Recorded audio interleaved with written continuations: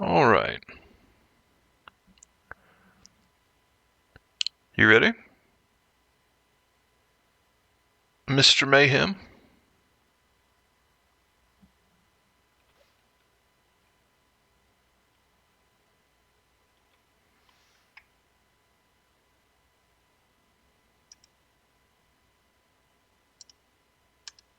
All right. Can you hear me, Mr. Mayhem? Can. All right. I'm going to go ahead and start it. And I tell you what, I'm just going to let you have the floor. You let me know what topic you'd like to discuss specifically about PvE mode, and we'll kind of go from there. Well, PvE mode has its ups and downs. Yes, there's relatively less loot around the map for the majority of raiders. High level loot, that is. However, there's a lot more interaction with the other players rather than just shoot to kill on sight. Like, for instance, we were in a mixed lobby last game on Bird City, or Buried City, and we were going through, getting ready to fight the Bombardier in Morano Park. And this raider came through just singing through the mic, just karaoke machine. And so we all pulled out our instruments and started dancing and playing right there underneath the spotters. And then proceeded to fuck up the Bombardier together. So they didn't interrupt you or anything. They joined in. They just joined in. Okay. And the majority of my matches have been like that, where everybody works together. The other day I was running a few matriarch runs back to back, and was working together with about 20 different raiders in solo. Everybody was sharing the loot. Nobody was ratting. And that's where the downside comes in, is the ratting. So let me ask you, what exactly do you think is ratting? Like, what's your definition? Camping extract, for one. If you're, hiding in the corner of a high loot area, that's one thing. Those are almost guaranteed PvP loot areas in most cases.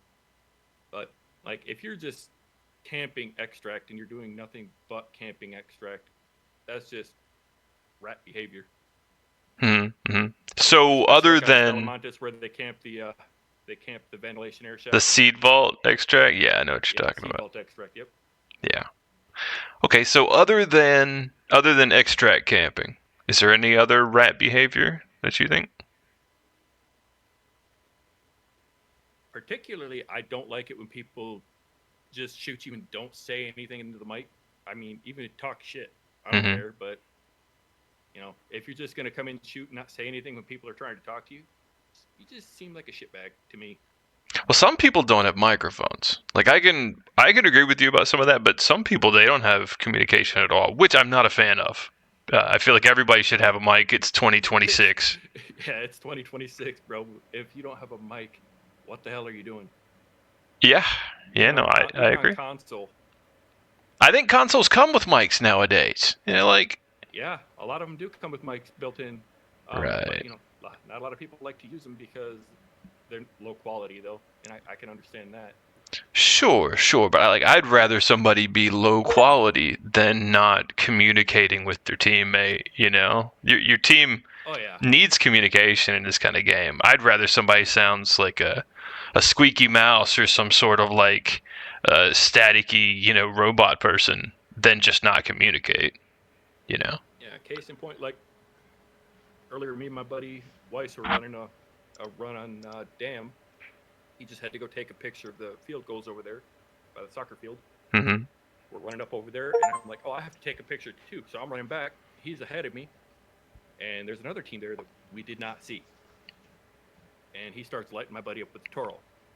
And instantly, without even hesitating, I cue my mic on and say, hey, whoa, what's the deal? We're not fighting. We're trying to do missions. As soon as we communicated that, everything de-escalated. They're like, yeah, we're trying to do the same thing. So we helped each other out, and we ended up extracting together, too.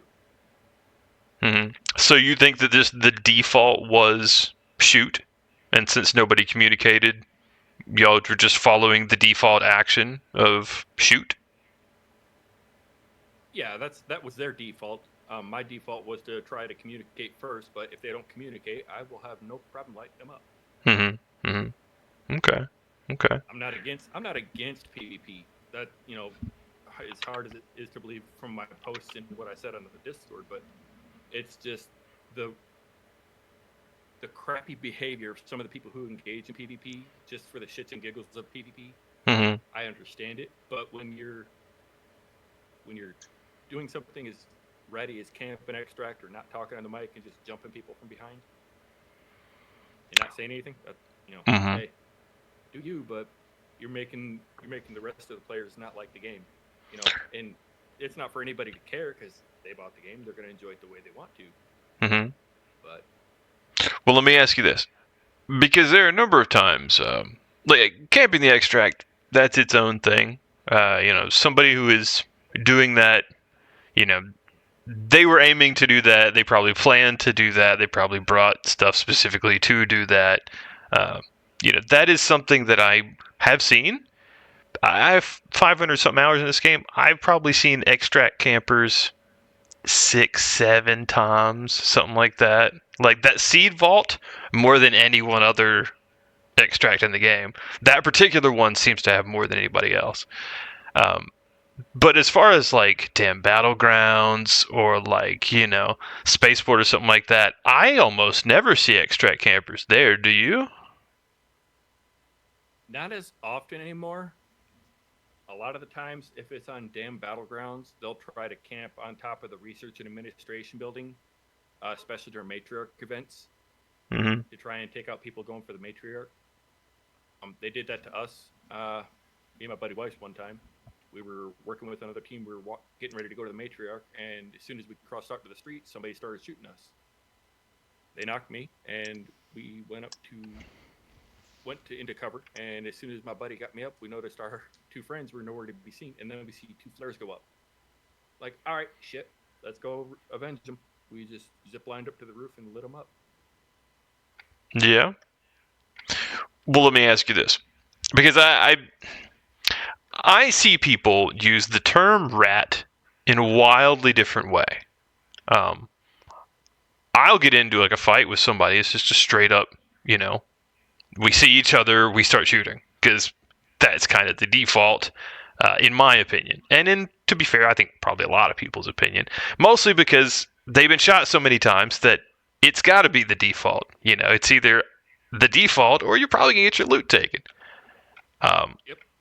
So you end up in a fight with these people, and you down them, and then immediately you're called a rat, and much worse. Just everything they could possibly think of. But rat number one. Oh, yeah. For me, having played lots of other PvE games, for me, rat means somebody who spends the game hiding and scavenging. They don't want to engage anyone else, and they're more likely to run away and hide if they're seen. That is what the term rat originally intended back in old PvE days now. It's changed now in the last couple months because of the way it's used in Arc Raiders, but that's how it used to be. Did you ever play any of the old games and know what I'm talking about when people refer to rats in those old games? Honestly, didn't play many other extraction shooters. But you can see how the term rat was invented and what it's for, right? Oh, yeah. Okay. I mean, I've seen it.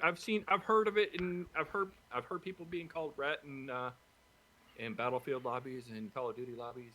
So would you agree that it's probably used improperly now? You think so? For the most part. Well, to be fair, rats are opportunistic animals. You're not wrong. And I have seen, I live in the country. I've seen rats the size of a chihuahua go after cats. So it's it really depends on if they think they can win the fight or not. So you're not wrong. Applies to this. So all right. So if somebody is in an opportunistic situation, they And that is true. Most of the PvP that I see happen at random in this game are crimes of opportunity. Somebody has the obvious advantage over someone else. They know that this is going to be a fight that is in their favor, and that is a massive factor in them deciding whether to shoot or not. Would you agree? Oh yeah, I completely agree with that. So, and that includes. Go ahead. The other thing I would say is, like, if you're working together with somebody for like 5-10 minutes in the game, and you guys work on a really big arc or a mission together, and all of a sudden, you turn your back for 1 second and they just off you. You're done. Yes. Right there. So the fake, I would call that the fake friendly, as that is a.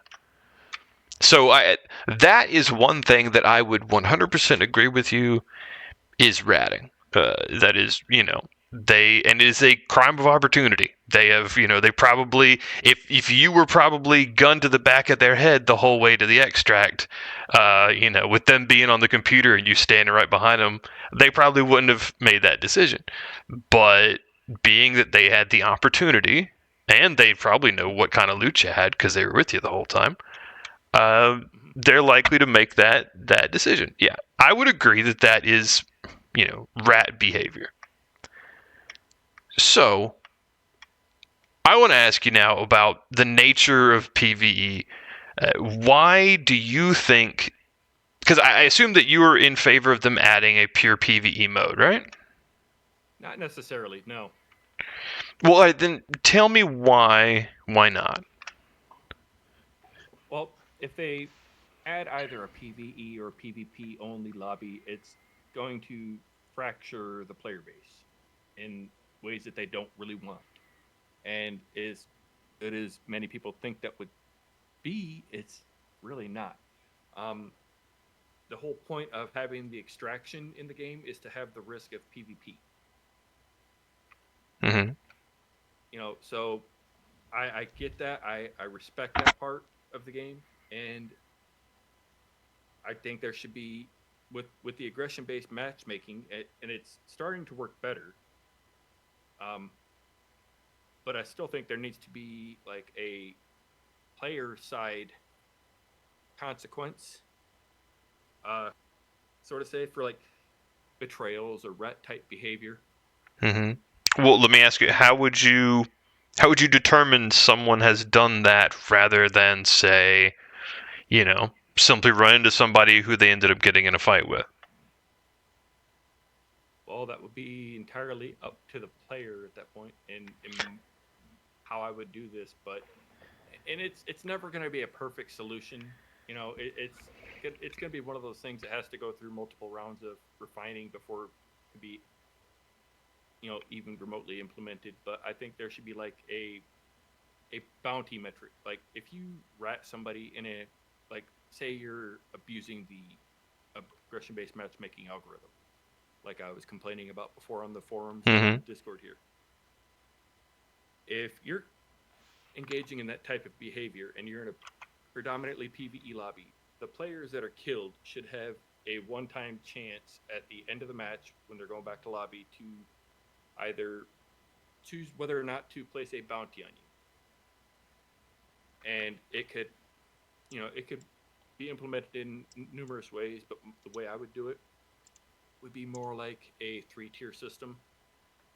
And let's just throw a number out there for the bounty. Let's say 5,000, right? If a player gets hit and taken down and they assume it's rat behavior, they can place a bounty on that person. Now, the killer is already going to be placed in an more aggressive lobby the next round anyways. Correct? Yeah. If they're going to be placed in a more aggressive lobby anyways, why not add an extra incentive for them to have more PvP, since that's what they like to do? Mm-hmm. Let me ask you this. Having a Sorry. Wait. So I agree. Well, let me ask you this though: the implementation of this. How would you like? Would the person just find out later that the person that they had killed during the match had a bounty and it just get added at the end, or should they know about it beforehand? Well, they would have a notification once they enter the match. that they have a bounty on their head, kind of like one of those pre-lobby messages when they're talking to you through the comms or whatever, and they're telling you what kind of missions you're supposed to be running, whatever quests. Well, say it comes announced through there, you have a bounty on your head. It doesn't say from who, and it basically, what I would say, it would kind of like increase your presence on the map, a little more visible, slightly less stealth for the first tier, and your bounty, of course. Second tier, same thing. Go ahead. Sorry. Bounty, decrease stealth. The third tier is where it becomes fun, because what the third tier does, not only does it increase the player pressure, but it increases the arc pressure too. So you'd be able to be seen by arc from a further distance. You'd be heard by arc from a further distance. They wouldn't. I wouldn't say spawn directly on top of you, but more around you. Like wasps, hornets, and stuff like that. But it would increase the attention to the player. Okay. So with that, and that has been something that people have, said is a route they'd like to go. Let me give you a couple ways in which that would be a problem. When you start talking about removing stealth, stealth isn't really a skill in the game. It's not really when we start talking about removing stealth, we start talking about putting a glow around somebody or highlighting them in some way, either on the map or a beam from the sky, or any kind of effect around them to make them more visible. I was referring more to sound, not more visibility. Sound. So you're talking about just make them louder? Is that what you're? Yeah, slightly louder per tier, like up first tier 30%, second tier 40%, third tier 50%. Those are pretty huge numbers, my man. It could be toned down. No, I understand. But I'm just throwing numbers out there to give a general idea. Right.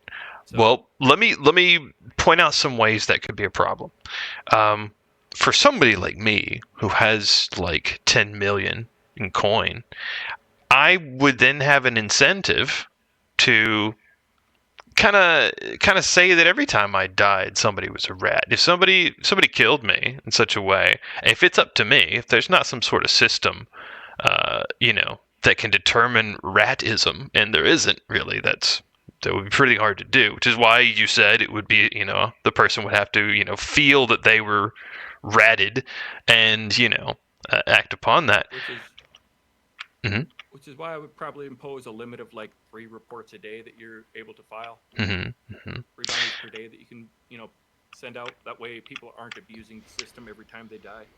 Yeah. Well, so I'd say that kind of depends on how often, if there's somebody who plays 8 hours a day, if they're not a casual, that might be, 3 might not be enough there. Whereas, say, if they're a casual and they're only playing 3 matches a day, that's probably too many.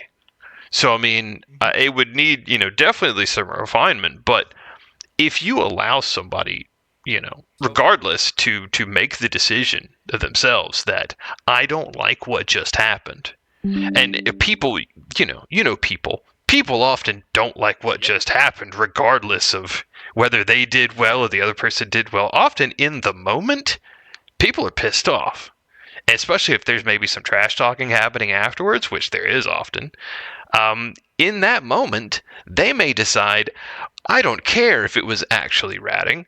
I'm going to click the button anyway. I'm going to put a bounty on this person, and I'm going to, put as much money on this bounty as I possibly can just to ruin their next game, because I got it like that. I got 10 million in coins. I could do whatever. At that point, I would then have ability to not only get revenge on any rats, but just get revenge on anybody who killed me. So how would you balance that? So I would balance that basically by relying on the weighting of the aggression-based matchmaking system, and it would only take effect in lobbies that are, less aggressive. Mm-hmm. The more aggressive PvP lobbies, it would be kind of mostly. I would say it'd be disabled in the higher tier PvP lobbies. Predominantly aggressive lobbies. Like for me, for instance, like I said, I'm in mostly PvE, and cooperation with others. So it really would take effect. It would be predominantly for those lobbies, so that way they could prevent or deter bot-like behavior. So if somebody's, like I said earlier, abusing the algorithm, and they come into those lobbies and start just wiping the whole thing, they can stack up the heat tier pretty quickly. Mm-hmm. Yeah, I agree, and I'll be honest that the I whole would not allow, and I would say the general cap would be that they, even if they gain multiple bounties in one match, that they could only have one bounty. But if they gain more than one bounty in a match, they would immediately start at tier 3. As far as the heat system goes. Mm-hmm. So I would say that definitely needs a lot of refinement. I don't think that like just audio alone. I think that would be pretty huge of a debuff to put on somebody. I do think that showing exactly on the map where somebody is would be a terrible idea. That being said, showing perhaps that there is someone on that side of the map that perhaps has a bounty on them. That's one of the other things that I was going to touch on too. Is they would have per the tier, depending on the tier, would depend on how often it pings, but they would have a generalized area ping on the map. Hey, there's a bounty in this area. I would be okay with that. I think like every minute, and tier 2 every 45 seconds, and tier 3 every 30 seconds. Because it's really not that long of a match. You're not wrong, and I would be okay with that. I think that a bounty system would be an interesting addition to the game. I think that some people who are very confident with themselves might even find it pretty cool. I think that they should be definitely made aware of the bounty that's on them if that's going to happen, so that they can not feel like they were at a disadvantage and had no idea, because that wouldn't be cool. Right.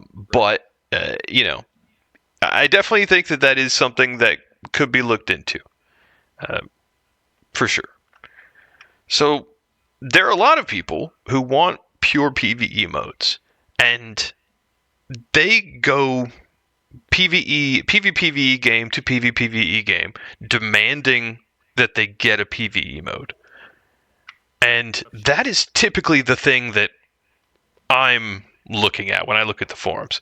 I see that shit every single day. And if they get devs to cave and add PvE modes, the game's going to lose an amazing amount of people. There are a lot of people who play games for the concept that game is. If they see that the devs, are willing to change and the whole concept of the game because of these people, they're going to dip. There's a lot of options out there.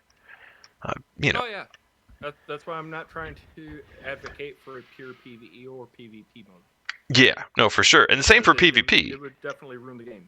If they added a pure PvP mode, leaderboards and all that, it would be equally boring.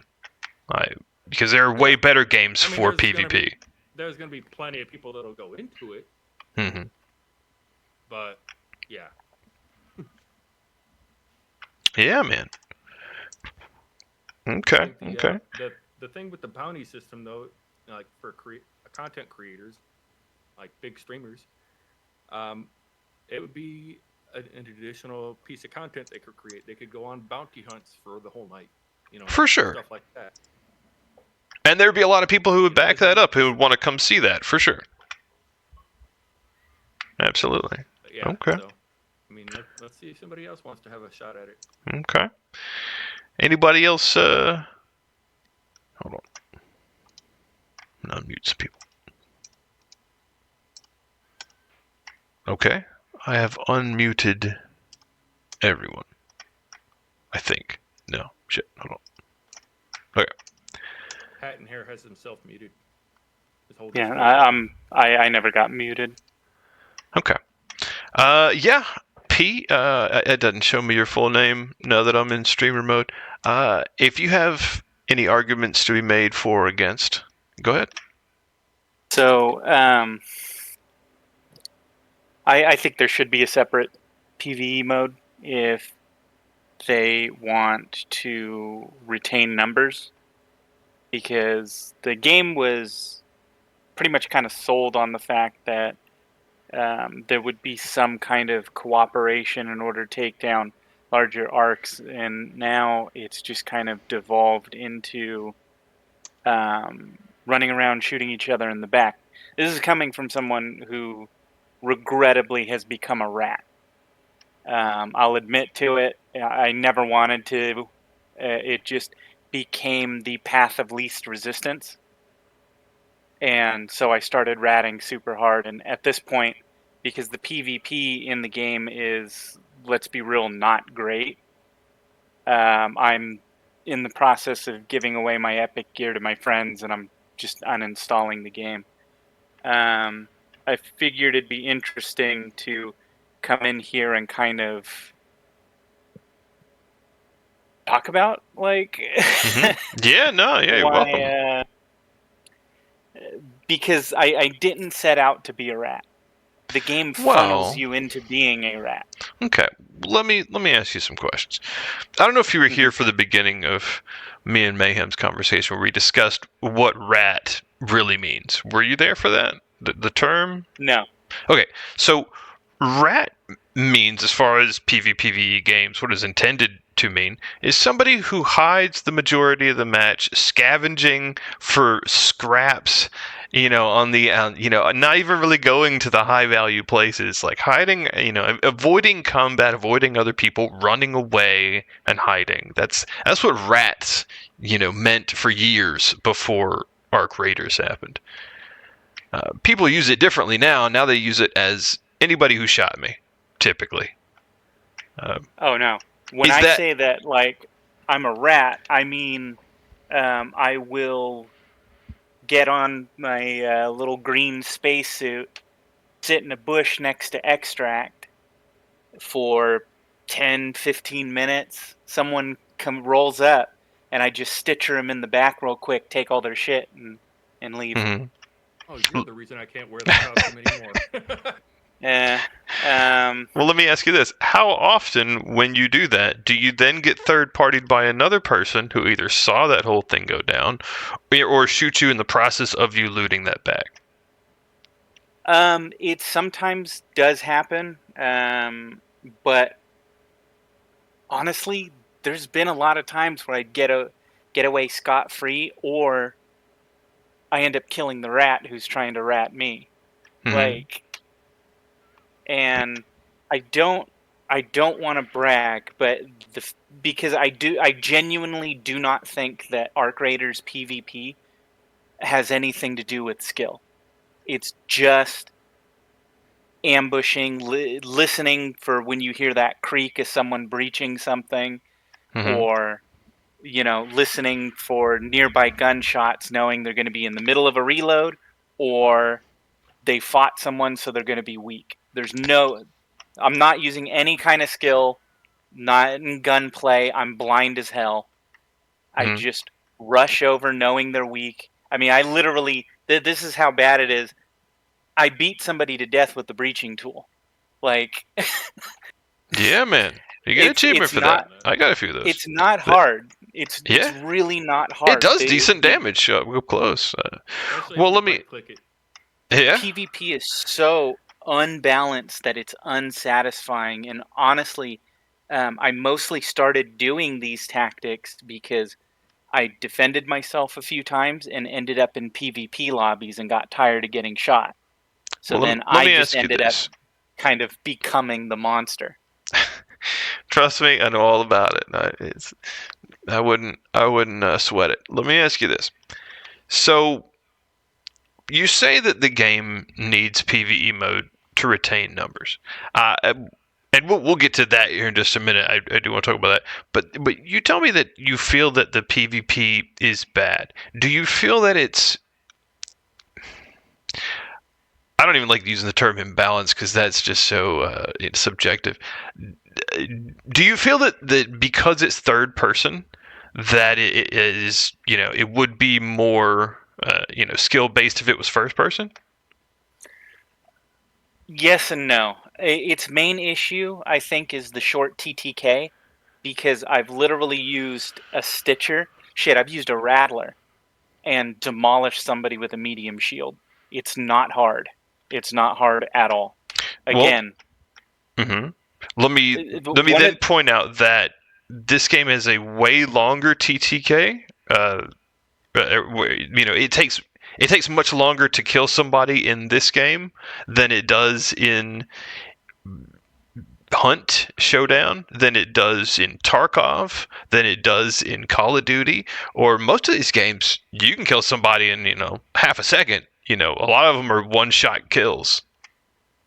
So, I'm a long-time Hunt Showdown player. The thing about Hunt Showdown is, yeah, the TTK is short, but the guns are incredibly clunky. Mm-hmm. The sight line, you don't have as much visibility because of the first person, because of the muddiness of everything, and you don't have a bunch of characters running around in gaudy outfits. They're drab, dirty Western outfits that blend in with a lot of the backdrops and stuff. So it takes a keen eye to really notice when someone's around. Sound is a factor in that, but you also don't have a lot of actions that pull your attention away. So, like in Hunt Showdown, to pick up a gun, you just hold down the button and it's just a quick switch. There's no menu that opens where you shuffle stuff into an inventory. So there isn't as much opportunity to get shot in the back. Also, in Hunt Showdown, you're dealing with weapons that are single shots. So when you get hit by them, your aim punch is very limited. You get aim punched for that one shot, and then you can still retaliate unless they, drop you in one hit by hitting you in the head. But that's why you have teammates. That's why you can self-revive. Arc Raiders, there's one method of self-reviving, and also healing. There's a big delay on it. It takes your attention away from the actual fight. It's not something that you would normally do during a fight. Most fights just come down to who pulled the trigger first. That's who wins. And I know, because that's how I win fights. Someone says don't shoot or friendly over voice chat, they're getting lit up because I can't take that risk. That is a problem. If someone who is the aggressor has such a steep advantage, then there's no point in being friendly anymore. There's no point in the PvE part, really, because Hunt Showdown is proof of that. PvE is so diminished and weak that it's irrelevant. If you took all of the PvE stuff out of it and just put a post that said, here's the bounty, the game would basically be the same damn thing. The zombies don't really do much. They can sometimes disrupt you, but for the most part, they're going to be cleared out before any engagement actually even happens. And even if they aren't cleared out, again, they're so negligible that they're pointless. So I have 280 hours in Hunt myself. My experience with the game is, very similar. It's, in that game specifically, you get the first shot off, you're probably going to win. Because it's only probably 2 shots, most guns. I mean, it depends what you're doing, of course. But, if I get the first shot off on somebody in Hunt Showdown, especially because of how muddy and rainy and everything it is, they might not even immediately know where exactly that came from. It's going to take them, long enough for me to get my second shot off, honestly, for them to even find me. That's my experience with Hunt. I have 2,634 hours. That's a lot more than me. Yeah. And I am also at a major disadvantage in Hunt Showdown. I'm deaf in one ear. Oh, me too. And yeah, I have like severely diminished hearing capability in one ear. So it does make it hard to spot shots for me. But I have one or two, usually two, I tend to run in threes, teammates who will spot you and who will shoot you because they can hear exactly where your bullet came from because it has good sound design. Arc Raiders, I don't know if it's because it's third person, but the sound design can be a little misleading at times. Completely agree there. Yeah, it does need. Yeah, there's some sound stuff that they need to work on, for sure. They can't decide whether they want stereo or if they're compatible with surround sound. I have surround sound myself, and there's so many. Oh, go on. In Arc Raiders, My it's bad. just ridiculous with the surround sound. I can sort of hear like I do in real life because I'm completely deaf in my left ear. So I have my surround sound to where it puts all the sound in my right ear, and I can tell by the volume. But like if it's on my left side in the game, and it's like my buddy saying earlier, I can hear somebody looting. I don't hear shit. See, I still have some hearing in my right ear. It's not like completely gone, but it's very diminished.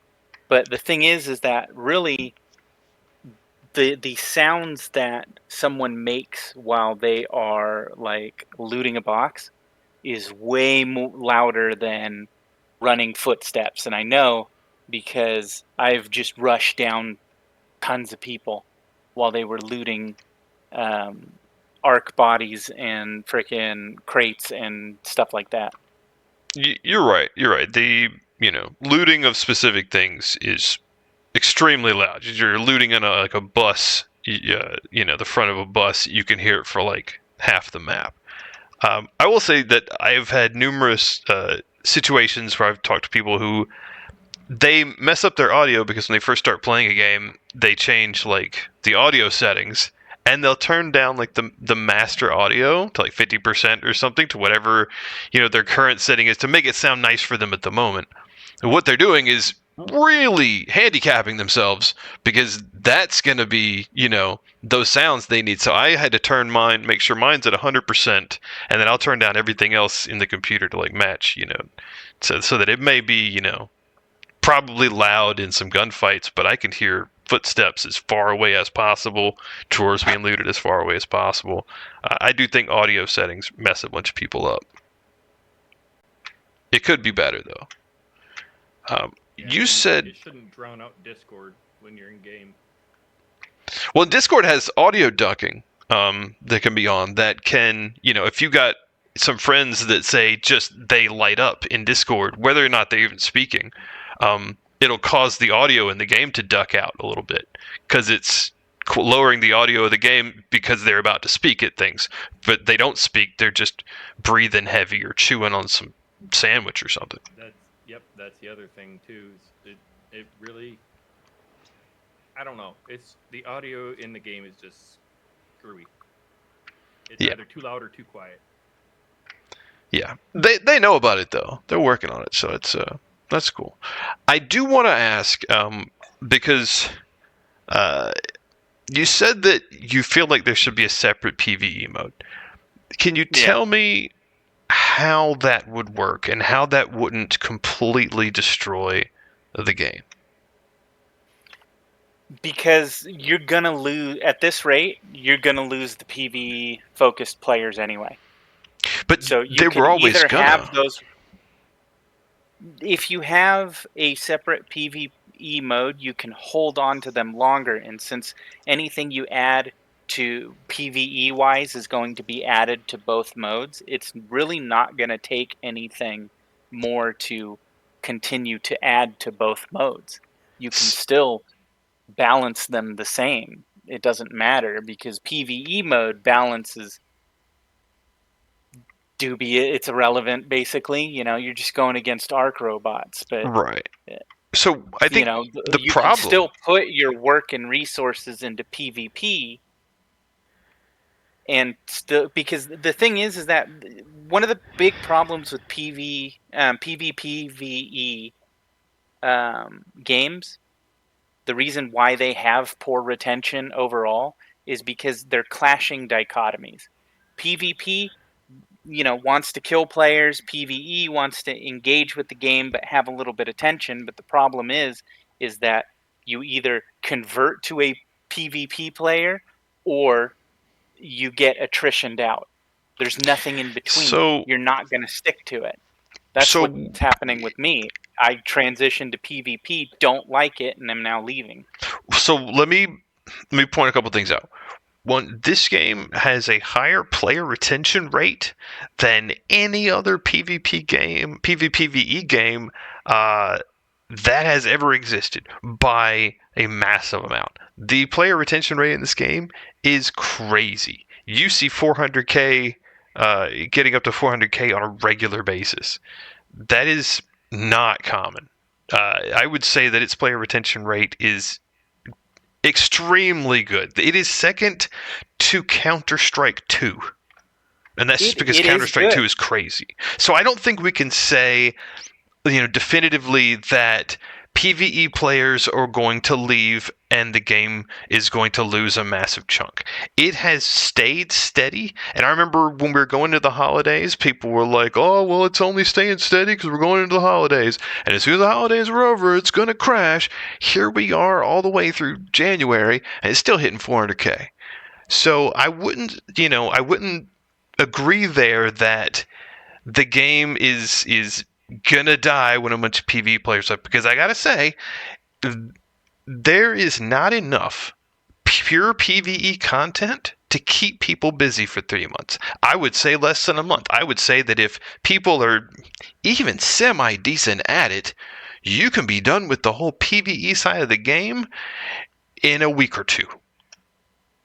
Am I far off there? Like, if you could just PvE with no PvP, no worry of PvP, that is not even bringing stuff to even be concerned with PvP, bringing your best stuff every game, do you think you would take longer than a couple weeks to clear everything? Oh yeah. People have people have jobs and kids and stuff. Mm-hmm. They're not going. Not everybody's going to be able to keep up this breakneck pace to finish everything in a couple of weeks. Well, see, here's the thing. What is there really in this game to finish? Because the quests are AI-generated slop. I think we can all agree it is go to here and hold down E. And here is just random shit all over the map, right? Am I wrong? Yeah, but you've literally just described MMO quest. You're not wrong. Structure. You're not wrong. And I wouldn't say that quests are the retention on those.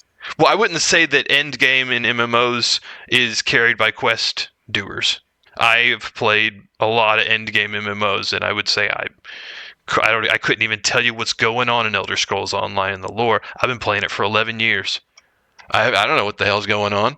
I know what our raids are. I know what we do, but and I've done every quest in the game. I don't pay attention to any of it. Was AI quests, and that's what this game is. It's just all sure, but I've done all of the quests in Arc Raiders twice now, and they're all mind-numbing. It's not even that the actors or voice actors are AI, because I really don't care. But even just the quests themselves are mind-numbing. It's go here, and things like that. There's nothing interesting. I couldn't tell you any interesting quest that I can remember doing. Can you tell me any specific one that was fun? No, but that's not the point. It's actually doing them. Do you know why Missives in Skyrim is an incredibly popular mod?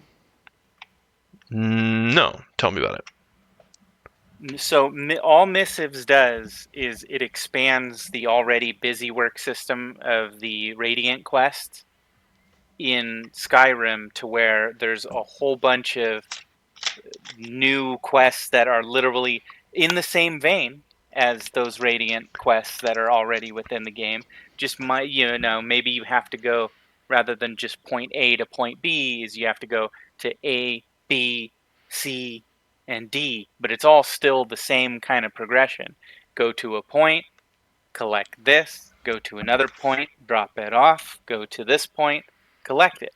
It's because there are people, and a lot of people, because that mod wouldn't be as popular as it is, MMOs wouldn't be as popular as they are, if there weren't people that genuinely liked banging out those kinds of quests. Arc Raiders, there's a ton of people. My whole group, I'm radioactive to now, because I've engaged with PvP and get them into PvP lobbies. All they want to do is those Radiant-esque quests. Hunt Showdown is, yeah, you do fight other players, but it is a grind of the same quest over and over and over and over again. That's the whole game. It's 4 maps. 2 of them are shitty, but you still load in, man, I and think you still fight the same boss. Do you think the new one's shitty? I think the new one's great. The new one's the worst. Man. Oh, savage, dude. Savage. It's way too easy to pick off unaware people because of the height differential. It doesn't. Engagements aren't fun. It's literally. You ever see the Hitman monkey meme? That's how I feel whenever I'm playing that. Here.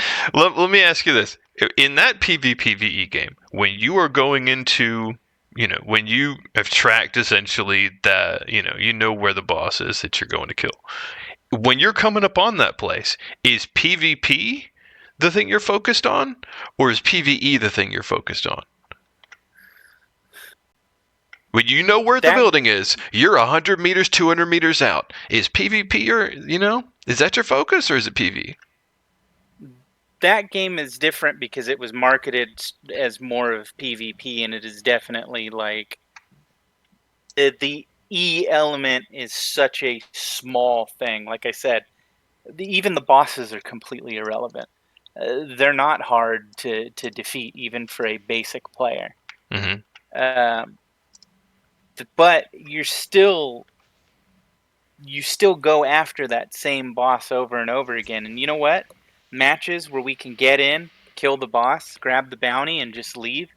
Those are matches that are a nice break from, having to murder everybody on the map. Sure. Let me ask you this. If you had a week, 2 weeks even, where you had no PvP happening in that game, and it was just you running around on the map trying to do the boss and get out, do you think it would take you 1 week or 2 weeks to finish the game? And by finish the game, I'm not talking about get a bunch of characters leveled up and retire them over and over. Ignore that whole progression, because that's in its own thing. But if you just had pure PvE, how long do you think it would take you to finish that game? Man, you must have started late, because back in the day, when player numbers got real dire, before they expanded the matchmaking to lump more people together, you would get into empty lobbies quite a bit, which usually just meant free money. I see. I have about 1.4 million hunt dollars in that game. And I must have been very unlucky. I never got into any lobbies that weren't hotly contested.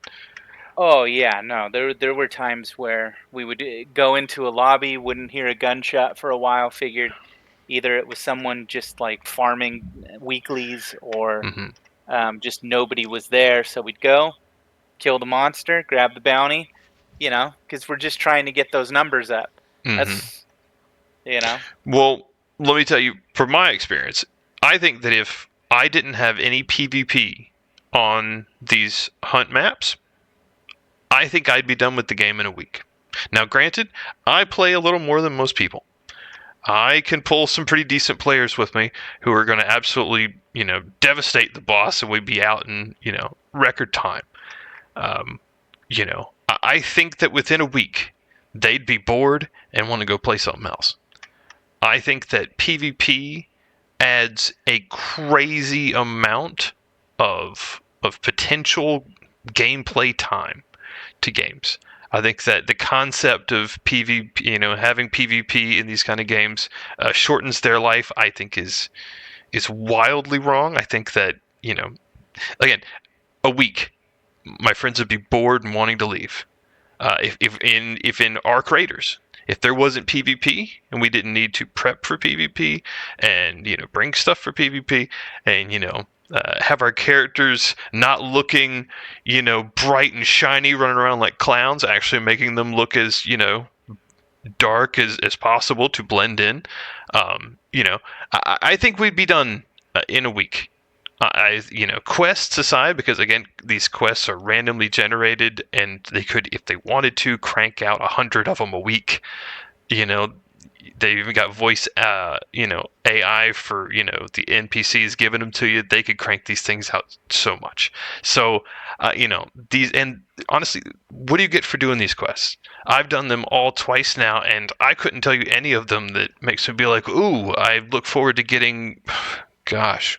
What, a hull cracker? What do they give you, like a patina at some point? It's nothing great. It's nothing worth spending a whole week to do it. I'm not even sure I'm going to do all the quests next time, just because it. Bobcat blueprint in it, it'd be worth it, but. But honestly, you go to Blue Gate during the Hidden Gate event, you're going to leave with like 5 of those blueprints. I have not seen one, and I played that mode like. Have you? Go like crack open lockers. Not lockers. Like a server. Well, I have left with no less than like 2 or 3 the last couple of times. I would like talk about it openly while you're running around down there in the underground shit. Just like mention it. Somebody's gonna be like, oh yeah, I got an extra one here. Yeah, take it. Yeah. But my point is, these quests, they don't. I don't feel like they're even worth doing half the time. To me, there's nothing cool enough about them that makes me feel like this is progression to endgame. Okay, let me ask you this. How does it take away from you, and be honest, if they added a PvE mode? What does it really take away as someone who plays PvP? Okay. I know the answer, but... I do too. So here we go. So the entire basis of the game is risk versus reward. That is the only thing that's what makes PvPvE games work. If you have no risk, then the value of the loot doesn't have anything. And you end up in a situation where even the PvE side of that would split against each other. What you would have there is, let's play it out. If they did give you a PvE mode that was separate and pure, what they would then do is they'd say, all right, this is a different character. You can't split this because, again, risk versus reward. You'd have to have split, character split stash. Well, immediately, a lot of the PvE people say, no. We want shared stash. This is, we should be able to play whatever. And that would completely destroy the risk versus reward nature of the whole game. Because you're already making...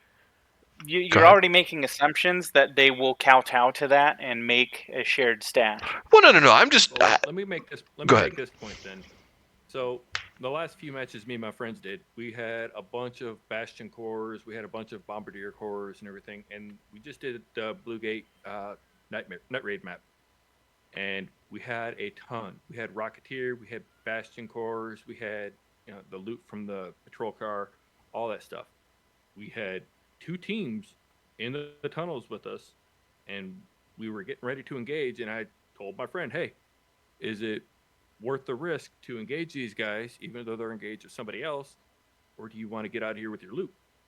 And he says, I'm gooped to shit, let's go. We left. Yeah. We still got punched around by a couple of Hornets and Bombardier, and almost got cornered by Rocketeer, but so that's the risk.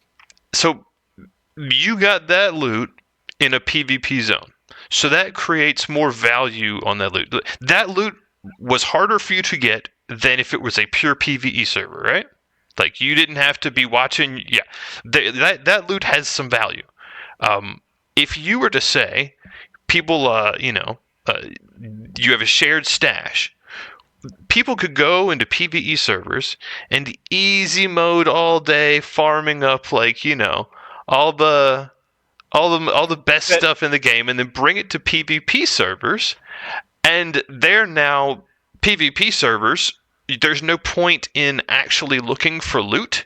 There's no point in playing the game as you normally would, because you're not going to go in there unless you have good loot. People will only play PvE servers to get good loot, and then play in PvP servers to bring that good loot to. So there'll be no point in actually playing the game as normal in the normal servers anymore. It would make the normal PvP servers useless, because they would now be forced to be PvP servers. You've now created PvP servers by doing this. You are making many leaps here. Okay. Again, tell me what I'm wrong about. You're saying that they're going to implement it's a guarantee that they're going to implement a shared stash. Well, no. Let's play it out though. There's only two possible ways they can do it. That they won't, because if they did implement a shared stash, is what he's saying, right, would break the game. Right. Because people can go right. to PvE I'm mode just all saying, day, get all that loot, come into PvP, and be over-kitted for everybody else who's in PvP. Mm-hmm. I'm just saying, PvE and get god tier weapons, god tier augments, god tier everything, and just go back into PvP and wipe the map. And right, but again, you both fight the most. You both are saying that are essentially saying it's a guarantee that they're going to do a shared stash. No. We're playing out both potentials. Like listen to this. You have two options there. Either they make shared stash. If they make a PvE mode, it's either going to be shared stash or it's going to be separate character. Now, if it were shared stash, it would ruin the entire core of the game and turn normal PvE servers into pure PvP servers, because there's no point in going in there to look for stuff, because you would just bring in good stuff from the PvE servers. So by creating pure PvE servers, you're essentially turning the normal game into pure PvP servers by default. And that's definitely not what they want to do. But here's the other part of that. If you don't create shared stash, that's what the point you're looking at is. If you don't have shared staff, if it's its own thing, then the PvE players, they're going to have a split where the PvE players were going to say, no, we want shared stash. We demand shared stash. And the devs are going to say, once again, all right, so we kowtowed to them, we caved in, we gave them aggression-based matchmaking, trying to make them, enjoy it.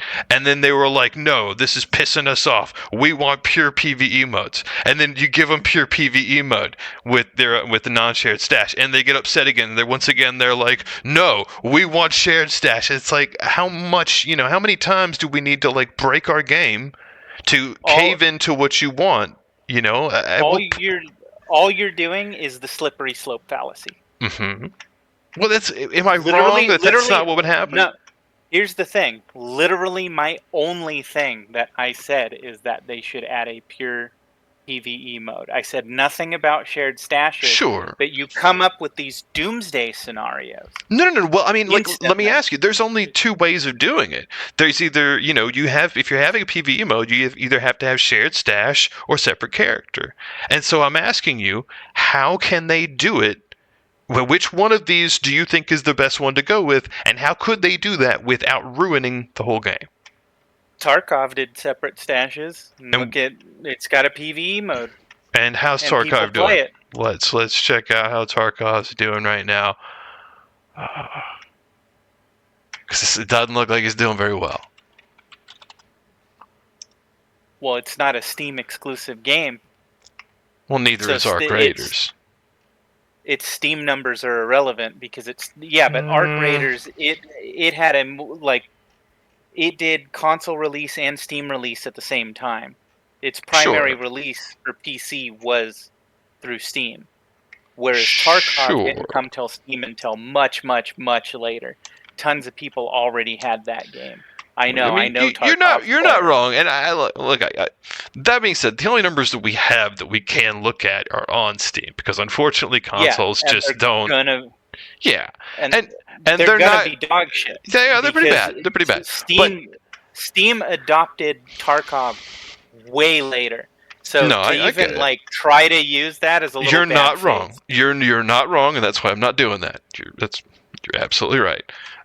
That being said, so we're not going to look at those, but I think that we would agree that they are much lower than Arc Raiders. Right. Arc Raiders is the flavor of the month, and Tarkov had some major price barriers when it first released, and the fact that it didn't release on Steam hurt its initial it also has games. some... But it still added a PvE mode, and that didn't break or ruin the game for anybody. If anything, it kept people playing who just wanted the PvE experience, and it, the people who still wanted the PvP experience still have the PvP experience. And that's a separate stash? Yes, it is a separate stash.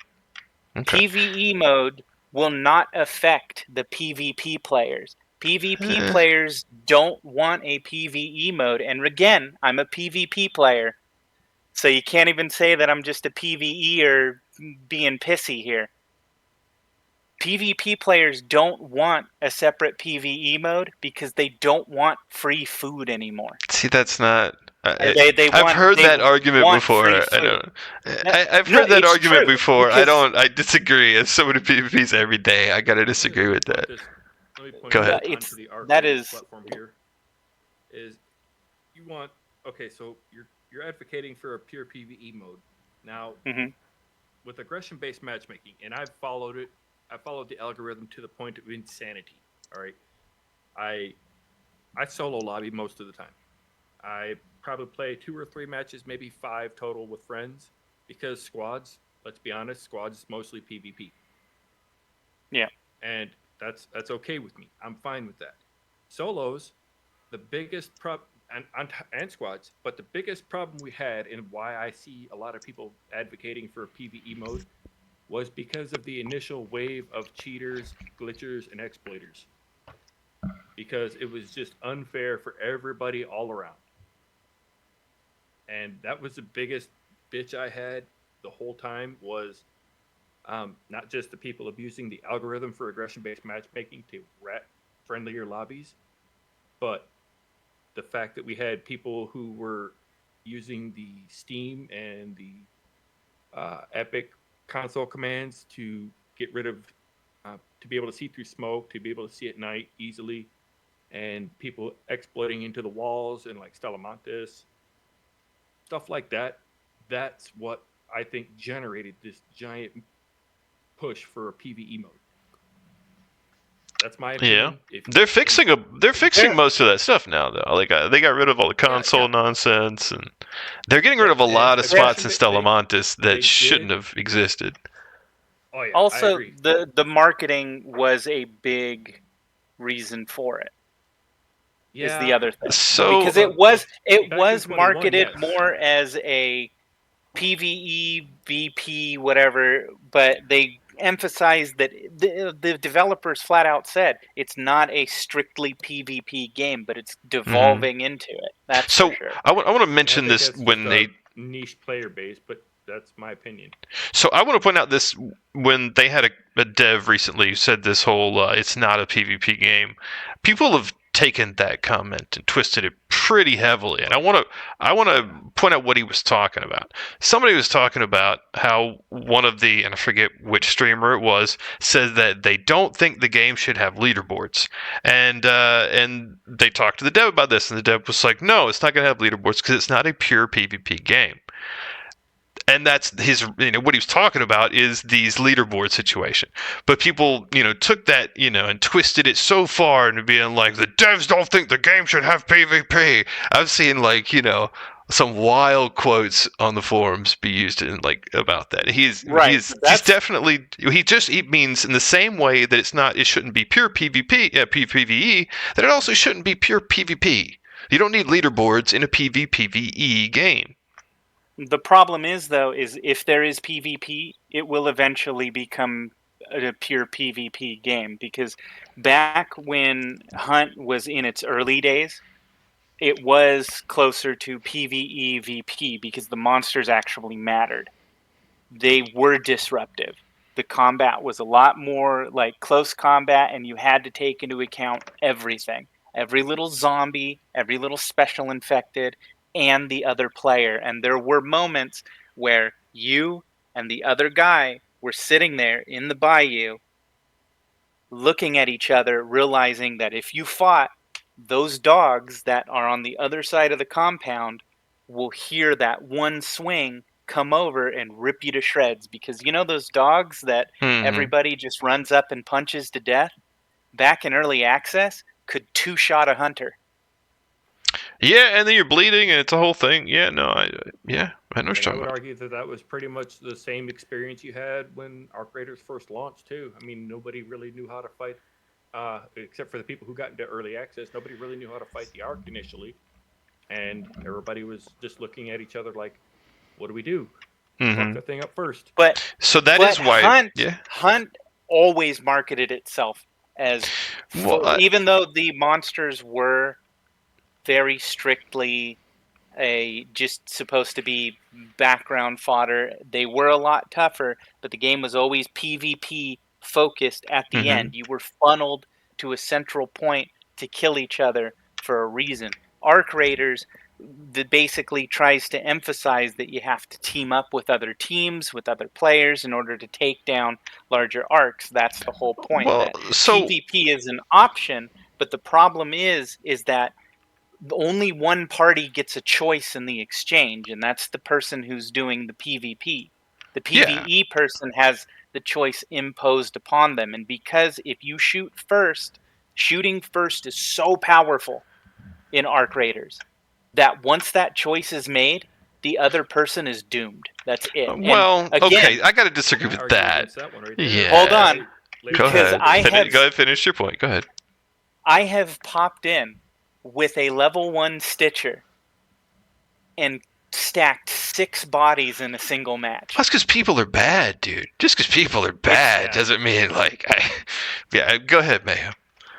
Nah. This is I can tell when someone is bad and when I can just stack the deck so much in my favor because of map design, because of poor decisions on like balancing.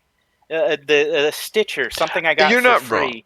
The Stitcher body people. Yeah, they should have way less damage. I think they should. I think they need to tone down the rate of fire on all gray weapons. They're just. You should just be able to dump. They need to actually balance the weapon's damage overall, because as far as it looks right now, all of the light ammo weapons tear up other raiders faster than the heavy ammo weapons, faster than the medium ammo weapons. Oh, the Bobcat's pretty awful, but you shouldn't need like 15 rounds.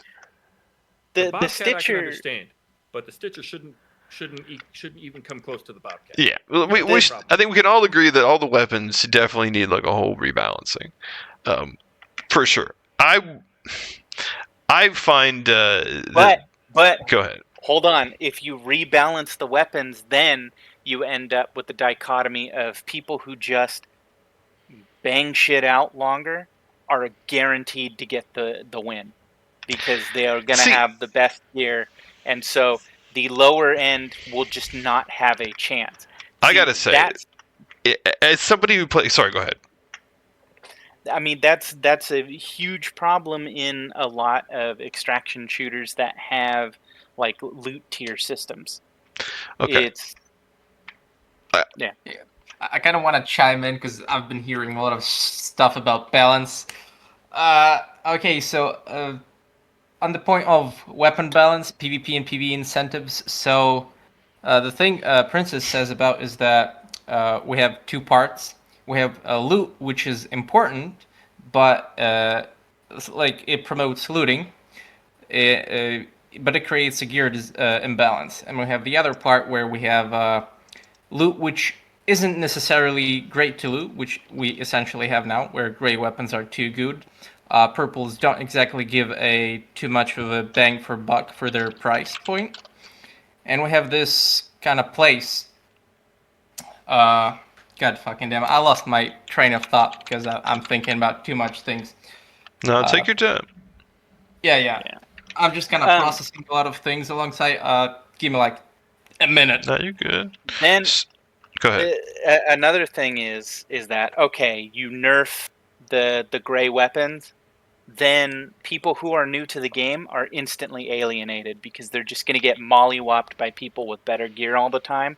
And the higher damage those upper tier gear becomes, the more incentive there is to just ambush and not give anybody any chance of retaliation. So you end up with the problem of incentivizing camping and stuff that tends to ruin the experience for other people. Again, this is coming from someone who does those tactics.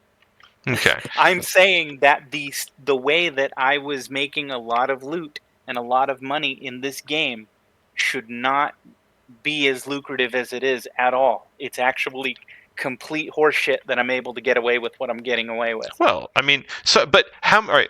So I'm gonna hit a couple points, but I also want to point out how many times do people probably learn something after? Because for me, it's not about like what I lose in the moment. If I can learn something really good from it, I want to learn something after every death that it makes the next round better. Did they learn something when you killed them in the way that you killed them? Did they learn that there was probably something that they need to be looking out for? That learned at very minimum that they can't just tee-hee walk up there while like humming a friendly tune and hit the button. There's got to be something they learned, right?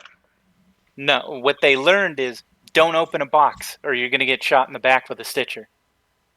What? Well, I mean, were we talking about extract camping? What are we talking about? Extract camping, freaking choke point camping, just anywhere. Well, I'll say this. Oh, freaking key rooms. I'll hang out kind of near key rooms. As soon as I hear that beep, come around the corner while they're looting a locker and just light them up and take all their shit. Yeah, people definitely need to watch their backs better. And I definitely think that getting shot in the back after not checking your corners, after like loudly looting a room, is something that you can learn from every time. If I'm about to open a bunch of stuff, I'm going to go check around all the corners I possibly can, quickly run in there, get it done as fast as possible, and get out of there. I'm not going to, just awareness. Right. I'm going to face the door as much as I can, because even though I can't see through the loot screen, I can see a little bit. I can see if that door opens. I can see if the shadow of somebody comes through something while I'm looking at the loot thing. I'm going to be in a position where if they come through that door, or if they try to sneak up behind me, I'm going to be able to retaliate. And I would go so far as to say, in this game, you have a better chance of turning around a fight than in most other games. You sneak up on somebody in Call of Duty and you start lighting them up from the back, they're probably dead. They're probably dead in 1 or 2 shots. Every time I play COD, it's like 1 shot in, I have some friends that play Nuketown for hours and hours a day, back and back Nuketown, and it's 1-shot kill. That is just how that game goes. Most of these games have a much shorter time to kill than Arc Raiders. In Arc Raiders, nothing's going to one-shot you. Nothing's going to one-shot you. Nothing's going to one-shot you, but when you mag dump into somebody, there is very little recourse. I have mag dumped into a lot of people, and again, I am fully admitting that there is no skill involved. If they're not paying attention, I will talk and say that in Hunt Showdown that I am a good shot. I am good at that game. I am really good at frickin' scramble fighting. Shit, I even am good at the melee in that game. Arc Raiders, I am a complete dog shit human being at, but I can stack these bodies because I know that if I run up and I pull the trigger first, they are going to die. I think that you're giving yourself much less credit than you should be going for. If you got 2,600 hours in Hunt, you're probably pretty decent at PvP, and situational awareness here is massive. Having playing games like Hunt Showdown and literally any other PvE game for any sort of period of time is going to force you to have a level of situational awareness that most of these people don't have, because they haven't needed to, because they've been playing PvE games where they can just like fucking get completely drunk every night and somehow still win. You can't really do that with PvP games. I mean, you probably can, but I'm in PvP lobbies at this point. I'm in where I'm experiencing frickin' cheaters. I'm in where we'll get to that in I'm a second. I don't think experiencing that's I have a constant challenge to rat propose to you then. tactics. I have a challenge to propose to you then. Follow the aggression-based matchmaking algorithm like I did to the point of insanity. Go in, don't shoot, even if you get shot, die if you have to. You got to do it for about 4 to 8 rounds, and this is typically only in solos, but I have seen friendly squad lobbies.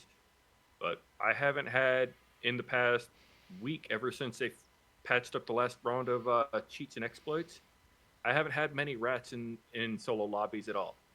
In fact, most of the lobbies I've extracted with at least 10 people. Let me help you there. The exact infested. So here's how you can do it faster. Go in, shoot an arc somewhere in the air. We go in free kit, shoot an arc, let it kill you. Don't worry about running to an extract. It doesn't matter how you escape. It's only that you get out.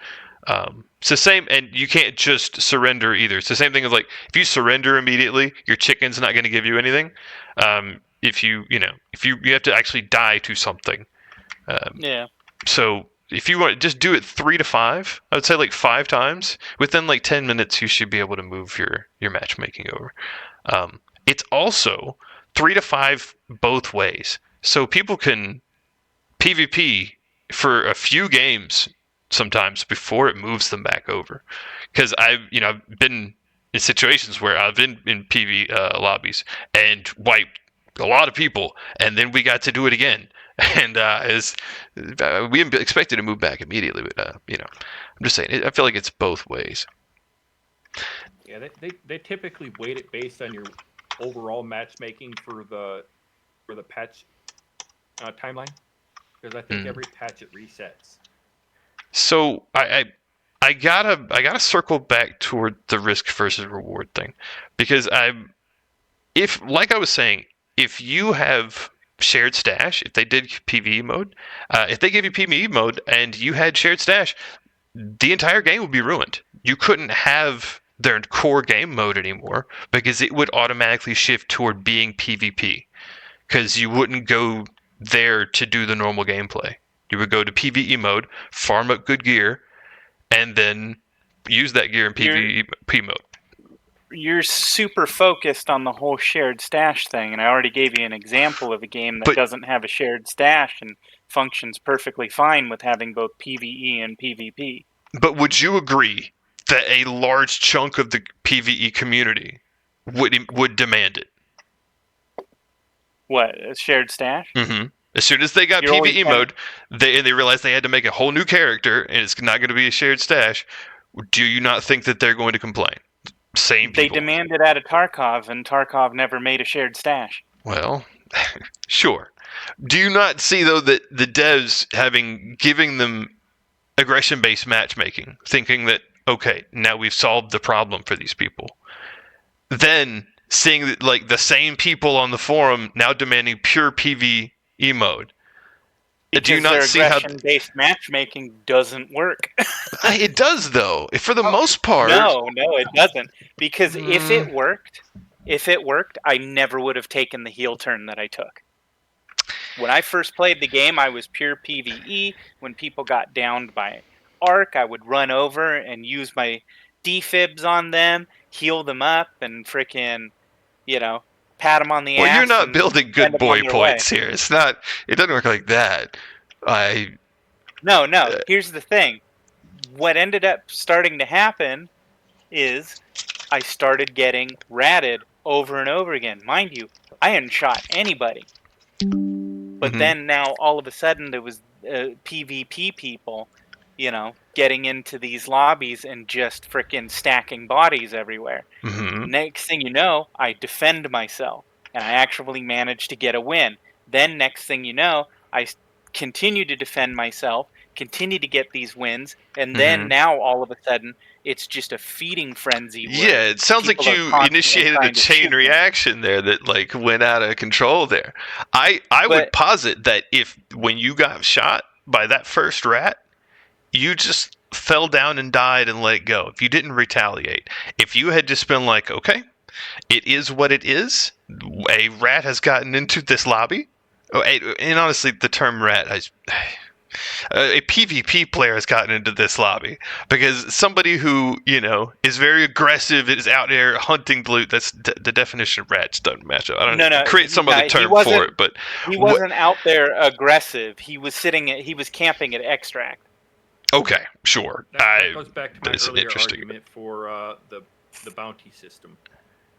Mm-hmm. Yeah, I understand. But here's the thing. I would say that if you had just gotten shot and said either I'm going to run away or I'm just going to die, I think if you had just let that happen, you wouldn't have ended up in the next round where you were in a lobby where you would have to do it again and end up in a situation where now you're in PvP all the time. If you're not looking to do that, I would say the best move would have been to just let that first time either run away or die. Because when you decide to retaliate, that's PvP. That's what PvP is. I shouldn't be punished when I wasn't the aggressor. See, but PvP, that's not how PvP works. PvP is just people shooting at each other. The concept of aggressor and defender is an afterthought. It's not PvP fucking matchmaking. It's aggression based, and I was not aggressive. You have a good point. Hell, you're not wrong with the naming. One of the guys. It can be done. One of the guys who shot me, I defibbed. He stood up, and he shot me, and the dipshit didn't realize I had a shotgun, and because he was still low health, he just dropped in one shot. Well, which brings me to a point aggressive? So this brings me to a point I missed earlier. When we were talking about how we can't really mess up the gray guns because it's going to make it hard on new players, I think it is super easy to get green quality weapons in this game, and that both of them, that all of them are just fine. I think the anvil is superb. The Toro, delicious. People would argue the Toro over the Volcano in a lot of situations.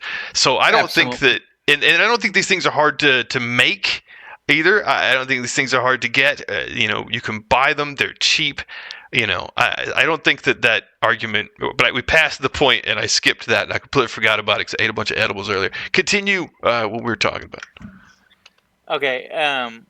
Yeah. So I ended up in the aggressive lobbies for defending myself, and because it became such a bloodbath and there was tons of campers and stuff like that, it sparked so much paranoia in me that it got to a point where without thinking I was just gunning people down with the Stitcher. I was stalking them, waiting for my opportunity. Was that fun? Did you have fun? They were dead. No, God no. Come on, man. Come on. Boring. It's not. So you're just sneaking around like it's Vietnam, hiding, just crushing folks, getting a bunch of good loot, having a terrible time. Just awful. All I wanted to do is run around and be a medic. In every other game that I play, I am a dedicated support. In League of Legends, I was dedicated support. TF2, medic main. This is like that movie. What is this? It's like a war movie where this dude's Private Ryan? No, it's like a recent movie where a dude wants... It's the guy that doesn't want to bear weapons and just... Yeah, something like that. I didn't actually watch the movie, but I've seen a million clips. We're talking about the same thing. The same dude played like a Spider-Man, didn't he? Shit, I don't know. I could be wrong. All I wanted was... So, but would you say that is normal? That most players don't want to be the support. Most people think of themselves as fucking front lines, kung fu hero, pushing, and not a whole lot of people are playing support, right? The way Arc Raiders was advertised, it sounded like I would have that option. Sure. Let me talk about the advertising for a second.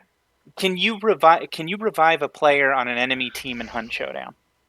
I don't believe so. Not with necromancy. You can't even heal them. All you can do is do you loot feel their like body. you should be But able in to? Arc Raiders, you can. Well, do you feel like you should be able to in Hunt? Well, again, it's more strictly PvP. Sure. Whereas Arc Raiders, they advertised as, you having to team up with people outside of your squad. I don't think you don't have to. Now, so their advertisement.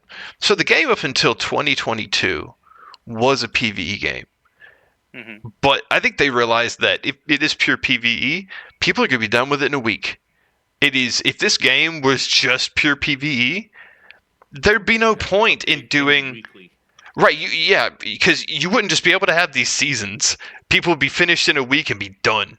The population would sit at like 1,000 and jump up to 10,000 on the patch day. People are going to do it for a day or two, and then it should be done. Right, but I think they had, and this is going to sound a little pessimistic, I think they had too much faith in humanity. Well, but that is honestly PvE. That's how it goes. People crush it, and the vast majority of people, they crush it and they be done in a week. There's not enough PvE in this game.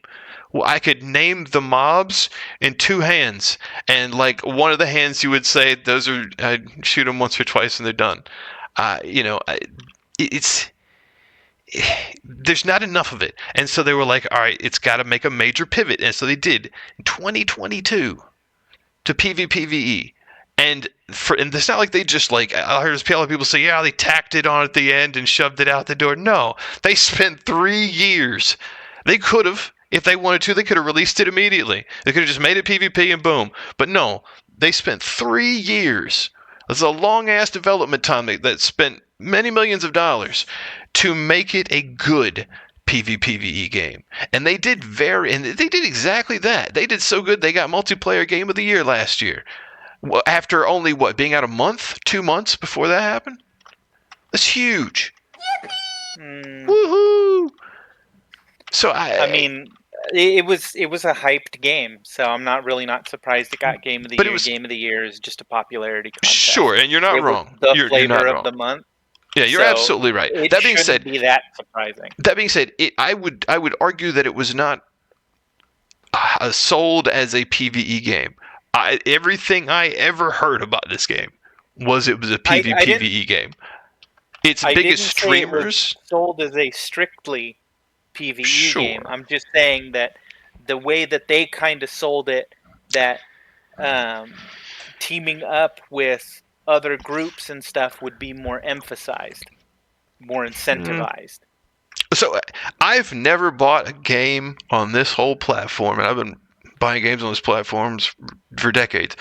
I've never bought a game where I didn't know exactly what it was about, where I hadn't seen gameplay, where I didn't know what the core game mode was. I've never done it. So I knew immediately, it's all of its biggest streamers, every single one of them, PvP players. I couldn't tell you the name of a big streamer for this game that's not a PvP player. Everything I know about this game, and I don't even watch streamers, but I just know that big streamers are playing it. Everything I never knew about this game is that it was a PvPvE game. So I don't understand. You're going to see streamers do mostly PvP because, let's be honest, that's how they get their audience, and their audience is primarily people who don't have object permanence. So.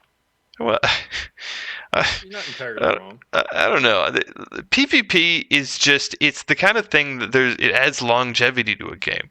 PvE in this game would be done in a week. PvP players, I've been playing this game for 3 months now, and I am having a good time. You keep making that point. The thing is that I'm not saying get rid of the PvP. I'm saying just put in a separate mode like Tarkov. But here's the thing: it's not PvP; it's PvPvE, and it is that distinction is massive. Yeah, and you'll still have the E in your PvP lobbies. The thing won't. is that people who make that argument, it's because they just want the cheap food. That's it. They want the people that you can ambush easily. That is a subjective answer that I can't argue with that. Nobody can argue with that. You have basically admitted it. No. See, for me, I roam the map. I have like a, because I'm very OCD, I have kind of a way that I go about each map and to get all of the boxes because I know where everything is. And so I am roaming the map constantly. If I run up on somebody, I don't care what the situation is.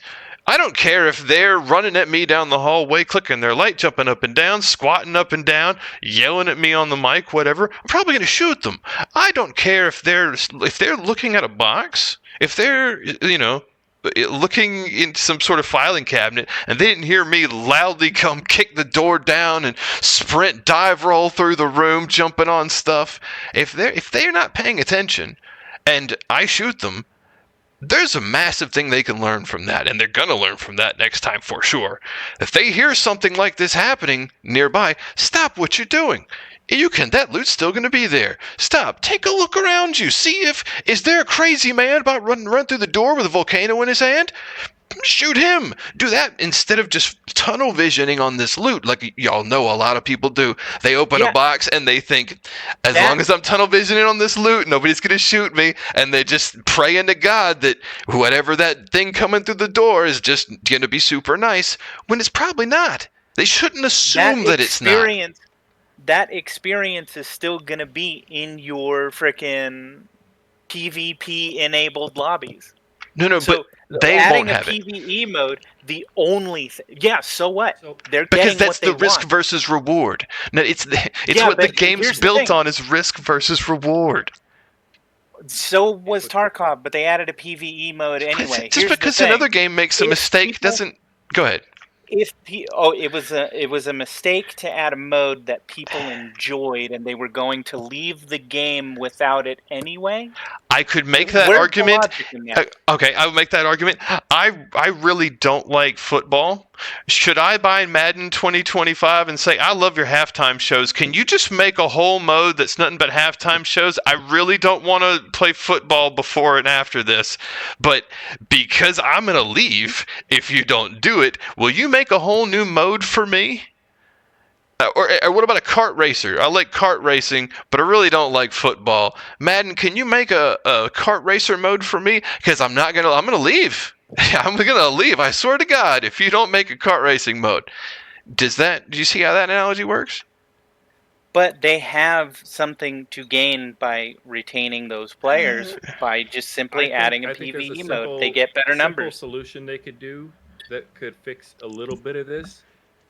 Maybe not everything, but they could actually level restrict matchmaking, so that way people at level 30 and below aren't being matched with everybody level 60 and above. So are we sure that that's not a thing that's already happening? Yeah, that's already a thing. Are you sure? Early on, once you unlock all the maps, it's open game. We're talking about Arc Raiders, right? Yeah. I mean, you got all the maps open from the beginning, don't you? All the maps in Arc Raiders, it's open matchmaking. I thought all the maps were open from the very beginning. Are they not? No, you have to get up to like level 10 or something. Oh, no. I guess that happens in like a match. You have to do 25 raids to unlock Blue Gate, if I'm not mistaken. Yeah. Or was it 20? Something it's like 20 or 25, yeah. But I wasn't even level 10 before I got out of all that stuff. So, I could see that being a fix right there to help balance matchmaking a little bit more, so that way people, especially people who just did like reset, an expedition where they start out fresh. They, yes, they have the skill to perform in those lobbies, but is it going to be beneficial for them? Not really. Here's the thing. So all you continue to drill in is the fact that the reason why you are against a PvE mode is because it incentivizes PvE players, i.e. free delicious num-nums, into that mode rather than going into the PvP mode. You can use all the, backward arguments you want, but that's what it comes down to. Because them going into a PvE mode, that's the only thing it affects, is you have less free, easy hamsters to stomp on. No, Again, this is you're someone not... who has benefited from hamster stomping. I stomped shit tons of hamsters in make sure you get some nice boots for that. Holy shit. Honestly, I am me and my crew are probably one of the reasons why the player retention in Hunt Showdown was complete dog shit back in the day. Because white shirt lobbies were just a feeding frenzy. Look, I liked Hunt Showdown, but that game has a cheater problem. At least when I played it had a cheater problem. I was getting shot through like 4 different walls. The game, it's like, I think estimate like 45% of people are using third-party software. Yeah, well, in the North American servers alone. So let's quickly touch on that real quick. This game, Arc Raiders, has a way better anti-cheat going on than any of its competitors. Tarkov for sure. Tarkov is a major cheating problem too. Devs are far more active on Tarkov. Makes money off of its cheating community. Well, so let me ask you, because you have enough hours played in a competitive setting as well, so I'm going to trust your opinion here. How many cheaters, straight up, like legit, and I'm not talking about like a wall exploiter, I'm talking about a hacker. How many hackers have you seen in Arc Raiders? In Arc Raiders? Mm-hmm. They're usually the ones who end my streaks. Okay. Tell me, how many hundreds of hours do you have played, and how many have you seen? Oh, in Arc Raiders, I don't have that many hours. I've just this heel turn into body stacking is relatively recent. I would say, really, I've only been doing it like full on rat tactics for maybe 17 hours out of the 47 I got. No. How many cheaters? How many hackers have you seen? In Arc Raiders? Yes. Yeah, I've seen a few now. I'm talking about confirmed. I'm not talking about like something that would look a little fishy. I'm talking about something that you're like 100% that person's a cheater. Landing every shot with a Radler from about roughly 200 meters away. Does that sound like cheating? See, for me, it takes a little more than that. For me, I need to see something that was like Do you know the dispersion of a I know. Like, right, sure. That being said, if that dude made that shot legit, take him to Vegas because he is the luckiest motherfucker around. Well, see, now I have 500 something hours. I have seen maybe 2 or 3 that I would say confirmed were cheating, for sure. It is extremely rare compared to any of these other games. Any of them. Like, it's not even close. Night and day. Private Mayhem, how many hours do you have, and how many cheaters for sure have you seen? I've got hair over 200 hours. I have a confirmed visual of confirmed cheater that dealt with me. I'm trying to upload the picture right now where I got my stuff back. This was on the 22nd. Mm-hmm. But as far as seeing cheaters, I've been headshot like 8 times in a row with a Berletta off the top of Spaceport Tower when I'm running alongside, the arrival building. I mean, there is bullet travel time. It would probably actually be pretty hard to do. Yeah, and he was just nailing headshots with a Berletta from the top, and the only reason I know it was a Berletta is because he killed my friend before I could get him into cover to res him. See, and you could just be dumping. I'd like to see a clip of that. You could just be dumping. How many of these shots are missing? None. So sorry, I'd love to see this clip. Somebody made a post in a thread called aimbotting, and they posted 2 different clips. And in the first one, he said that the guy landed all the shots. They were all headshots. It was perfect accuracy. And I watched this video. I turned it down to like frame by frame. There are bullets whizzing past this man. I'm watching the damage done to him. And sometimes it's big chunks, headshots. Sometimes it's little chunks. Sometimes it's body hits. And at the end of it, I'm pointing this out to him. I'm like, I'm going frame by frame. And at the end of it, he's like, nope, it was all headshots, 100%. And I'm like, dude, I just spent like 5 minutes going through this frame by frame for you.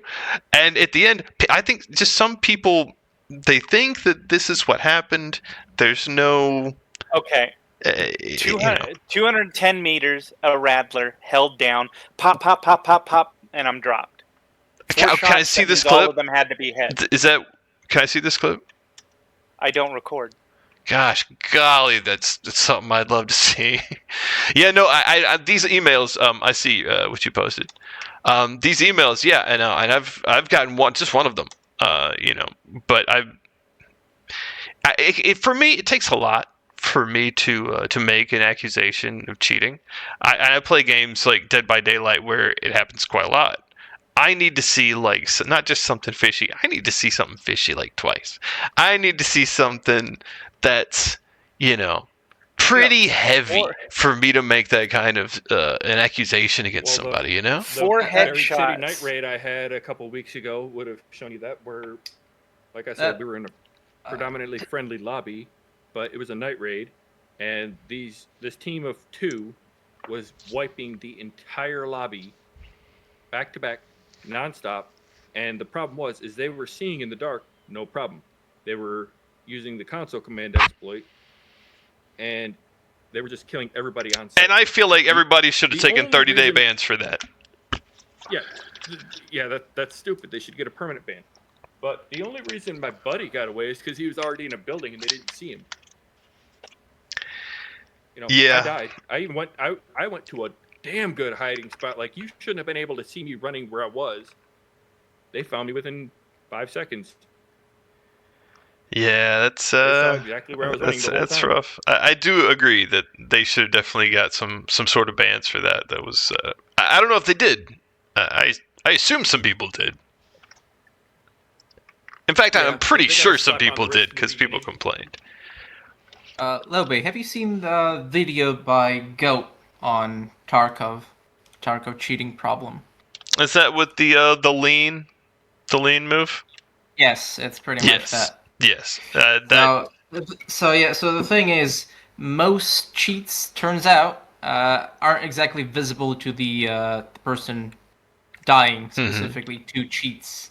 So you can't exactly know specifically what person is cheating. For sure. And there's subtle cheats, most people are going to want to do subtle cheats rather than, big open cheats. Yep. That being said, go ahead.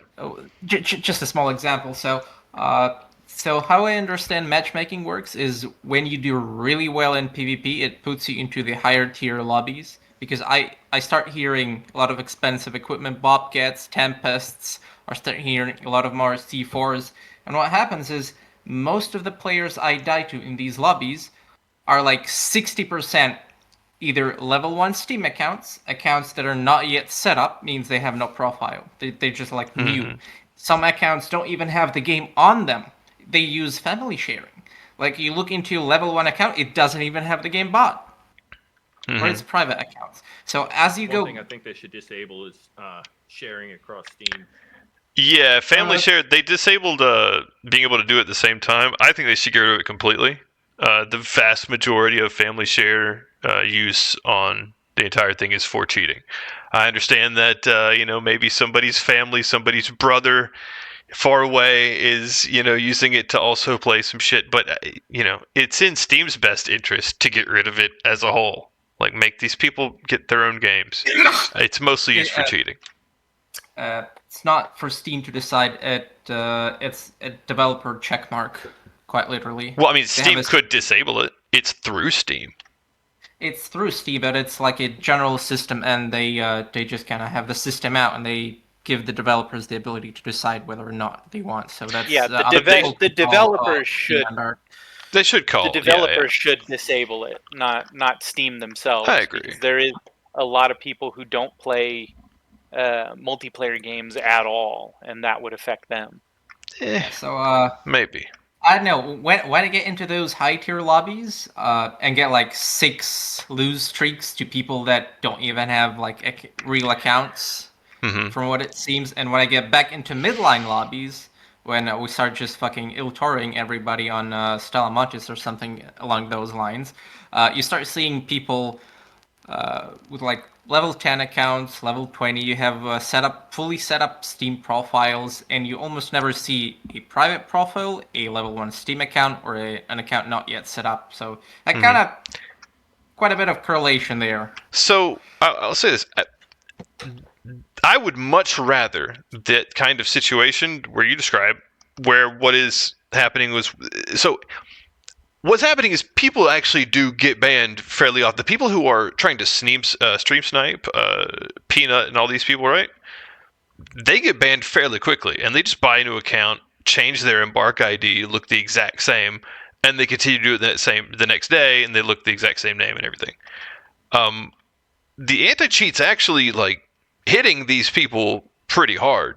They just buy a new account, and because the anti-cheat does such a good job, then the average player, the ones who aren't doing extremely well, and like getting into high tier PvP brackets, the average player never sees cheaters at all, or if they do, it's pretty rare. And that is a massive. That's something I didn't. That's not something you see in Hunt Showdown. In Hunt Showdown, it doesn't matter who you are, what bracket you're in. You're gonna get hit with cheaters all the time. At least, yeah, that's how it used to be. And Tarkov, I would imagine. Say I don't play Tarkov, but I would imagine you still run into a lot of cheaters.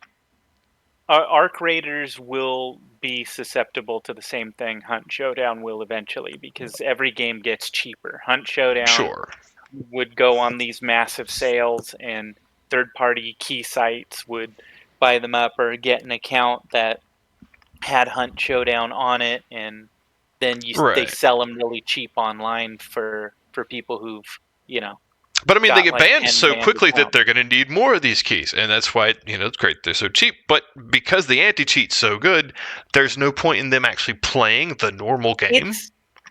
It's the anti-cheat is good at making sure that the streamers are happy. Let me put it that way. But I mean, it's the same thing. It is the exact same thing with Hunt Showdown, because if someone gets caught cheating in a game that had a streamer, oh yeah, they're gonna get banned the next freaking day. But then you have people who have been on like a string of rage cheating for literally months, and they keep popping into your lobby over and over again, and it's just.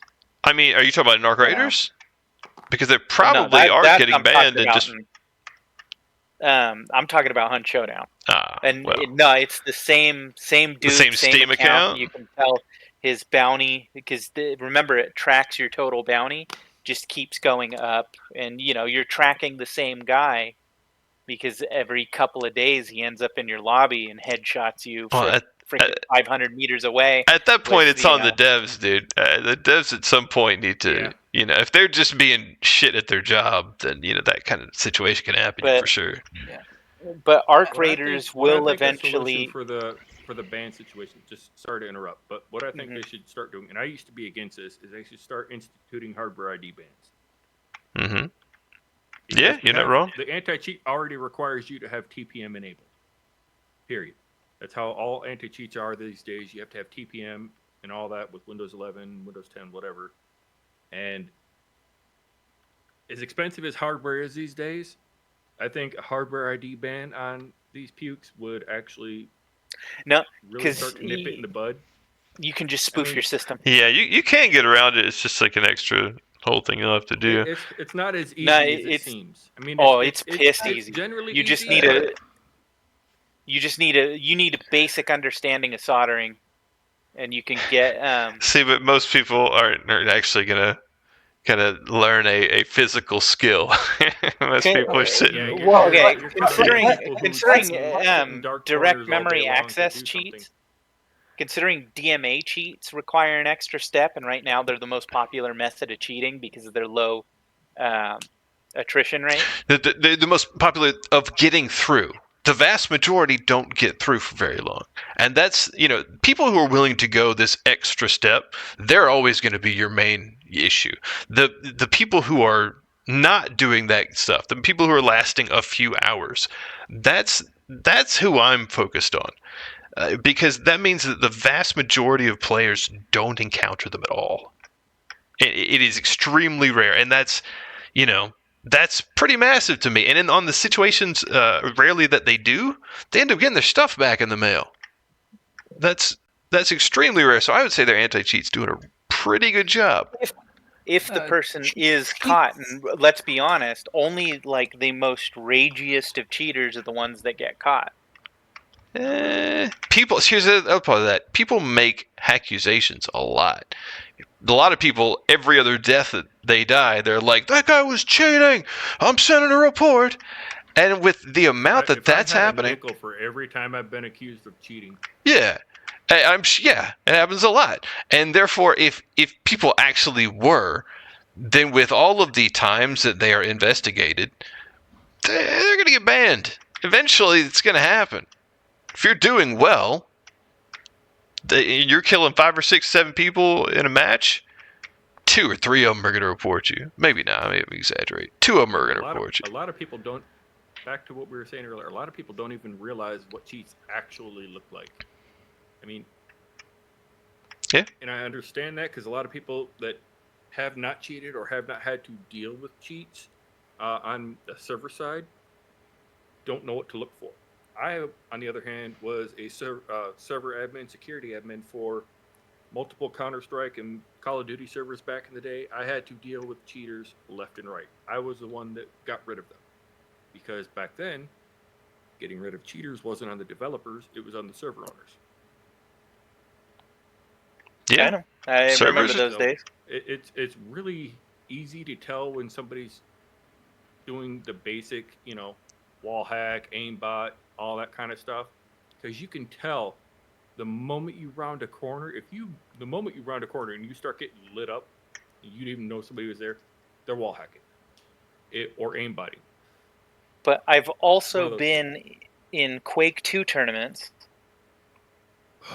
where basically once the initial fights were done, the first round, once you moved it on to the next round of 1v1s, you were pretty much guaranteed to be fighting hard or fighting software than an actual person. Oh, I remember. I remember back in Quake 3 Arena. So and there and cheating has always been a massive thing in gaming.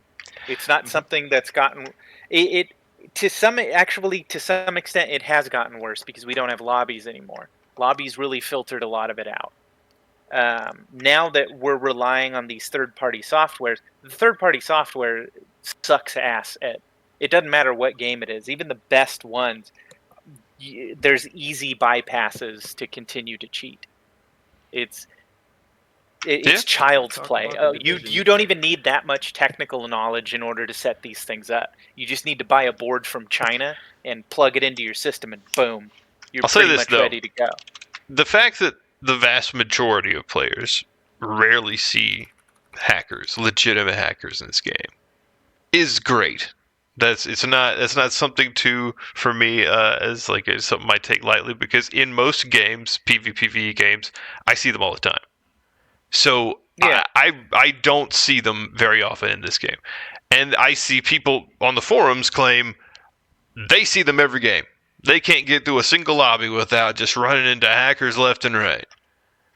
And it's just fascinating to me. When you stack a bunch of bodies, lobbies, then yeah, I could probably trust that. But for the vast majority, no, not really. When you stack a bunch of bodies, you'll end up in one of those lobbies that what is it? Hatton here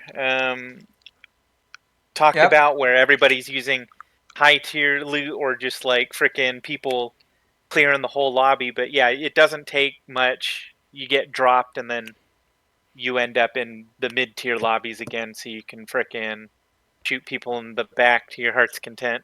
I'll bring high tier loot every game I go in. If you're going into high tier lobbies, you're not shooting people in the back. You're up against like competitive PvP teams at the very least. Well, at least trying to be competitive. Well, like, and hold on. So I've been at the 5 million point for a while now, and why wouldn't I bring in great loot regardless in every match? Because if you can what am I doing with it? Why not? You know, it's still not economically viable. I'm gonna be honest. It's super not. Again, I can drop 6 bodies with a Stitcher. What's the point in the high tier loot? I agree. I do think this Stitcher is way OP at the moment. Kettle was. Okay, then Kettle. I can still do it with the Kettle. I could do it with a Rattler. I just think awesome. Pretty much the only thing I can't do it with is maybe a hairpin. Faster. If it's rapid fire, you demolish other raiders. That's just how it is. I do think that they should lower the fire rate of all these great weapons. But anyhow, then you run into the dichotomy of you create a free food class. Well, there's got to be a middle ground. Okay. There's a balance. There's got to yes. You know. There has to be a middle ground because, as I've said before, at least try to explain. So you either ruin the core gameplay loop of extraction shooters or of getting loot and then going with better loot into the next raid, or you have whatever we have now, where we don't exactly care for bringing Bobcats, Tempests, things like that are just simply not economically viable. So what exactly do you want here?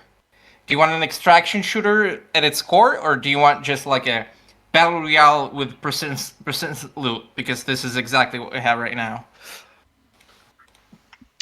I feel like here's the thing. There is a middle ground. Yes, absolutely. Yeah, you definitely have to balance it. They could definitely do way better with the weapons.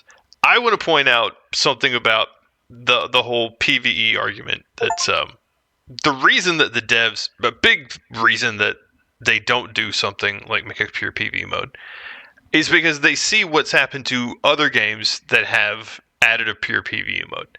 Are y'all familiar with Dune?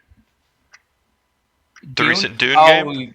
Oh yeah, the game basically just broke down as they added easy access to high tier loot. Right.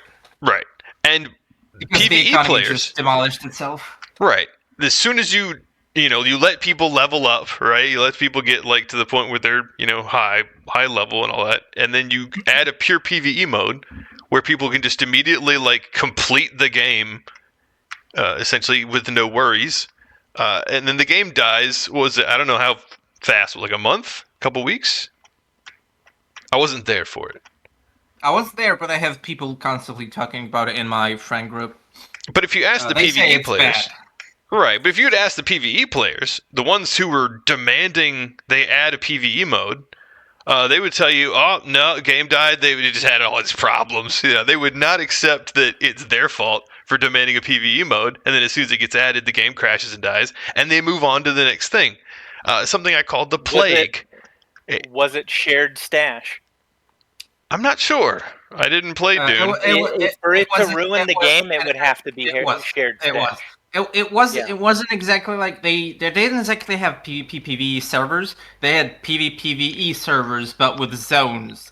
So essentially, what they've done, they had high tier loot, like spice and all that stuff, located in exclusively PvP zones. So Albion Online does it, for example. What they have done, and what Albion also did, to some degree of mistake, they added high tier loot to PvE only zones. So people could get high tier loot with no PvP contest. So, yeah. So shared stash, game immediately died. Yeah, which again, a separate PvE mode doesn't guarantee a shared stash. Right. No, I understand that what you would consider as the way to go would be to have a no shared stash, separate character completely, right? In Arc Raiders? Yep. Okay. Like I say, that is a way to do it, but I think immediately you would have a large amount of PvE players demanding more, demanding that they make it shared stash, because damn it, they refuse. They want to have one character. They want to be able to do, whatever they want. Freedom of choice would be their argument. I got a hull cracker. Okay. I want to take it into PvP mode. And here's the thing. Again, which I've said, I think this will be my third time that Tarkov never added the shared stash.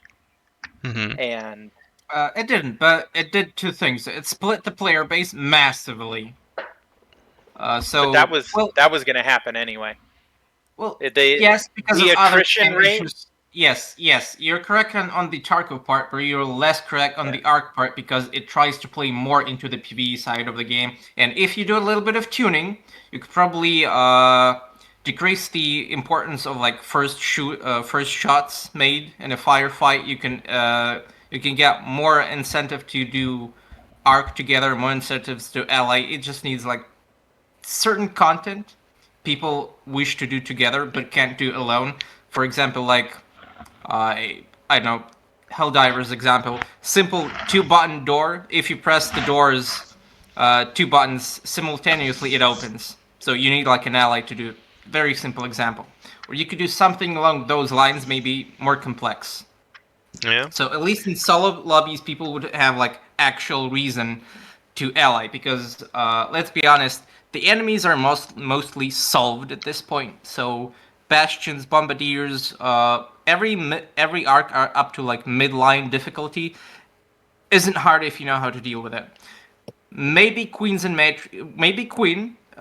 If you have like someone holding aggro, you can just plop down 2 deadlines and just it stuns itself. You plop down 2 more and you perma stun it till death. It takes like 6. Matriarchs are a bit harder in like the only actually challenging content in the game because it has a lot of summons you have to deal simultaneously alongside the boss.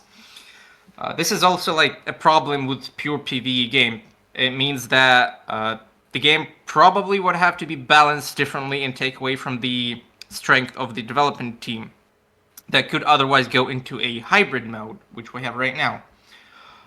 The hybrid mode is just PvP. Because as soon as you add PvP to anything, it's PvP. Pure and simple.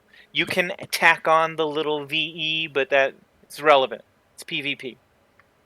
Okay? Well, see, now, I feel like you can add... The problem is you're turning this into an argument whether the game's PvP or PvE. It's a choice on the players, not on the developers. No, it's a choice. It is a choice on some of the players. Because when you have the dichotomy of PvE versus PvP, the only person making a choice is the PvP player. Okay, hold on. Let me. Sorry. It's not a choice of PvE.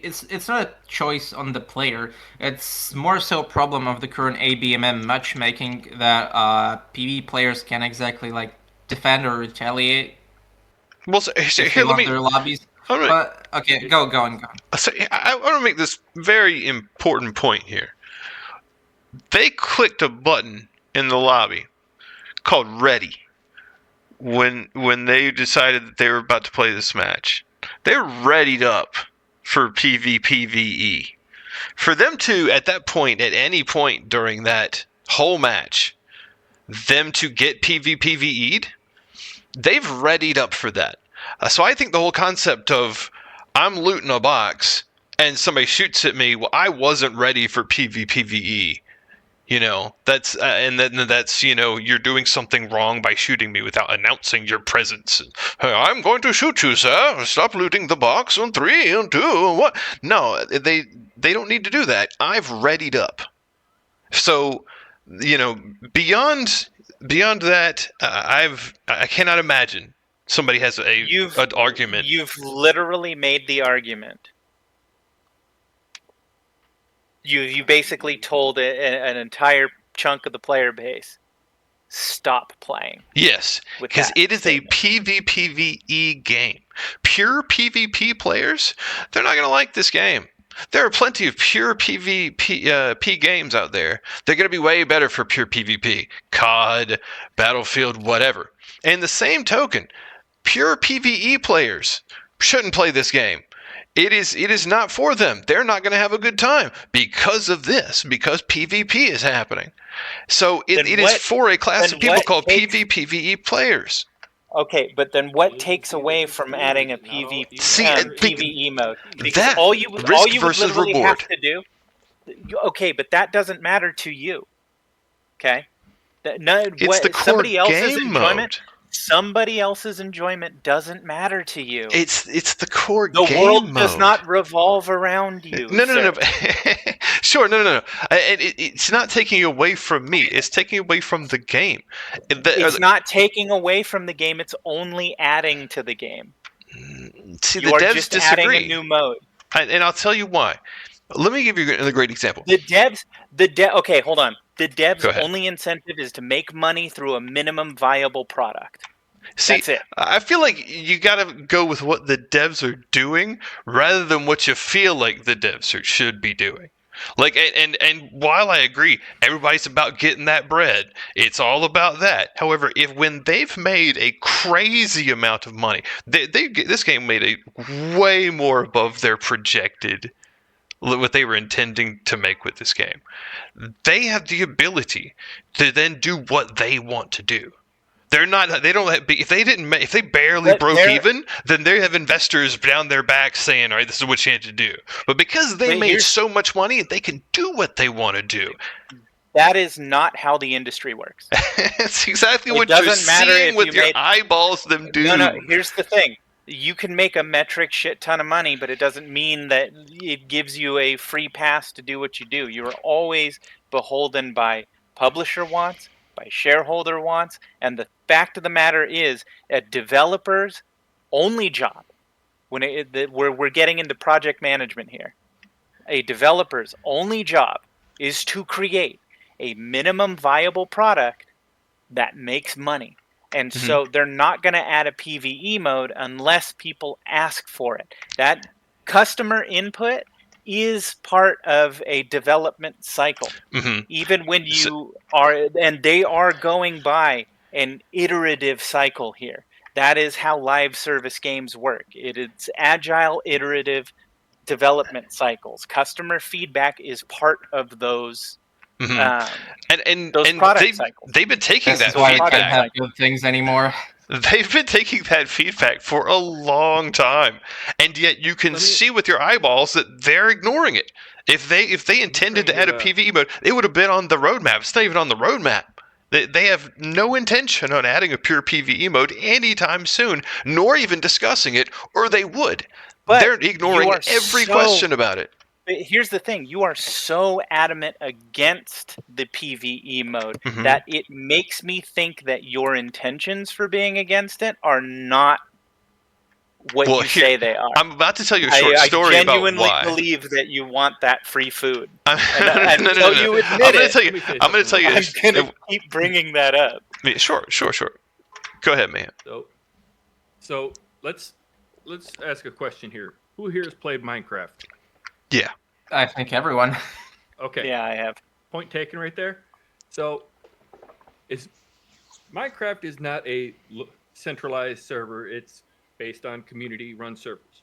So, community-run servers are basically the developers. Now, to keep player retention, they have to, keep up with their servers. They have to maintain them. They have to keep up content and keep up with wipes and everything like that. Arc Raiders is kind of like that in a sense, because both games are PvE. Especially if, but on Minecraft side, they have the option of, disabling PvP in server. Not everybody likes that. Now, if you look at that, in a lot of the servers where they disabled PvP in Minecraft, what's the player retention? It falls off after what? A couple months? And they have to rely I don't know what on... servers you've been in, because I've seen servers run strong for frickin' years on PvP or PvE only. I haven't played Minecraft in a long time, but I remember a lot of old servers way back in the day where if you got into them, you could get into a clan server or whatever, start a clan, and be in there but it gets boring after a month. Because they don't come out with anything new. They don't come out with anything. They go stagnant because they cater to too many people. Once they start catering to one crowd, they have to cater to all of them, and then the player base fractures, and then the server traffic dies. That just sounds like anecdotal, because I know of Minecraft servers who've literally been up longer than actual like fucking games, like, and that's great. And they're Great PvE. for them. Great yes, for but them, which means you're doing something right. Do they make money off of it? Is the question, because yes, no. I mean, like the PvE servers. Or yeah, they can. Absolutely. They because can. They can, yes, but from my experience, a friend of mine, that was like half of his income for like 8 years. Huh. So from personally my experience, I only know of one well-made PvE server, which is Wingcraft. It's basically an MMO which has PvP as a side option. It's not main focus by a long shot. But the thing is, that is not a PvP game at its core. It has a shitload of PvE content you can stretch for like years. It takes you months to complete it.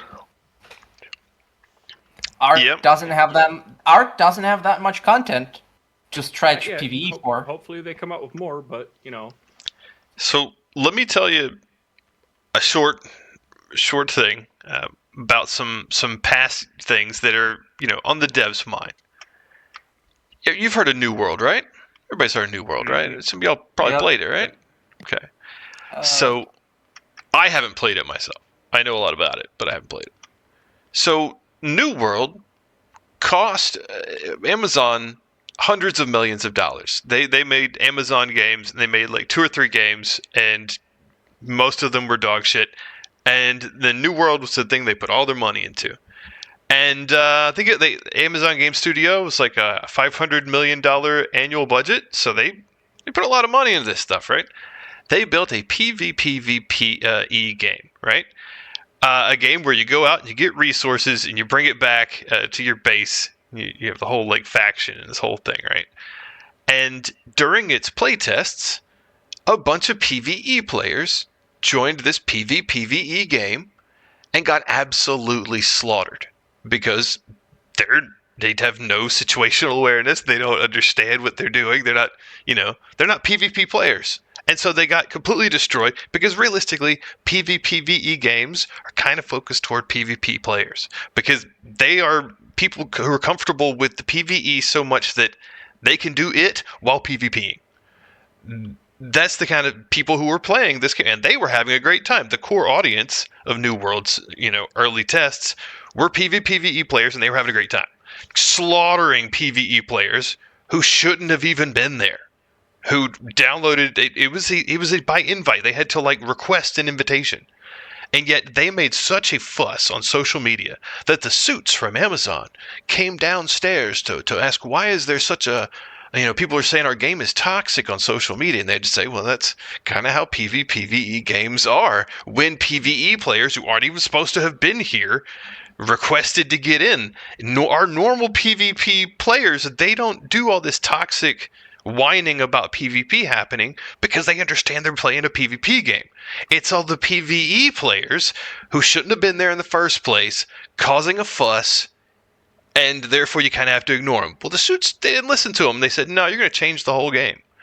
And they said, sir, we've spent years, hundreds of millions of dollars building a PvPvE game.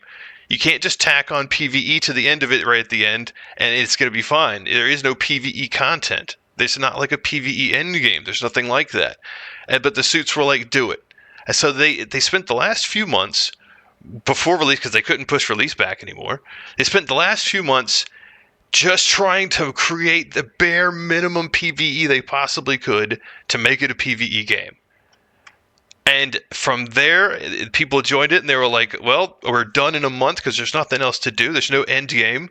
And as they raced to create even the thinnest of end games, it just wasn't enough. And the game circled the toilet, and now the whole studio's closed, and it cost them hundreds of millions of dollars. because I wanted you to go ahead and finish. That is the end of it. Sorry, go ahead. Right now, that is 100% bullshit. Okay, so tell me how I'm wrong. I actually know people who played that game throughout, and I even know somebody who had access to early betas because he worked for Amazon. And the issue with New World wasn't this great identity crisis. It was a shit game, and it was a shit game throughout. It was a buggy mess. It was its code was so open, you could literally program things into the chat, program malicious code. Yeah, that would scrape people's IP addresses. Lumberyard sucks. Yeah, no, they shouldn't have fucked with Lumberyard at all. Like, yeah. It had so many problems that this whole them switching the game up was because they were already hemorrhaging their PvP players because they were moving on to other things. And you know why? That was happening. You know why? Because they had to. No, they had to. The PvP players, when you don't get the atmosphere of PvP, they leave. They were forced with the whole game. It didn't even have a flag. You would do PvPvE as intended, and that was fun. But they changed that for release because PvE players created such a problem that they ended up adding it. And then at that point, it's not a PvP game anymore. So its original intended audience has nothing to do because they don't give a shit about this PvE endgame shit because it's dog shit. Their PvE endgame didn't exist. They were grasping for their players. Right. Why do you think that is? They were trying to attract the MMO crowd because the PvP crowd played it and then dumped it. Right. The fact is, it was buggy. Absolutely. It was unbalanced. The balance was piss poor for PvP. Listen. I had 2 people play New World on betas. They absolutely praised the game for the design, economy, PvP, other stuff. The moment it released, they are shitting on it every time it gets mentioned. Mm-hmm. Because it got changed. At release, it got changed into a PvE game. There was no more PvP to be had. Its problems were way before those changes. It was already hemorrhaging massive amounts of players. You were bringing in a bad faith argument because it somewhat fits in with your narrative. I'm sorry. Listen. I know that game through people who went through its entire freaking cycle. They witnessed people putting in malicious code into the frickin' chat and that should have been right. No, that's just the problem. Glitches, the fact that people's characters would just corrupt and disappear. Like its issues. The reason it died was it was a piss poor game. It did not die because of the PvE changes came when it was already out the door. I think if it had been left to be I have a question. Go ahead. Why are you making the connection that a poorly optimized, a buggy game should be the reason to fundamentally change the core gameplay? These are not the same things. Yeah. No, the connection is that the people basically they were listening to a loud minority because that was all that was. They weren't even a minority at that point. That was all that was left. No. All the all right. PvP Think about it like people this. were hemorrhaged out. They had moved on to other games because there was no PvP to be had here. They left immediately as soon as the PvP stopped being the core focus of the game, and that happened as soon as you added a PvE mode. And so, all right, think about it like this: they spent hundreds of millions of dollars making a PvPvE game.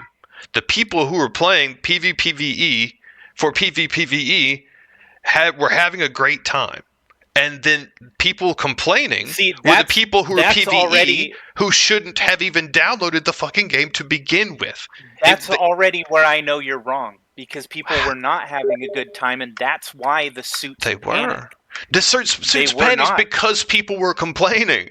The only people complaining... All right, think about it like this. Think about it like this. No, everybody was complaining. That's the thing that you're missing. Everybody was bitching about that game. Everybody. No. People might have been bitching about the content of it. Listen. People might have been bitching about the content of it.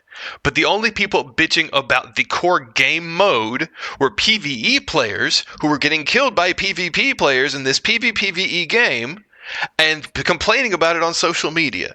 Those are the only people making a big complaint about the game, the core game mode. PvP players bitched just about as hard what? as PvE about players. What?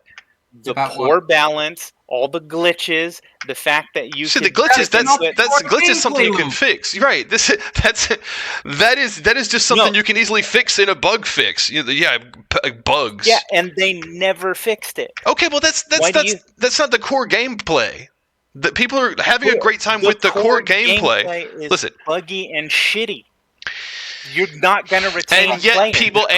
people were having a good time with it. People who were not intended having a good time. The suits were. Amazon was panicking All over right, this game. all right, look. The reason they were panicking was because social media was complaining. The only people complaining big on social media were people who were dying in PvP and complaining about toxicity. It wasn't complaining about bugs. It was complaining about toxicity. The word toxicity was what they were upset about. The suits were upset about the word toxicity related to their game. Totally wrong. I could bring up a dozen articles right now complaining about the toxicity in the alpha tests for that game. Toxicity was an issue, but it was one of many, and it was one of many that people complained about. The entire game was flawed to its core. It was poorly made. There were some, you know what? Maybe your friends did have fun with it, but from what a lot of focus groups lean towards, the game was shit. It was flawed, and they pushed it out in an unfinished state. See, now I understand that you feel that way, and yet it's not that I feel that way. I have information. Sure. But just listen. I feel like I know a lot of PvE players. I've played these kind of games for a long time. I know a lot of people who moved from the game I was playing at the time over to New World immediately because they wanted me to go with them and I didn't want to go. I knew that Lumberyard was a dog shit engine and I didn't want to play anything on that. But so the bugs involved in it were not really a factor. People who are like, they play games for a long time, they can overlook bugs. Bugs get fixed. It's the core game mode that they enjoy or they don't enjoy. And PvPvE is for a specific kind of people. It's not for pure PvP players, it's not for pure PvE players. They were having a great time with its alpha tests. Hold on. Just hold on. PvE players were downloading this invite request alpha test for a PvPvE game and then getting in there and dying and complaining about PvP happening. In the same way you see that happening in Arc Raiders. People who know that the game is PvPvE, you die in the tutorial. They know that this is that kind of game, and then they complain when PvP happens. It's the exact same thing. This New World thing, you're still trying to push towards your anti-PvE player narrative when the truth is that game was flawed to its core. There was no saving. But that it should have been a canceled project like their other games. But that is not something that you knew immediately after the alpha test. That is something that you knew like a month into it, when a bunch of people have played it and figured out that you could drag the window to fuck up the shit. That's the kind of thing. The thing is, the people in the beta test, they knew about that stuff. I'm sure some did. I'm sure a couple did. It was. It was an actual issue that was actually put in a memo that was actually sent out to the developer, and they just didn't have the time to fix it. They definitely can have also fucked up as well. It could be both. But what I'm saying is... And I'm telling you that is what happened. That it was pushed out in a fundamentally flawed state. But here's the difference. PvP players... They can play things for a long time. They can stick around. They play a good game. They'll play the same map over and over and over. If it's a good core mechanic, what they're looking for, PvPvE. That's why this game, Arc Raiders, has such a great concurrent population months later. When you completely take that away, the New World was going to have... I would say that if no PvE players had ever joined that game, it would have been doing great. Because there are a lot of PvPvE players out there who want PvPvE. And that is why Arc Raiders is doing great. Because these people exist. And I would say that New World would have these kind of players right now, hundreds of thousands of players, if they hadn't completely gotten caved and given into a PvE mode and turned the whole game into thus a PvE mode, and thus the whole game circled the toilet, and now their studio's shutting down and cost them hundreds of millions of dollars. I guarantee you, if they left the game in the state that it was in, it still would have failed. If they fix all the bugs... Go ahead. My personal experience, if they left the game in a similar core gameplay loop that was in the alpha tests, I had friends that went onto the alpha tests. I didn't make it, but my friends did. If they left the game the same way that it was an alpha, I would have bought the game on release. I didn't, because of one specific issue. I can bring one specific issue to light, is that they completely removed full loot PvP. They fucked up the economy because PvE players couldn't stand losing the stuff they grinded for. Yep. I didn't buy the game because of that one specific issue. PvE players cried until the core economy was fucked. And they shouldn't even have been playing the game to begin with, because it's not a PvE game. Yes. So if they hadn't been there, if their management hadn't been so inexperienced and would be able to tell somebody no, but people aren't experienced at that. All you have told me is that you, as a singular human being, would not have bought or would have bought the game if they hadn't made that PvE change. You are a single human being. That is because anecdotal. I am an example. I too would have bought it. I too was, if it had not, I mean, go ahead.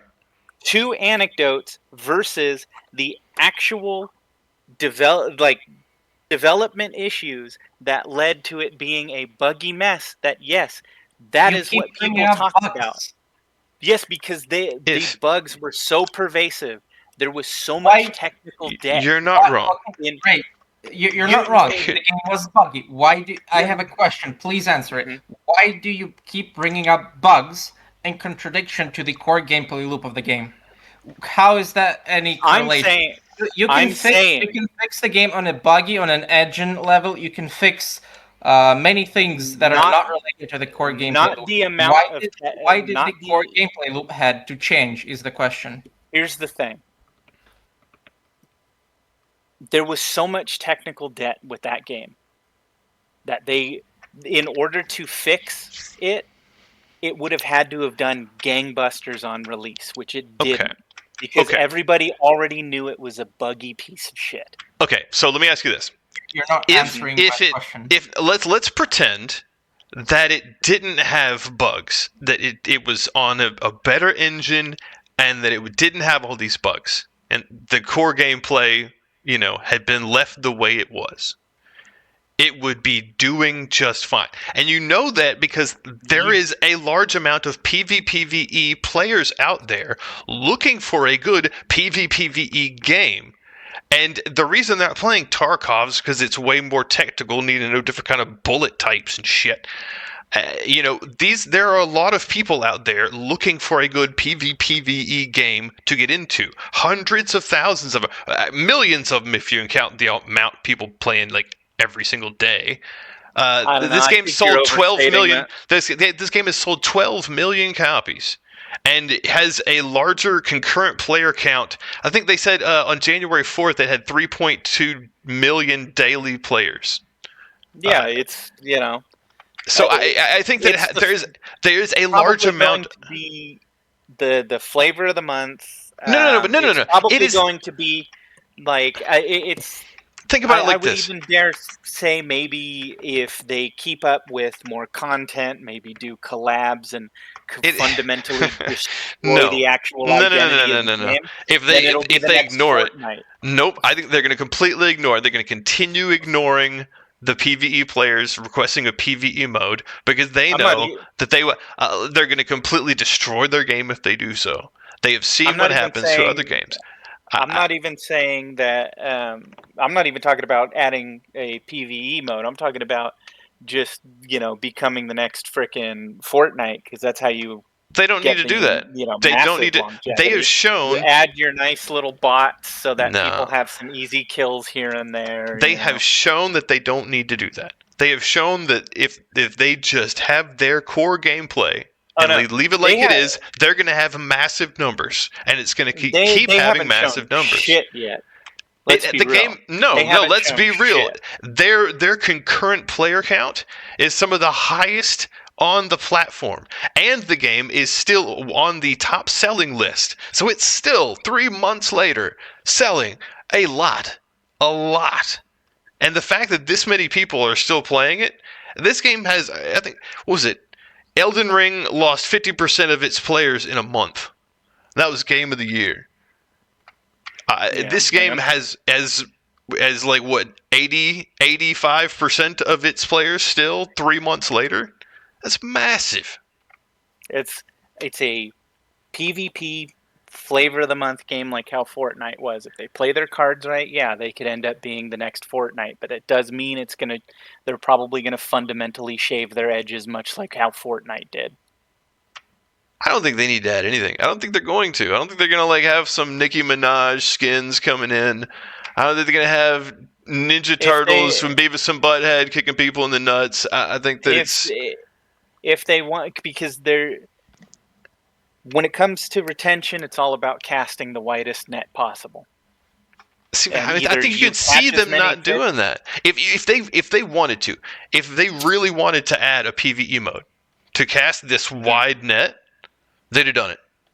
They would say something about it. They that was really that important to them. It would have been on the roadmap. It is not. Can you imagine how many times people ask them this question? Can you imagine that literally every single QA they ever have, that is question number 5, 6, 7, 8, 1? Go ahead. Like, you keep going towards. I'm not even talking about adding a PvE mode. Well, I'm just talking about them sanding the edges to become the next Fortnite, because that's how you get your longevity. See, but they don't have that's to. That's how you get these forever games, is freaking you do all these stupid collabs, you make all these weird changes. Next thing you know, people are fucking Hadoukening people across the map. Call of Duty did it. Call of Duty is making a new game every year and a half. How is that a forever? How do you?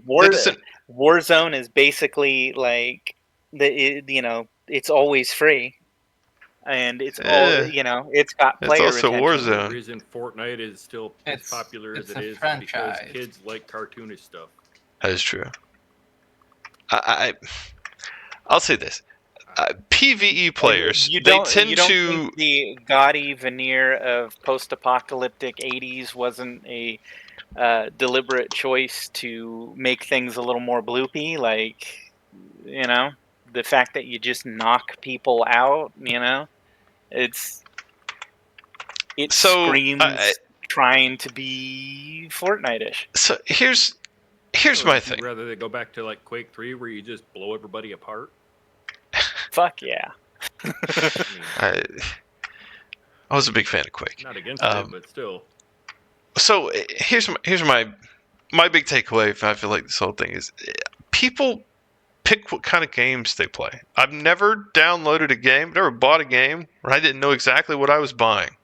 I think every single person who bought Arc Raiders knew what they were buying. They definitely knew by the end of the tutorial what they were buying.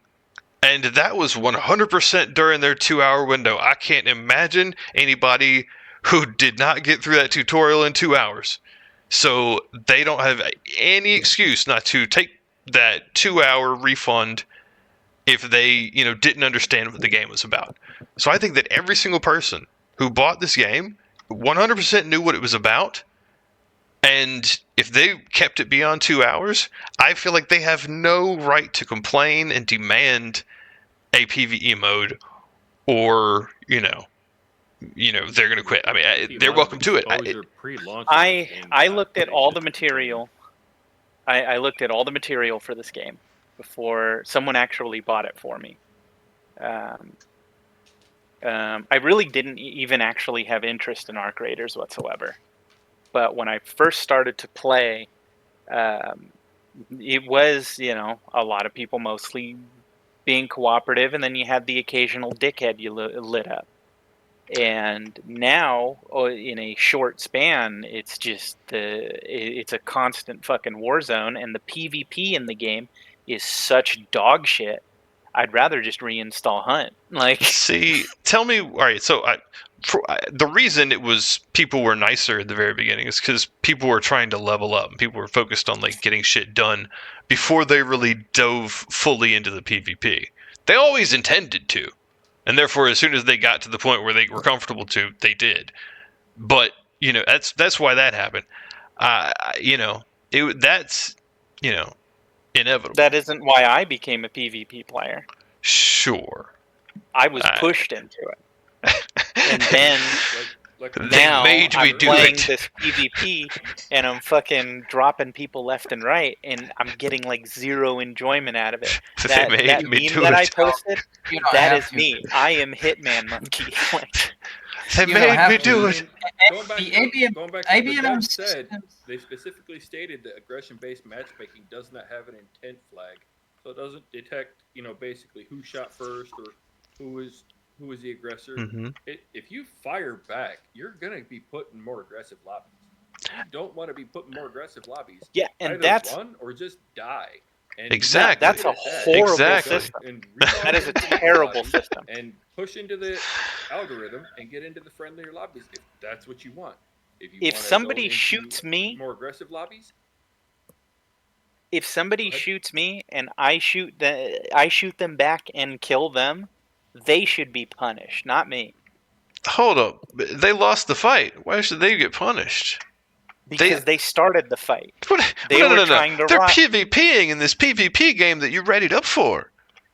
Yeah. Did you ready up for it? Did you get that bug that just teleported you in there without you readying up? Or did you ready up? I mean, if you're going to have an aggression-based matchmaking, make it aggression-based. I wasn't being aggressive. Somebody shot me first. They were the aggressor. They're the ones. Look. Not firing back is not aggression; it's defense. Okay. Yes, it is still aggression based on the algorithm.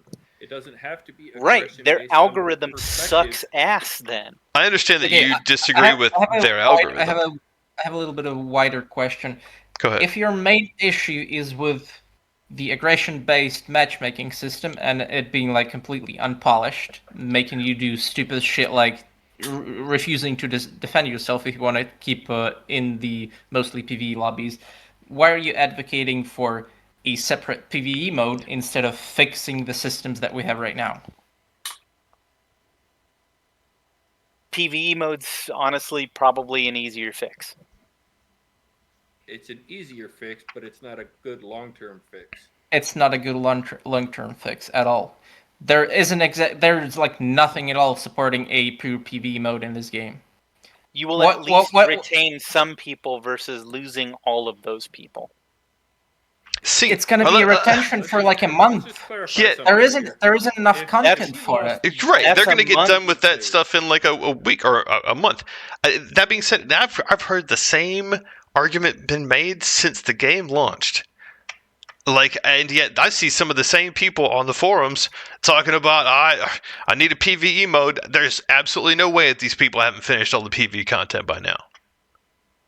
I have. Not everybody freaking no life shit. 3 months? 3 months. They're posted on the forums enough that if they played the game during that 3 months, they'd finish it. Kids, and posting on a forum takes 2 seconds on your phone. I post on the forums all the time. Sure. And I don't freaking no life fucking Arc Raiders. Have you completed the quests? If you're not shit at the game, it takes you 3 days to upgrade your workbenches, and you're pretty much set for the late game. I still don't have frickin'... Yeah, I still don't have all my workbenches done. I'm missing the frickin' Refinery 3. It took me 3 days. And the chicken. What are you doing, guys? And the chicken. Easy. I'm sitting in bushes shooting people in the back. Well, look, man. Whose fault is that? Look, you don't... And here, I want to point this out. I do a lot of PvP, but I'm never sitting in any bushes. I'm searching the map. I'm running into people looking for PvP to happen, and I'm having a great time. I can't blame you at all for being bored as shit and wanting to uninstall if you spend all your time sitting in bushes and shit. I thought it was a meme. I thought it was a joke that people would actually sit in bushes and do that. I've extract camped maybe like twice, and it was for giggles to show a friend of mine something. And it's like, you know, I don't even find it to be that fun. Half the time we're just sitting there arguing with each other, you know, and then somebody comes along, you get a little bit of loot, and then you extract. You know, it's not fun. I would say if you're trying to have fun, I would say go play the game and don't just sit in bushes. And that's coming from somebody who they have called the Rat King. I can't imagine sitting in some bushes all day, bro.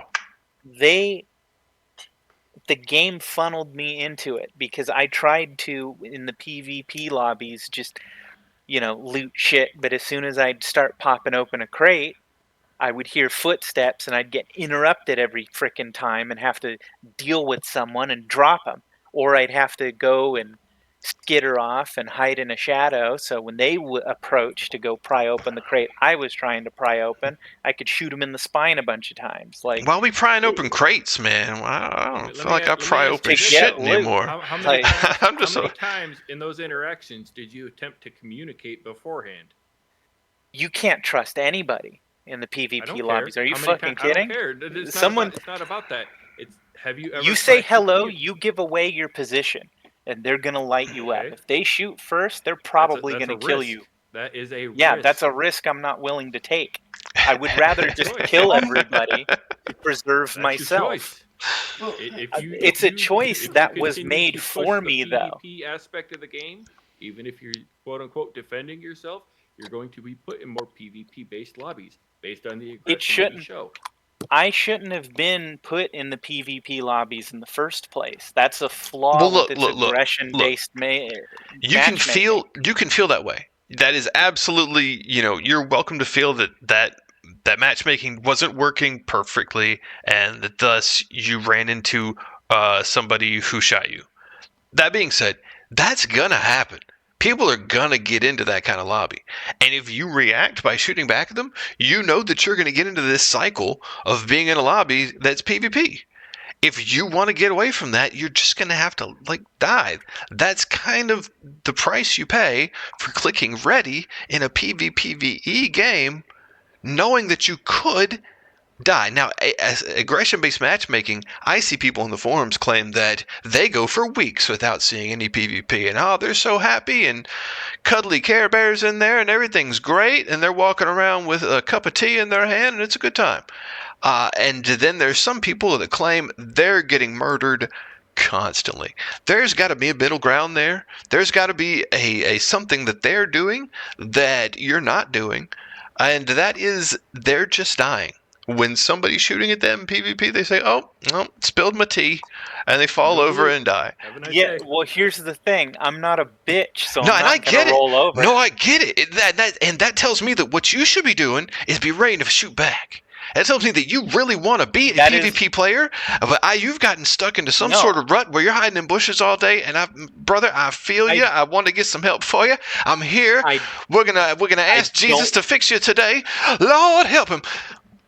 I don't want to be a pure PvP player. I was content where it was mostly PvE, and occasionally you had to light up somebody who was acting a fool. Brother, you were going to be done in a week. To become a butcher. You were going to be done in a week, man. You were going to be done in a week. Be done in a week. You were. telling I would you right now, literally. as Do you much want to know the PvE as gameplay I have loop been that I doing, did? Brother, before You the wanna know what bushes. was- PvE as I have been doing, Okay. I'm getting Yeah. ready soon to start PvP. Because PvE is as fun, as exciting as it can be to work with other people and have fun. Oh, It gets boring and it can be Here- bank breaking because you just go in there and you'll waste, 3-4 wolf packs killing shit, and people just get the loot. And if you want to be friendly and not be put into aggressive lobbies, you gotta let them have the loot if they're there first. Yep. yeah, I'm not that's down with fine. that. They get the grenades. Me and a friend used to bring in frickin' hole crackers, and we'd frickin' crack bastions and frickin' what are the ones with that fire the rockets? The fuck are those Bombardier. called? Yeah, bombardiers. We'd crack those, and frickin' all the little rats would scurry over, get That's what why they I don't could. even- We I don't got even- what we I don't could, even and then fight those from a distance queue up anymore. again. If I want to fight a bastion or a bombardier, I get my the cloak, the audio cloak thing, and then I get a deadline, and I walk up to them and I place it, and then I walk away. shit, I don't even Yeah. think Then I I come have back and grab have my a loot, and then cloak. I run. Because here's the thing, my gameplay loop Cloak is a Before- base recipe. all of this Photoelectric like cloak. Yeah. oh then Something it's like probably that. something that I don't have the resources to build or something because I've Everything never in this game is extremely cheap to craft, outside of like fully top bobcats. All it is advanced electrical components and a speaker. That's it. Yeah, that's it. oh yeah I don't keep speakers anyway. Well, there's Um, your reason to. No. I got like 30 or 40 of them. Like I didn't even know the So- cloak exists, and that is a problem with Arc Raiders because I shouldn't be able to body so many people if I'm this bad at the game because I am. See, You know what kills me most often? Rocketeers and Hornets. Yeah. Hornets? So, well, Yes, Here's Hornets. understandable. Hornets? so Hornets murder the I'm gonna- shit out of me I'm gonna because point this out. I'm with Aim my for the little back Stitcher. engines. Quite simple. Yeah, and I got my little frickin' Stitcher, and I'm plinking away at the 2-3 Hornets I've aggroed while I was picking someone's bones. I'm pointing this out. You said you got like what 2,600 something hours in Hunt, and Yeah. probably a bunch in some other games. Yeah, you are definitely having a way better time in PvP than these people. Of course, you're crushing them. Do you have situational awareness built up from its necessity in a PvPvE atmosphere? Of course you're going to be crushing everybody. That's because these people, they don't have awareness around them. They don't. I don't even think it. I don't even think it's that. Honestly, it's just the. How many times do you PvP run up in on Arc somebody Raiders. and they're just like staring at something? They're just like opening a box, or they're just kind of standing around, and you just run up with, you just switch to the shotgun because you really can just kind of walk right up to their face. How many times does that Shotgun? I happen? don't even- Happens a lot You're to me, getting- dude. You're giving me way too much freaking credit. I don't fucking use a shotgun. Okay, well, Stitcher said normal all that people who aren't sitting in bushes, we run up on people all the time who just aren't paying attention. People who just, Yeah, you were 'cause going to that's- win at any, didn't matter if they got the first shot Yeah. on you, it wouldn't matter. Like, That's the thing. All the PvP is just fucking grab ass. That's the whole. I wouldn't that's say all it so. I would say spend some time out of the bush. Do some runs where you just run in the map, not hanging out in the bush. Then I get my ass grabbed. No, you just learn the map, learn a good route, learn how to, not run up to the front door perhaps, but still get to the same place. If I don't grab asses, Right. if I don't grab asses, I'm the one getting my ass grabbed. That's how it. Man, That's there's just a how it middle is. ground. There's The got to be a middle PvP ground where we both grab a there is little a middle ass. ground, bud. Wait, are you running solo in these cases where you get Yes. ass grabbed? Okay, so this is a problem with game balance, not a problem with the core gameplay loop. The main thing solo PvP sucks in this game is because of the first shot advantage combined with a third-person perspective. Yeah. Because people can pre-aim, the time to kill actually feels lower because you have less time to process where you're getting shot from. Even if the time to kill in this game is higher than in many other extraction shooters. You don't have as much information available to you as the victim instead of the perpetrator that has basically legal wall hacks at this point. No different than PUBG at that point.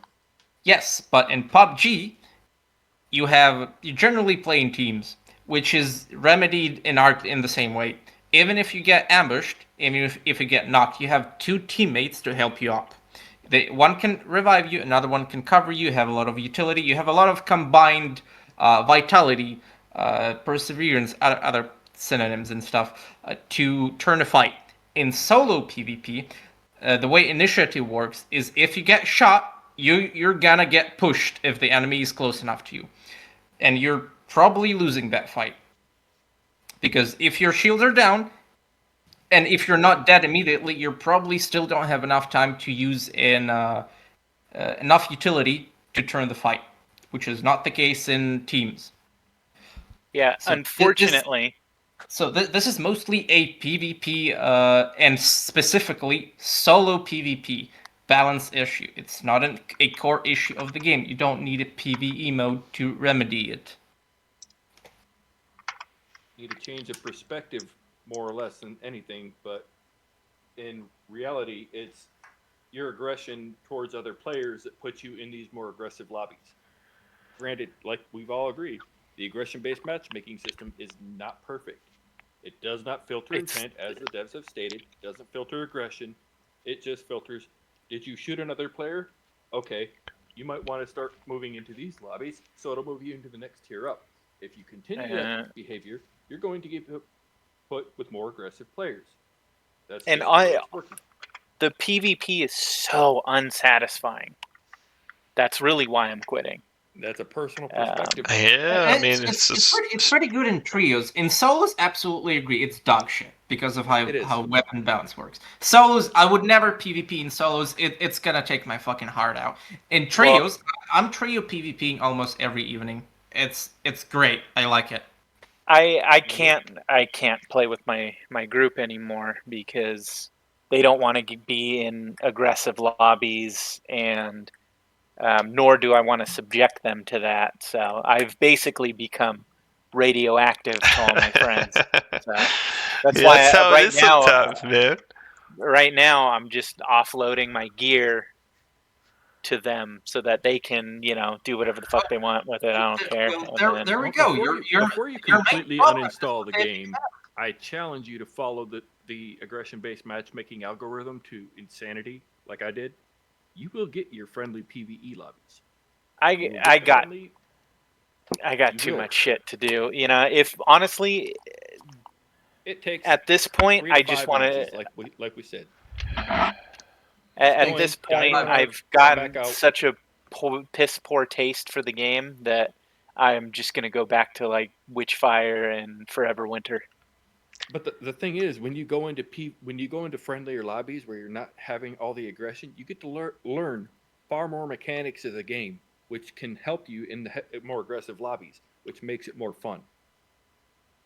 The problem is, though, and this is 100% a me issue. I'm not necessarily blaming the game, but it definitely sliding down this rabbit hole triggered it. I've become too paranoid. The catalyst event that made me decide, okay, I need to uninstall this game, is a guy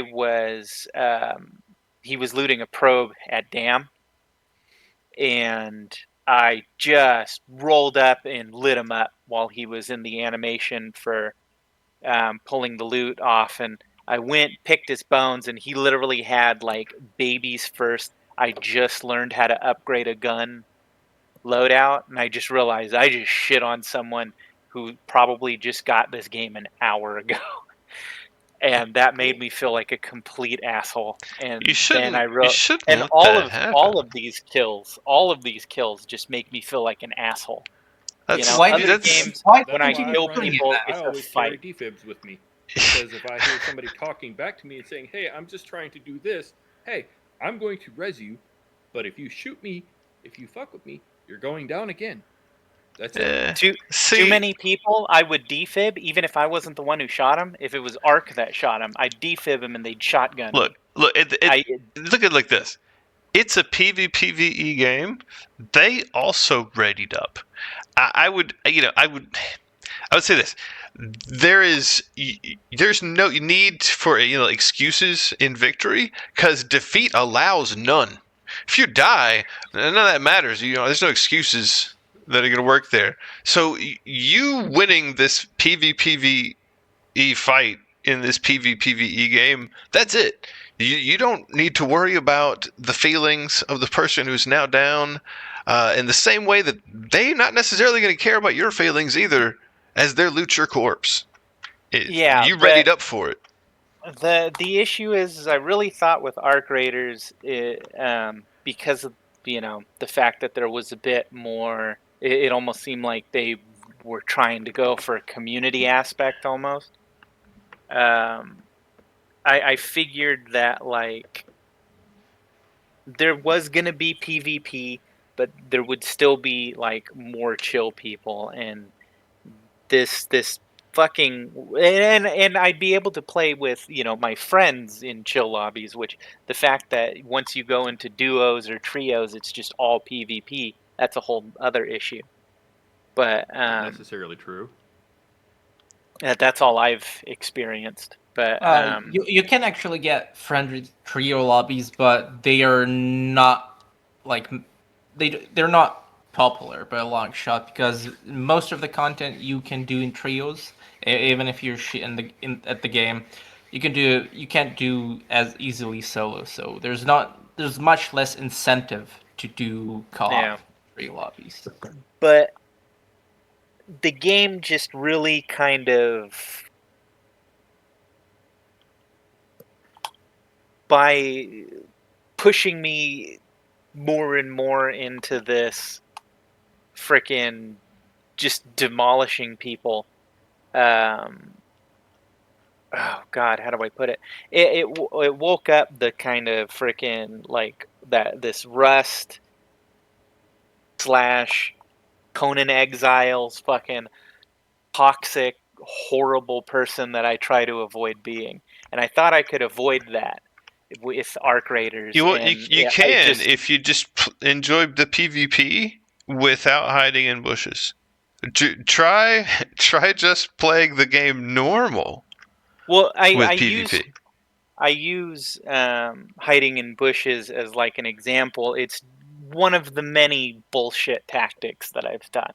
And I do these bullshit tactics not out of maliciousness, not because I get any pleasure out of it. It's because I get to a point where I feel like that's what I have to do. Well, what bullshit tactics are we talking about here? What? Give me an example. Skulking around in the shadows, waiting to hear that creak of someone freaking opening something. So I want to point something out. I'm constantly looting buildings, right? When I hear somebody, because you want to be listening, you want to stop what you're doing, find out generally where that's coming from, and if it's from the next room, you want to find somewhere quietly that is a tactical advantage, so that anybody runs in that room, you can shoot them and have a tactical spot to do that from. A lot of times when that happens, they say I was camping in this room. People claim, you were camping in here, as if that makes any fucking sense. This random dark room where I'm in a shadow. And people are like, you were camping in the shadow over there. And it's just like, this was the most tactical thing I could have done in this moment, was be in a spot that you wouldn't have expected in a dark shadow when you came running in the room. So I don't find that people doing something tactical, I don't think that is something, shitty to do. There is tactical. Yeah, I'll give you that. Some people will say that doing something tactical is camping. I maliciously stalk. Because the only Jack way the Ripper I out feel, here. What do you mean? Because literally I will wait until the most opportune moment where I know I will strike and destroy them. It doesn't matter if I have to skulk around out in the open and just kind of remain in their orbit. As soon as I feel like they have an ounce of guard down, I will just light them up with that Stitcher. Hey man, go for it. I mean, I think you might need to talk to that a professional about all this in the end, but I don't. I mean, the reason I'm doing it though isn't like I said, isn't a sense out of maliciousness. It's not even a sense that I'm getting the I guess victor's high from it. I'm paranoid that if I don't stalk this guy and kill him, he'll do the same to me. Well, you're not doing anything wrong. I mean, what you're describing in such a way, like some sort of monster, is just normal PvP. You see somebody, if they don't see you, and you guys don't get engaged in a firefight, then you follow them for a second if you can, catch them, tying their shoes or some shit. Like you're not doing something wrong there. They should learn from that to have a better situational awareness. That isn't normal PvP to someone who grew up in Quake, Unreal Tournament, even later like Gears of War. But it's normal PvP to somebody who readied up in a PvPvE game. That's what they're readying up for. This is PvP in a PvE zone. But I'm at such a huge advantage. Yeah. Just because then they should have been paying more attention. Yeah. And when you do die, it's because you ran into somebody who was paying even more attention. The thing is, it's not skill expression. Sure. It's not. And we can feel that way. People can feel that way. It's not a feeling. It just isn't. Let me try to hiding in a corner isn't skill. Any idiot can do it. It is having more situational awareness. Situational awareness is a skill. Yeah, for sure. Hiding in a very specific corner when you know that when someone enters a room, they're going to have to scan every single inch to have a possibility of finding you. And they only have 30 minutes to loot in multiple buildings. If you happen to know that room, if you know that room a little bit better than them because you've been in this room in this very same situation a couple times, then you know that if you're over here sitting on top of this table, you're gonna have a better angle at them as they come in the room. That's knowledge. That's it's just gonna be that's knowledge. Chicken shit, and I know that's smart, dude. It's smart, dude. It's knowing that you're gonna have. That's gonna be the last place their eyes are gonna look when they come in the room. It's map knowledge, and that's gonna happen in literally every single game you play that is PvP. It's like those people that say to throw an elbow in a boxing match because you can get away with a couple of them. You're not cheating or anything. Completely different. Yeah, that's you're just not map cheating knowledge, in that situation because throwing a couple of elbows, you don't get penalized. You don't get penalized. It doesn't mean it's not cheating. I was still this is a different thing here. Look, the thing is that it's so and you're also shooting them in the back. That's like kicking somebody in the nuts in a fist fight. But you know what? Change up your gameplay. It's so stupid. Fun. Try setting traps for somebody, like on Stella Montes, and go to the duct over there. Set a bunch of mines in there or some traps in there. Pull up your soundboard if you have one. I don't even and lure people in there. I've done it. Sounds like a good time, dude. Sounds like fun. I'll never have mines on me because I usually use free loadouts. Well, that's bananas, dude. You should really try to have more fun with the game that you're playing. I understand that, people get paranoid, but that's like risk versus reward. Exactly. If there's no risk, then the reward means nothing. It doesn't mean shit. To you. To anyone. Like what? No. Because here's the thing. I was perfectly content just farming away. I was happy. But here's the thing.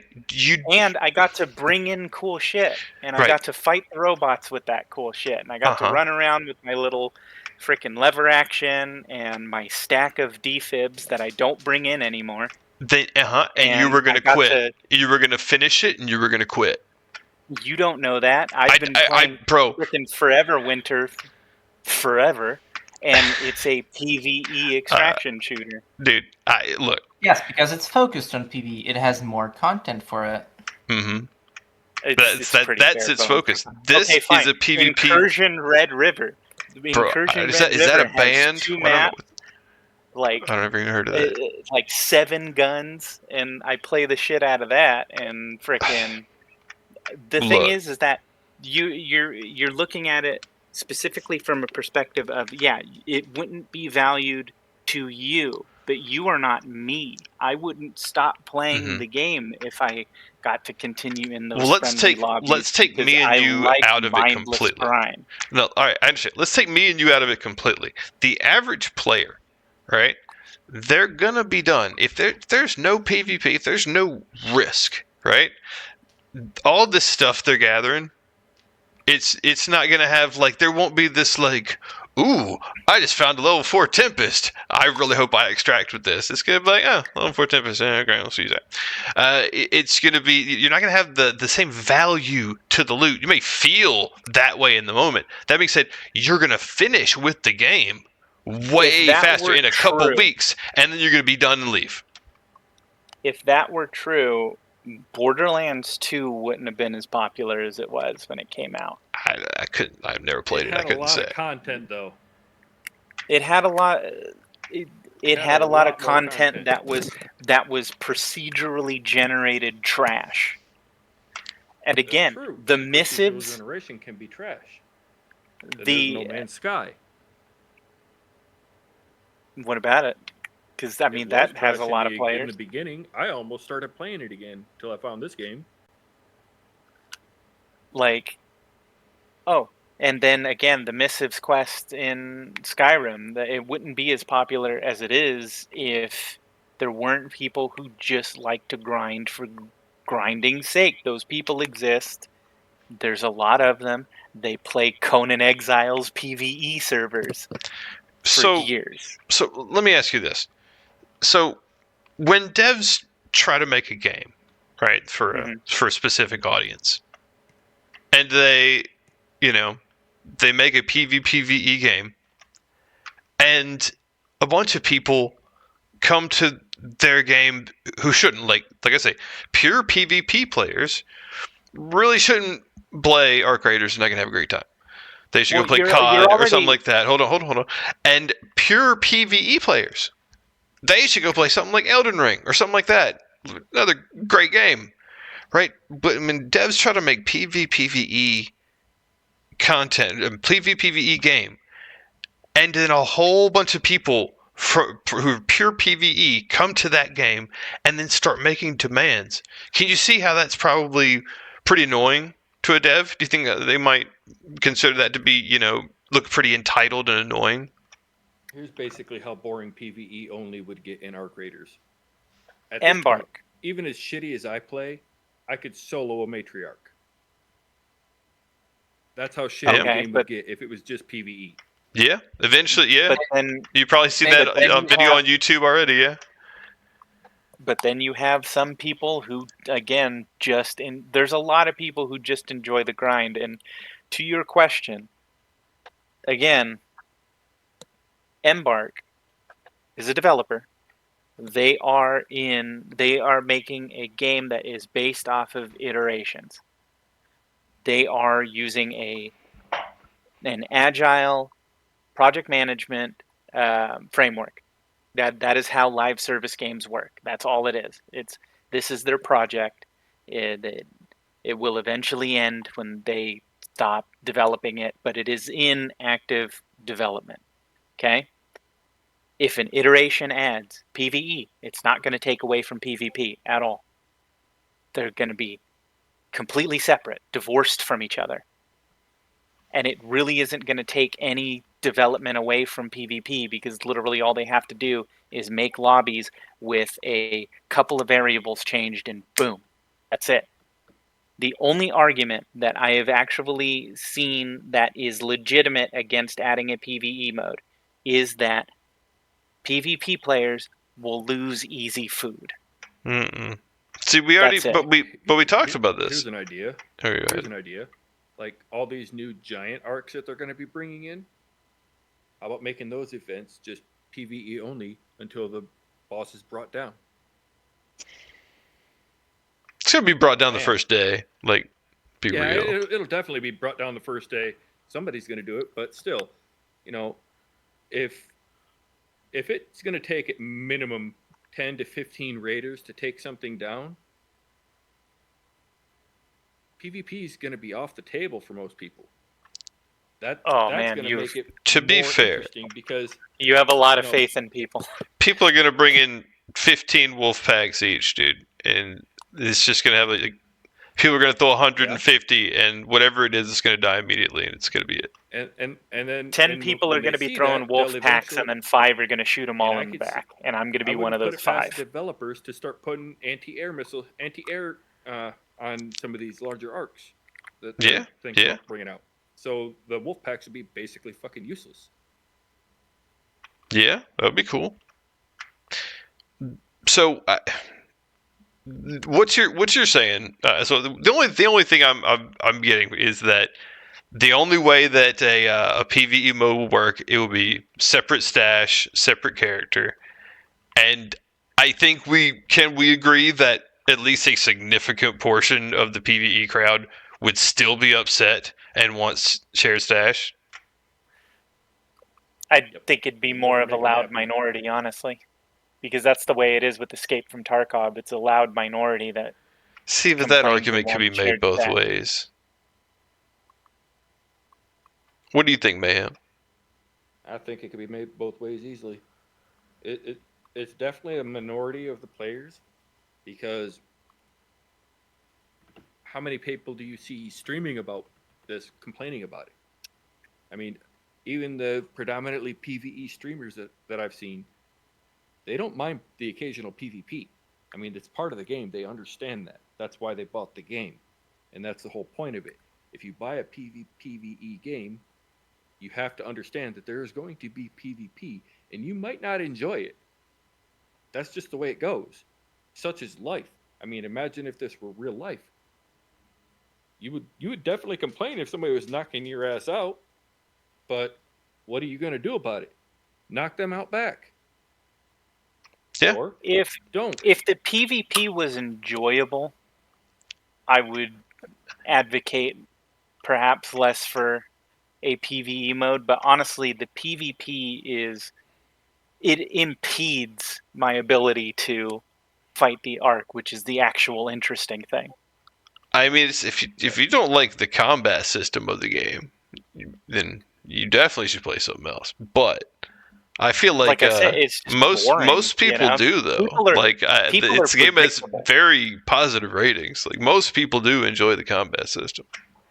If you fought, I especially like smoking the occasional rat extract. In this game, in Arc Raiders, if you fought one person and won, you fought them all. You can make the same argument for literally any shooter I've ever played. In Hunt Showdown, people had different styles, different ranges that they had to fight at, but in Arc, you would win at those different ranges and different fight. Like, someone who brought in a Vetterli was going to act and use different tactics than someone who, say, brought in a Sparks, which was one of my favorites. I was a crossbow main, though, so my entire tool set was going to be different when it came to, say, fighting multiple hunters. I could team wipe with that crossbow, but it meant I had to do hit and run tactics, and occasionally I would have to pull back and sometimes even let someone pick somebody up that I killed just because I needed to, retrieve bolts. I needed to change my tactics up. I needed to get into a better, more advantageous position. In Arc Raiders, all I'm doing over and over, constantly, is just stalking. Once somebody is vulnerable, run up and light them up. I wouldn't be able to get away with that. What map are you doing this on over and over? Dam, Buried City, and Spaceport. Should hang out in Stella a little bit, my man. But anyhow, you should go to Stella Montes sometime. It's great. It's a great map. I've never been to Stella Montes. That's wild. It is fascinating. It's yeah. because you had how many everybody, hours in the my game? friends, my 47. My friends told me that Stella Montez is difficult. But man, and you've And never. All here's right, the thing: you're a fascinating individual, dude. I'm having a hard time fighting Arc as it is because I have to kill a bunch of people, and then by the time I do it, I'm out of resources, so I can't even. I get lit up by fucking hornets and shit. So why am I going to go to a place that's even more difficult if I'm having trouble getting to the stuff I want to get to? Also, the time wasted because stalking people takes a long fucking time. What? You know, by the time I've murdered 6 people, I've only got like 7 minutes left. I got to extract. What? Brother, you are a fascinating individual. I can't. I feel like I could narrate like watching you play. Would be interesting. I see him sneaking through the bushes. He sees his prey. Give him time. Stick his thumb up his ass. Like he's taking a shit, that one is. They're slowly moving again.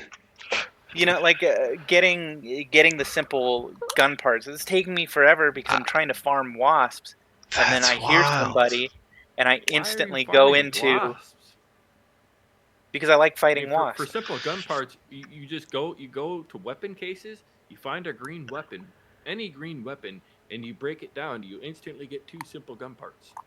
I like collecting. I like keeping the weapons intact. I have like, so if you just a shit ton of arpeggios. So you spent some time in Buried City. There are like 30 weapon cases in Buried City. If you learn where they all are, and I can give you a video where it shows like all of them and a nice route between them, you could do all of Buried City in like 10 minutes and be overloaded with 5, 6, 7 guns, waddling to the extract. You're so heavy, trying to like dump them, trying to break them down, ending up with like 2 or 3 extra stacks of 10 small gun parts each, simple gun parts each, and, in 5 or 10 minutes. Repeat that for an hour, you're going to have a lot. So I feel like if you just play the game a little different, you might actually have more fun and not be doing this whole Jack the Ripper shit in the bushes and damn battlegrounds all game.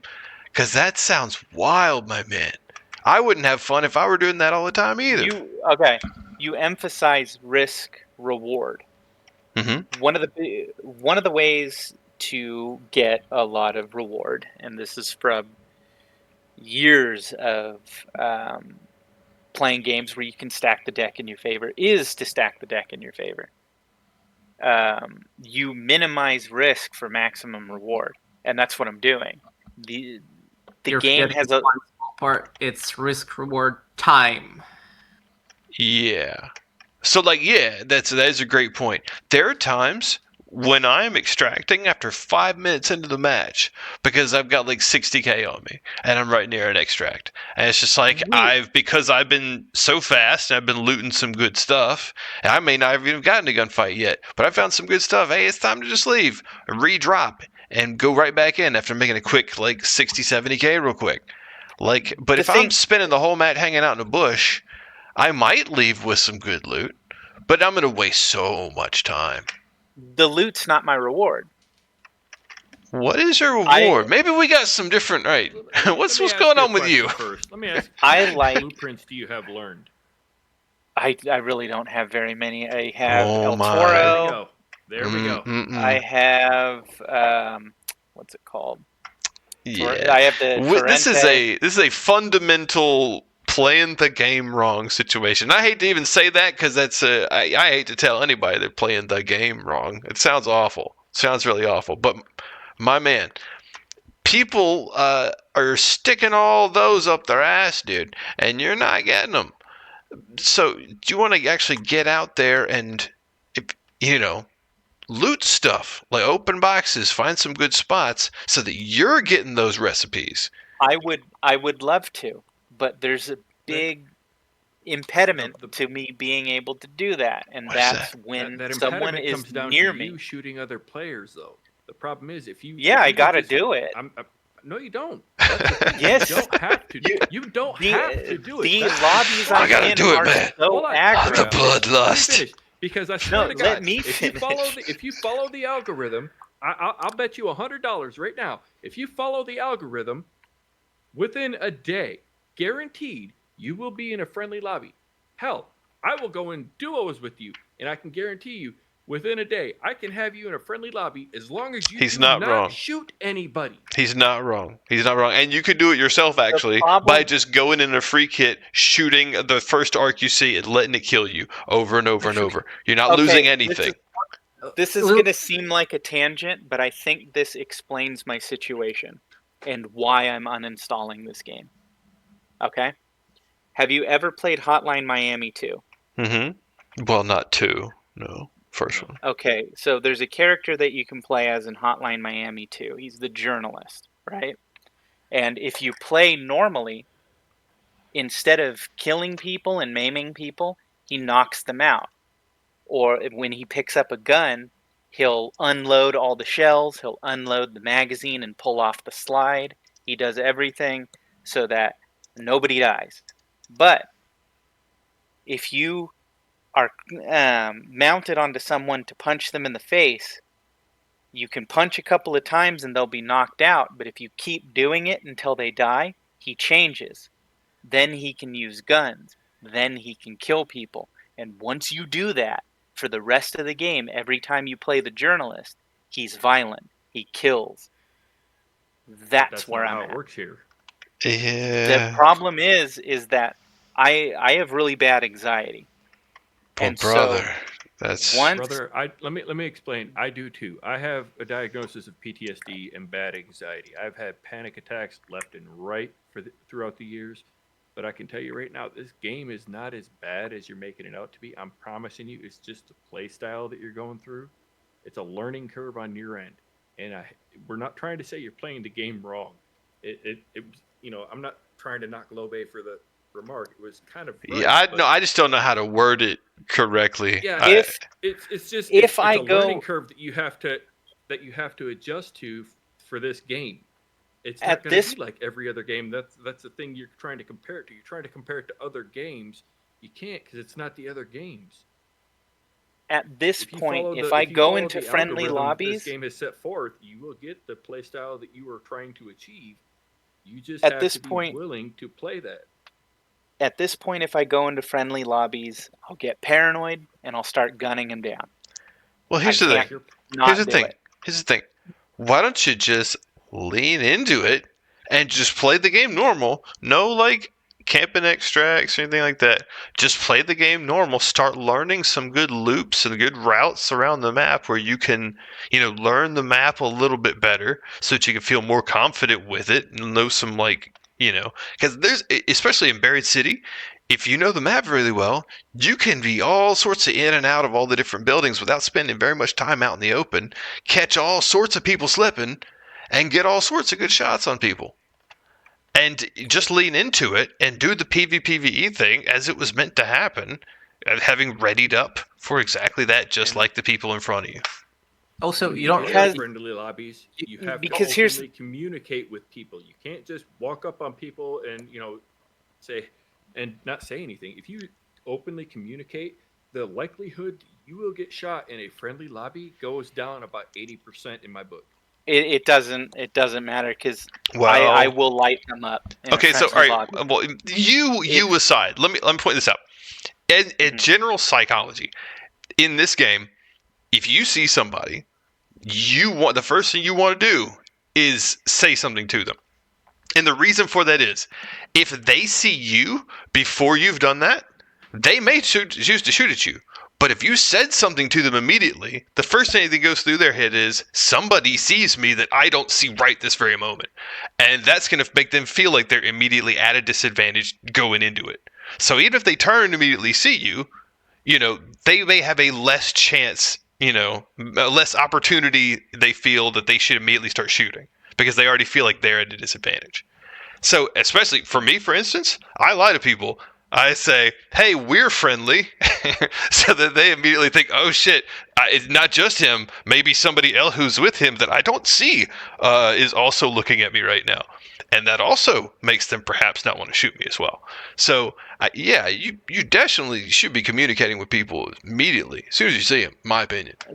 The issue them. is that you talk to people, that gives away your position, and you lose advantage. Then just kill them. If that's your intention anyway, is tactical advantage, then who gives a fuck? Just shoot them. I don't want to just shoot them, though, but I can't help it. Then who cares about your tactical position? Well, if you don't want to... It's hard to explain. Dude, I have a problem trusting people, too, in real life and in game. But if you're gonna continue to push yourself into that corner of I have to shoot, that's gonna be the gameplay style that you're gonna be stuck with in this game. Yeah, and that's where I'm stuck. Hence why I'm uninstalling. No, then lean into it. I can't do anything. You gotta actually put the effort in to not shoot people, to be friendly, to try to talk to people. Yes, you're going to die a couple of times. It's going to suck. The guy who I shot at the probe. I've had my shit wiped so many times before. I've had to go into free kits probably about 30 times within my first 3 weeks playing. The guy who I shot I understand.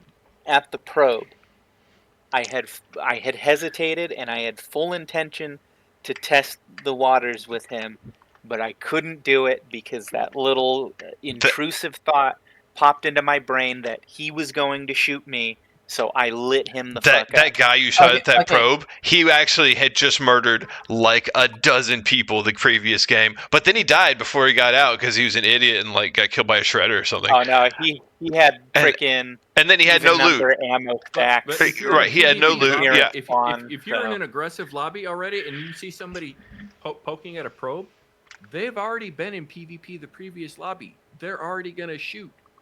You're already in a situation where it's a shoot or lose situation. So like we've been saying, if you follow the algorithm and go into the friendlier lobbies, you don't have that situation all the time. In fact, I haven't had that situation at all since they patched the exploits. In my brain, it's always going to. Well, you got to get over your Arc Raiders PTSD and like not shoot people immediately, and then be like, "Oh, it's the rage! It went through me again." Skulls for corn, you know. It's you gotta. So in Hunt Showdown, the team that I play with, normally, always praised me for my ability to spot people.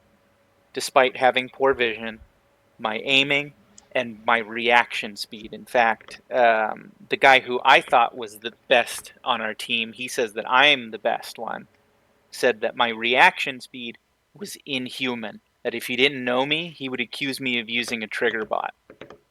And the truth is despite having played it for over 2,500 fucking hours, every time I boot into a match in Hunt Showdown, it's pure, unadulterated fear and trauma response. I play it because I'm good at it. It doesn't make me feel good. Sounds like you need to take a break, my man.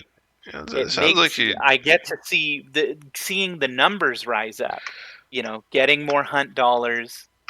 You know, collecting somebody's gun off their body. I have 50 maxed out hunters that are just sitting there with high tier guns that I'll never bring in because I bring in freaking a pipe that shoots a single bullet.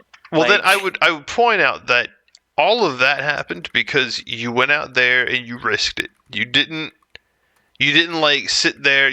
All that has value. All that stuff and all those characters, all that has value. Because there was risk involved in getting it. You didn't just go into the bushes and kill every zombie on the map. Just like sneak around in the shadows, throwing knives at the hives. You know, the stuff actually has value because there was a lot of risk involved with PvP to get it. For all that stuff, right? It was time investment. There's like no risk in hunt, not really. I don't know about that, man. He's Losing a character ain't shit because the perks on him really don't do much. sure, but I mean, if you get him up to a high level, I mean, the perks don't do much. Some of those perks are pretty nice. And most of the guns that I use on hunters are stuff that you can pull off free hunters. Sure. In fact, part of the reason why I don't use the high tier weapons is because I'm so used to the low tier weapons. I'm actually dog shit with the higher tier weapons. And hunt's not really a great example. I would use something else, but anyhow, like I can't hit shit with the Mosin Nagant or a Labelle. But if you put a frickin' Springfield 1866 in my hand, I can wipe a team. Well, I understand. I would say you should find something you enjoy that creates less stress. And I wiped 7 people with a musket, basically. And while you were doing that, were you having a good time? Or were you like, oh, this is awful. God, I hate shooting. Oh, I shot him in the face. Oh, God, the humanity. Or were you having a good time? I was freaking out the entire time. My friends were having a blast. They loved it. You need to take a break, my man. You need to take a vacation from... You need to play some, friendly games. You need to play some, Tekken Tag Tournament or something. You need to, try, some Wii bowling or something. Was when we got to the end, we extracted, and I got to see the number of hunt dollars go up. That's it. That's what attracts me to hunt, is making that pool of money bigger. Well, see, that involves risk. And so the more risk, the more hunt dollars. But the thing is I don't take much risk. My loadouts are incredibly cheap. Sure. And you can feel that way. With you having 2,500 something hours, you can feel that way. But for people who don't, for average players who don't have that, you would understand that those things that you consider, bringing in the average kit, to those people would probably consider a lot. There was more risk in the past with hunt, for sure, but it was never the risk wasn't the thing that made me enjoy the reward. It was literally just number go burr. That's it. The whole reason why I like arcade games so much is because the score systems. I like getting higher scores. I accidentally got a world record. Just because I liked the fact I figured out a way to make the score multiplier go fucking crazy in a game. That was on the Adult Swim website. I held the number 1 spot for months. Right on. Well, look, I need to wrap this up because it's getting kind of late. I feel like we've had some good discussion about this. I feel like the only way that PvE can work without completely destroying the core game mode is, as we talked about, having a separate stash, separate character situation. I feel like immediately after adding that, they would get flooded once again with most of the same crowd demanding shared stash. And they don't want to make a separate character and have to start the character over again. And they don't have enough time during a month, an expedition window to make multiple characters to be able to play PvE, with their PvE friends, and PvP with their, on their other character. People are going to make all these complaints.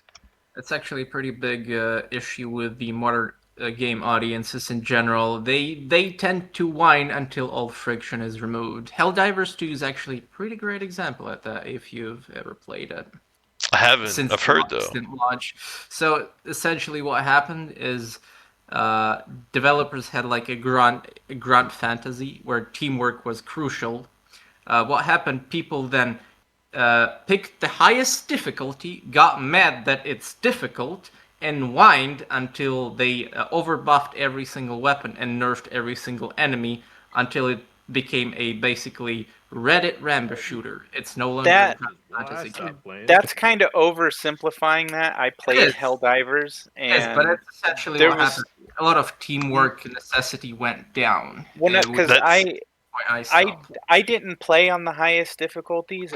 At first, I played on the lower difficulties, and one of the things that was a problem throughout the game was the fact that no matter what gun you picked, it was fucking irrelevant. You just did the drop down for one of the heavy machine guns, and then that's all you used, or one of the frickin' cannons. I want to point out that their Space Marine 2, the exact same thing. Space Marine 2 had 4 difficulties. The highest one was called Ruthless when it came out. And people complained. People complained so much that Ruthless is either A, too easy, or B, too hard. I thought it was too easy. What they ended up doing was they made a 5th difficulty, Lethal. People complained, oh, it's too easy. No, it's too hard. And then they nerfed everything so that everything was way too easy now. And so people were like, all right, well, this now is too easy. Can you make another one? Now they have 6 difficulties. Game came out last year. They've added 2 whole new difficulties since the game came out. And now they're thinking about adding another one because now their new 6 difficulty is too easy. Because they keep nerfing everything. Because even though people want challenge in one end of the spectrum, people constantly complain, it's too hard, please nerf everything. And that involves nerfing the new stuff as well. Because they have to nerf everything across the board, like weapons, making weapons do more damage and stuff. I don't know how specifically they went in Space Marine, but the main problem with Helldivers is that they didn't exactly tune the difficulty specifically. They didn't tune enemy numbers or anything like that. They changed core enemy mechanics to a point where it affected every difficulty. So you couldn't even choose the difficulty you wanted to play it. It's now easier across the board. So, for example, armor stripping, like we have in Arc Raiders, you break down a matrix leg, you shoot the joint, all that stuff. Helldivers 2 had it actually still does have the system, but it's now irrelevant because you can just one-shot the matriarch. So why would you ever strip armor on an enemy if you can just one-shot it to the face? Which is exactly the problem Helldivers 2 has. It has a lot of enemy variety, it has a lot of weapon variety, it has a lot of difficulties, but it's just bloat. It's not important to the gameplay loop in any matter. You have multiple heavy enemies and they all die with a rocket to the head. There's no difference between them. That's the main problem. Being able to actually murder shit feels better than not. Yes, but the problem is that there's no gradation. If you have a common heavy enemy, like a regular charger, by all intents and purposes, you can one-shot the fucker in the head. I'm not complaining. But if you have the heaviest, the biggest enemies in the game, the Factory Strider, you can one-shot that guy into the fucking face, just the same way as you do with a charger. It takes it slightly bit more aim on your part, but it's still one-shottable. What's the difference in gameplay here? I don't exactly understand how more engaging a harder enemy is if it's on the same difficulty scale as the lower, more common enemy. There's no difference. There's no gradation. That's the problem. Yeah, but the problem is that if you just add more health to an enemy, you run the risk of making it spongy and therefore not fun to engage with. So spongy enemies is a bullshit argument. It was all over the fucking forums, all the place.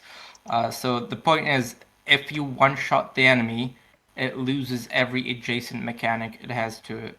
So which is true that you can do the opposite and make stuff too soft. But my main issue with Helldivers, and this was something that was echoed quite a bit, is the fact that while there was a lot of weapons in the game, the vast majority of them were irrelevant because you were just going to call down one of the machine guns, and that was what you were going to use the whole time.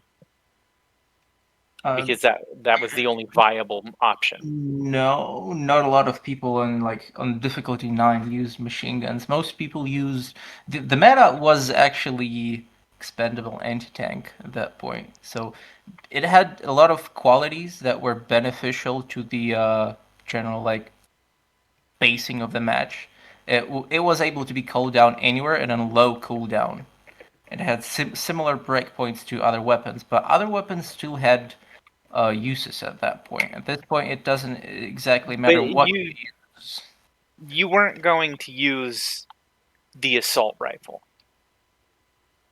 back in the day, like when it first came out.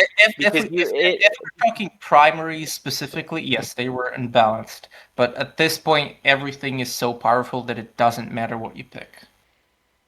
So fine, assault rifles needed a buff. Absolutely agree on that part. All of the primaries and secondaries back when I first played Helldivers were dog shit. You completely ignored them. There was no point in taking anything.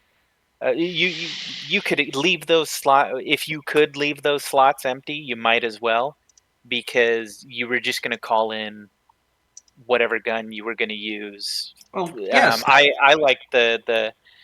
That's actually one of the bigger problems of the game currently. Now that your primaries and secondaries perform the roles that your support weapon needed to perform before then, it means that your allies have less agency in the performance of your match. So when you are self-sufficient, you don't need allies. That's the problem. If like for example, your what's the current meta? The Eruptor? Like explosive primary weapons in general. So if you have that weapon on your primary slot to deal with crowds, you don't need an ally covering you with a machine gun, because you can just use your primary for that purpose and use your support weapon slot for dealing with heavy targets, which is exactly the meta that has that's in Helldivers right now. It's primary explosive weapon for crowds and anti-tank on your back for heavier targets. Yeah, we're kind of went into Helldivers. Yeah, no, I get it. I just I'm getting way off topic. So just because I gotta wrap this up. So I think we're in all agreement that the only way we could have a PvE mode that didn't completely ruin the game would be separate stash, right? Yeah. Yeah. Yeah, pretty much. I think that'd be reasonable. Do you feel that would, split the community in such a way that would create a problem? I don't think it would split the community at all, because the people who are okay with the PvP are going to stay with the PvP, and the people who aren't are going to go to the PvE. It's either you lose those player numbers, which looks good for shareholders that you retain player numbers, or you just hemorrhage them out.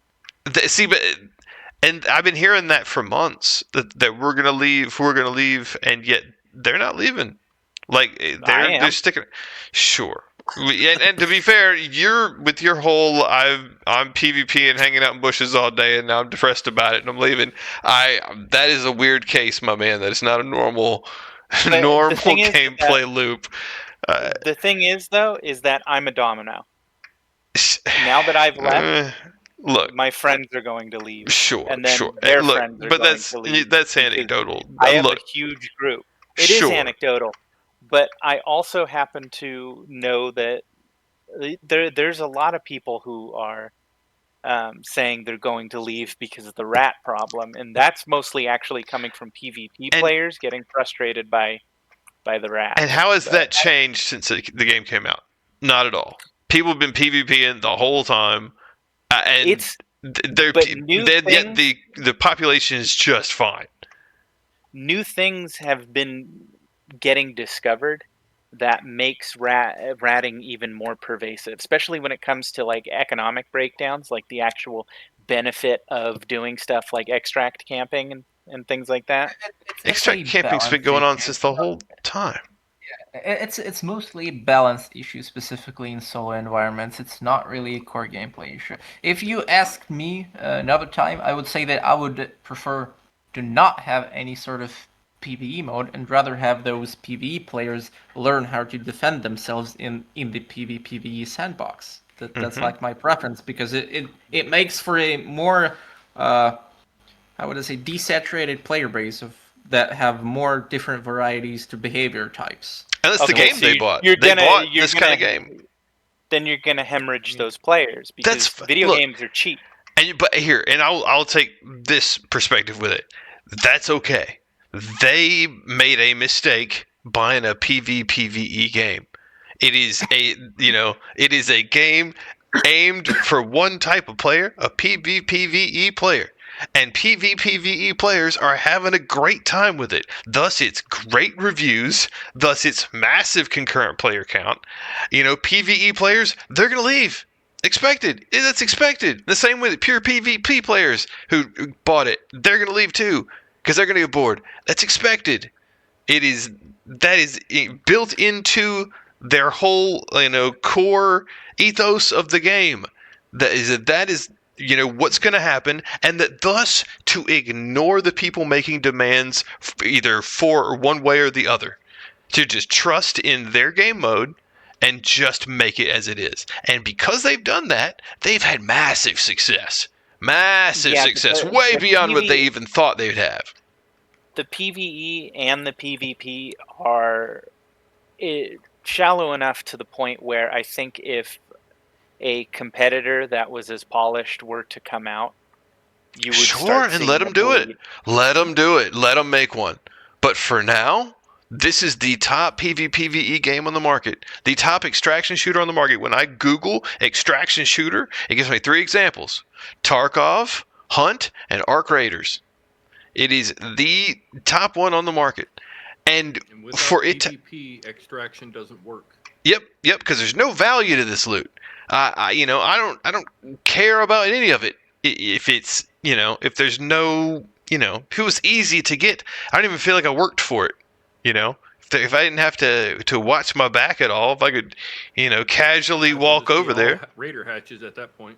Right. But I mean, while they're not doing as good of numbers, there is still a market for PvE only extraction shooters. Sure. You have Incursion, Red River, you have Forever Winter, and the PvE players should go there.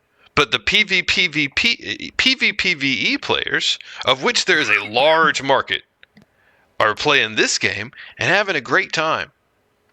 And when they see pure PvE players try to come in there and try to get the devs to stop focusing on working on the content that for the game for PvPvE players and start making stuff for them, start making all these demands, talking about boycotts and review bombs and shit. I'm sure y'all have seen all that on the forums. That looks entitled. It looks like some really toxic shit. And I'll go so far as to say this: the vast majority of toxicity I've seen in this game comes from when I down PvE players, because PvP players, they're used to PvP happening. But when PvE players go down, they rage and scream at me and call me all sorts of terrible stuff. I have been called slurs. I have been told to get cancer. I have been told to get AIDS. And that's PvE players. That's not PvP players. That's PvP lobbies. It's probably a mix. It's It's really not. I'm deep in the trenches at this point. Well, I gotta say, man, the stacks that you're limiting your gameplay experience is all I've got to say. Yeah, yourself. You really are. I think you should not quit the game, but just play it different for a little while. Just I get called rat all the time. The term rat even itself is ridiculous. Just play the game. To quit it. Well, if it's like for a mental health thing, just stop playing. But I have a good time just running around shooting people. The way that I was playing before was peak. I enjoyed it, but it's busted now because I can never be comfortable doing something like defibbing someone. I'm always going to get the urge to immediately shoot them. Hell, don't defib them. Then don't defib them. I don't care. I don't care. Defibs. Waste of space. Well, no, that was. Defib? No, I ain't got a defib, buddy. Sorry. I liked running around being helpful. You don't have defibs and trios you're throwing. Well, you're not wrong. But and again, my friends know how I am. So even at this point, if I got into PvE lobbies, they know I'm going to be volatile. So I'm basically isolated from being able to do sounds duos. like you, yeah. It sounds like, dude. I don't know, man. You got a wild story, dude. I hope all that works out, man. That's like I won't go into very detail, unusual. but an unfortunate incident involving me is the reason why seriously 30 people have stopped playing and will never play again 7 Days to Die. Well, that's wild, dude. I'm That gonna being be completely honest, it's a shit game. 7 days. We were having fun with it until I lost my shit. So it's wild, dude. It's wild. yeah. Well, Yeah, so yeah. Now I don't think that PvE is good for the game in any way, shape, or form. I'm glad that the devs are ignoring the PvE requests and focusing on their vision for the game, and it has brought them great success so far. I think that PvE players should not purchase PvPvE games, especially with the tutorial having your character get shot in the back. For them to go through that and still complain when PvP happens is wild. But here's the thing. Here's the big fucking elephant in the room that we actually all forgot to mention. What is it? It's tagged as PvE in the store. It is not. It is not. Yeah, it is. The official. I'm staring at it right now. Let's bring it up. All right. What does it say right next to that? Extraction shooter, multiplayer, PvP, PvE, online co-op. Up. He said the word. Yeah, that usually means that there's a separate mode in a lot of games. So what you're reading? Because what you're reading is user-defined tags. Steam actually doesn't have a PvPvE tag. It only has 2 separate tags. So it's a storefront issue, not a game issue. Yeah, but hold on. I'm looking at it. Bring PvE people in there. No. What you're looking at, it says popular user-defined tags for this product. Do you see that? Do you see that? With where the PvE tag? You saw a PvE tag, right? Yeah. Now and scroll an online down. co-op tag. Right now, you see it says popular user-defined tags. That means anybody can add one. You and I can add one. Instead, scroll down. Mm-hmm. The actual store tags are listed vertically on the right side. It says online PvP and online co-op, cross-platform multiplayer, Steam achievements, in-app purchases. That's it. Their tags for the game are online PvP and online co-op. Yeah, online co-op implies it's people working together against something. And also PvP. You're working together in online PvP. You're online co-oping. Yes, team-based. You can be. Yes. There is not team-based. Do you think that they would have added an online PvE tag if they wanted to? Perhaps. Do you think that would have made them sell more copies to add that? For sure. But they didn't, because that's not the kind of game they wanted. The kind of game they wanted was online PvP, online co-op. So that is their official tags. They also, with the Steam store tags, do have the option to take user-defined tags off, and they haven't done it. They don't need to. Which user-defined tag is wrong? PvE. Okay. The game has PvE in it. It does. It's PvPvE game. No, once a game has PvP in it, it is a PvP game, even if you add that E on there. It's not PvE implies that you are just going against enemies, like in something like Forever Winter. No. All right, I just posted the picture. These are their official tags. Mm-hmm. Online PvP and online co-op. That is a great description of what this game has. Now, it has PvE, and people can have all sorts of... They can add whatever tags they want. They can add... It's a dating sim. Was it Armored Core 4 or whatever? Armored Core 5 or something? They had a problem where people kept putting a dating sim tag in there. And and they removed it. Right. But that's because they had to PvE keep tag from Arc petitioning Raiders. for that. That's because they cared enough to be like, oh, we keep petitioning to have Steam fix this. Yeah. This is a fucking stupid store side fucking argument. Not gonna lie. Does Steam have PvPvE as a single tag?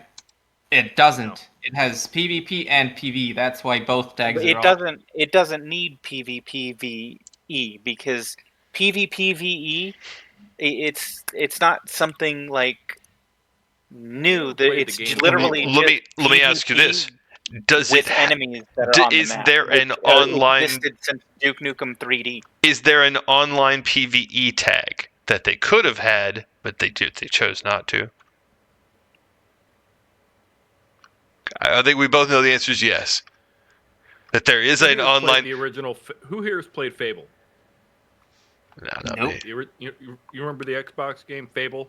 I've heard of it. Yeah. All that stuff. Okay. Yeah, I played it. In that game, you choose the outcome of your player. In this game, you choose the outcome of your matchmaking based on your behavior in game. That's it. Yeah. That's So I would just say saying they should remove the PvE tag from that's it. You choose from the outcome of user-defined your tags. matchmaking. They have the ability to. But see, but there is PvE in the game, so it's not like it's wrong. It's not wrong. I've got lobbies okay, where I work so with 20+ raiders to take down Arc all over the place, and yeah, we all have by that definitely argument, then it is a PvE game. No. By your argument, PvP. Right. By your argument, PvPvE games can't exist, but they do. They're PvP games. And sure, you can feel that way, and that is why the tags are online PvP and online co-op, and not online PvE. This kind of game existed long ago, and it was just PvP. It was just versus, and it was a versus where you just so happened to also have enemies on the map. Exen had a mode where you could do that. Doom, with its DM flags, you could have monsters still spawn in when you played deathmatch, which people sometimes did because it added a little spice to it. But these tags here, are these tags wrong? Online PvP and online co-op, is that wrong in any way?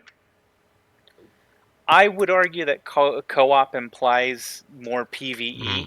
You can't say that. I'm not going to also say that it could be used in the context of, because I don't think they have like they have an online PvE team tag or anything like that. They have an online PvE tag.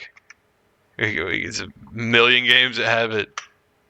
You can, but it's got online co-op, which co-op games typically are ones that are you can max out their blueprints and their weapons in short order. It would be done within a few months tops, and everybody would move on to the next big bang. Yep, and they don't want that.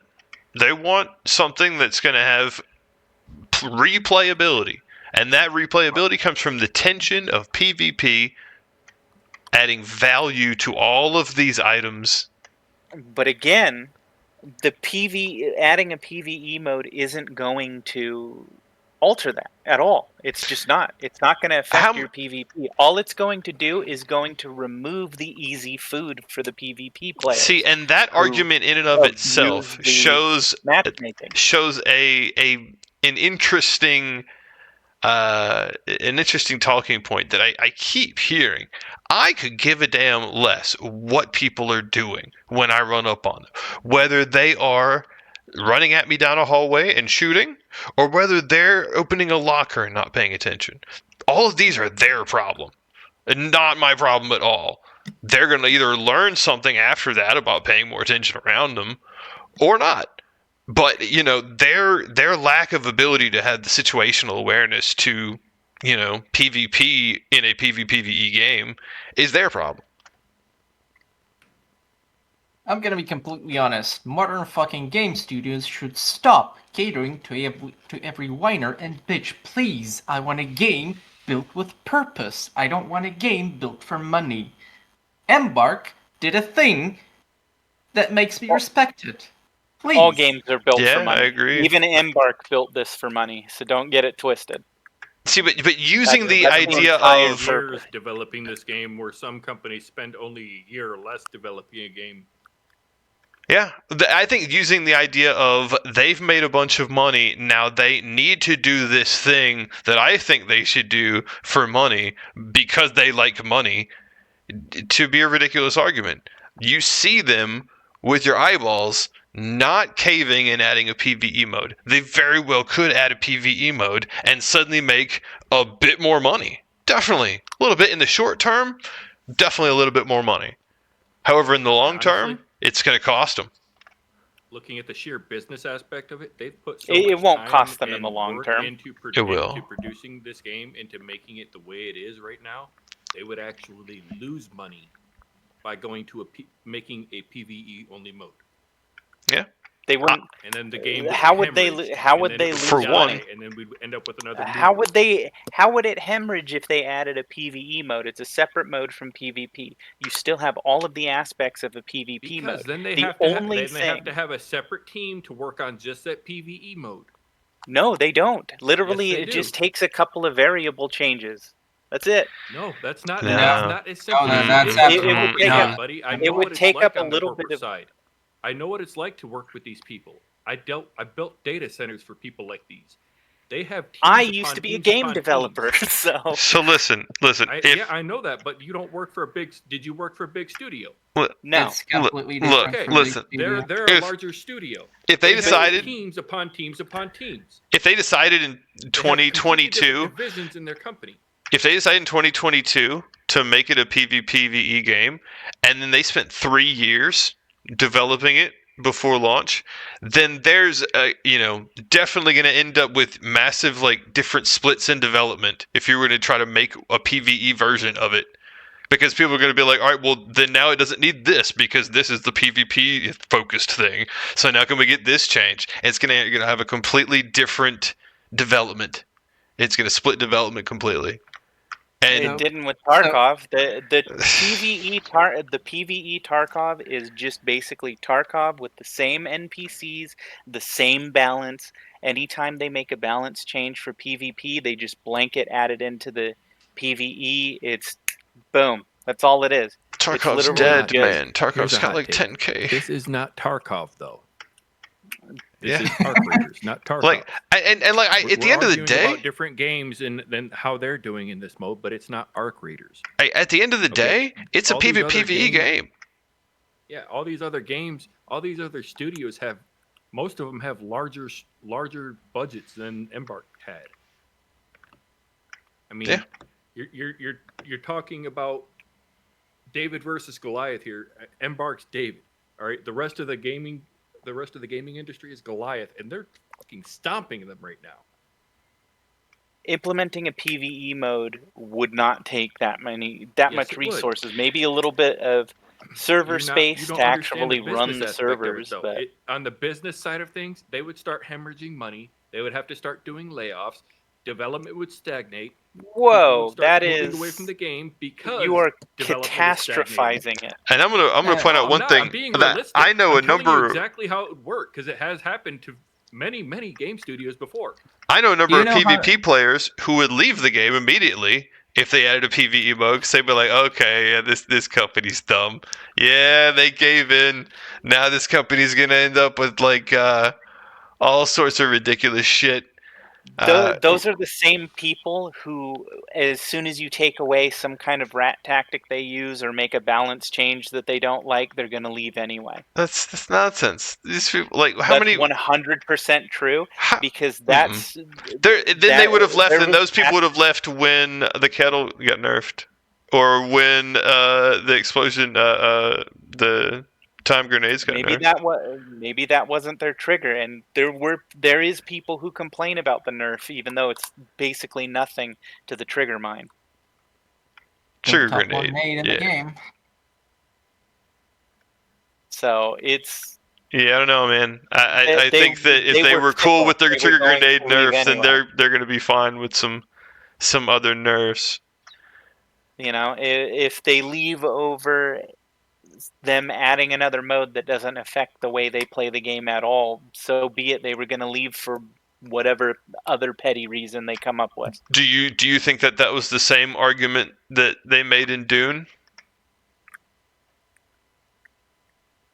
Dune added Dune spent how many years in development too, just being the same way that Arc Raiders was. Dune had shit marketing. Regardless, it didn't have to have good marketing. It's Dune. That's all you need to know. So how relevant is Dune? No. Dune is very relevant because the exact thing happened to them. They have a bunch of people. The game had just come out, had been out a very short amount of time, and then a bunch of people, PvE players, in a PvE game, demanded a safe PvE mode where they can get great loot. And that's what happened, and then it died. And then they moved on, locusts that they are, to the next crop up the road, having learned absolutely nothing, completely devastated the Dune devs. I guarantee they realized exactly what the hell happened, as they watched it happen. And they're probably like, damn, they ate us and left. Implement it? Did it actually affect PvP? It didn't have to. It created a place where you didn't need PvE anymore. Which was a part of the game. It was part of a risk versus reward if you wanted, apparently. And I didn't even play it. I learned about this earlier in here. To get the valuable stuff. Who was it that told this story earlier? To be honest, you can still screw up the PvE game for all the PvE players by going in there and attracting the sandworms. Oh, yeah, you actually Just could. running naked. That's actually, I actually saw a clip on YouTube from Carnage. That's exactly what those players did. Co lost his entire fucking build on that. Yep. That's a griefer issue. Yes, that's what happens in PvE when you get a PvE only mode. You get griefers. Yes. Because you can't shoot the fucking griefers in the face. You get griefed and you can't do anything about it. Now you just got to deal with the chaos they unleash. So that game died very quickly after they did this. And for me, it's that the people who did it, as they locusts swarmed off to the next field, learned absolutely nothing by it and told themselves in their rearview mirror, it wasn't us, dude. That game was just, whew, that was a rough one. Hold on, because you're creating a narrative here. And the thing is that you still haven't explained to me how the PvE affected the PvP at all. But we did multiple times. How did it affect it? I'm gonna repeat it. Mode for Arc Raiders. Okay. Okay. Your argument is that you want separate modes. Yeah, completely separate, completely divorced. Why are we bringing up Dune then? I mean, it's similar. Exactly. Why are we bringing up Dune? Because it sounds like they changed the PvP mode to cater to PvE. This is not what I'm arguing for. I am merely arguing that there is just a PvE mode.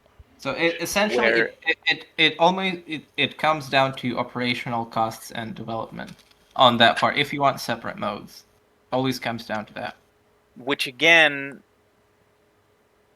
I mean, there's some time to it, but you say they have all this money, it wouldn't mean shit to them, and honestly, you wouldn't have to make many changes. Just make it so the players can't fucking kill each other. Why do you think they're not doing it?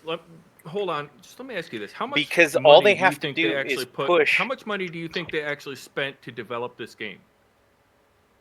I don't know, but I do know that as a software developer, all they have to, their entire goal is to make a minimum viable product each iteration. Okay? Now, they have. Yeah, they have. Exactly. That's my point. They don't have to add a PvE mode, but it's not going to hurt the game if they do. But we gave an example of how it will. Because it won't, though. Yes, it does. The thing is, the player base is already going to be fractured. Dune is the perfect example of that in recent times. Dune was a PvP affected the PvP. Dune changed the PvE only mode, and now PvP has stagnated, and all the PvE players have stagnated, and now the game is dying. Yeah, that sounds like poor development. Okay, hold on. I want to point something. No. I want hold on. So he's a great example with Dune. It is a perfect example of it is a PvPvE game where the PvE players went to it, demanded that the devs change the game to make it easier for them, and then as soon as the devs caved to that and changed the game for them, a month later, both PvE players and PvP players were done with the game because the whole game was ruined by it. It is a great example. But here's the thing. You're focusing on one factor when, from what I understand, they changed the PvP to cater to PvE players. That's a huge distinction. No. That's not what I'm saying. That's not what happened. No. They had zones, right? Where the best stuff, risk versus reward, was in a PvPvE zone, right? And the PvE players complained that to get the good loot, they had to do a little bit of risk, and they didn't want to do that. And so they complained enough that the devs created a PvE place for them to get this stuff. And by doing that, within a month, the game was dead. Because PvP had become useless because the risk versus reward part of it had been destroyed. Even though it's not that they changed it, they just added a PvE thing, and it completely ruined the whole core element of the game. They added a PvE thing that affects the PvP. That is not what I'm asking for. Kinda is though. You just don't see how it will. PvE, a completely separate mode, with a completely separate character, with a completely separate stash, completely divorced from the PvP mode, like how Tarkov has it. That will not affect the PvP at all. It will make players who want a PvE experience migrate over to the PvE area, but it won't affect PvP players. All they'll be missing is easy food. That's it. It's not about that. It has nothing to do with that. The entire game matchmaking is resolved that portion of the free meal because most of the aggressive players are matched with aggressive players. It is not aggressive players still get into PvE lobbies. But it is not perfect. Let me finish what I'm saying. It is not perfect. People are going to abuse algorithm here and there. People are going to do things, but once they kill somebody in a friendly lobby, they're back in aggressive lobbies. Because they're not going to kill just one person. They're going to go in there and they're going to kill 3, 4, maybe wipe the whole lobby if they're good enough. And then they're going to be right back in the aggressive lobbies again and have to sit through the whole algorithm again just to get back into friendly lobbies. Meanwhile, people are playing PvE without them. And here's the thing. PvE is easy. This game is there's nothing crazy challenging about any of these scripted bots. This is the whole game is easy. Right. Okay. And therefore PvE players, they're not going to play it for very long. The whole difficulty part of the game, the part of it that creates, all the tension in the game, comes from PvE. It comes from PvP. And therefore to say that we want essentially an easy mode, because that's what you're saying. We want to take away a large portion of the risk of the game. Essentially saying we want an easy mode. And you wouldn't want to call it that. That's not what you want to call it, but that's what you're asking for.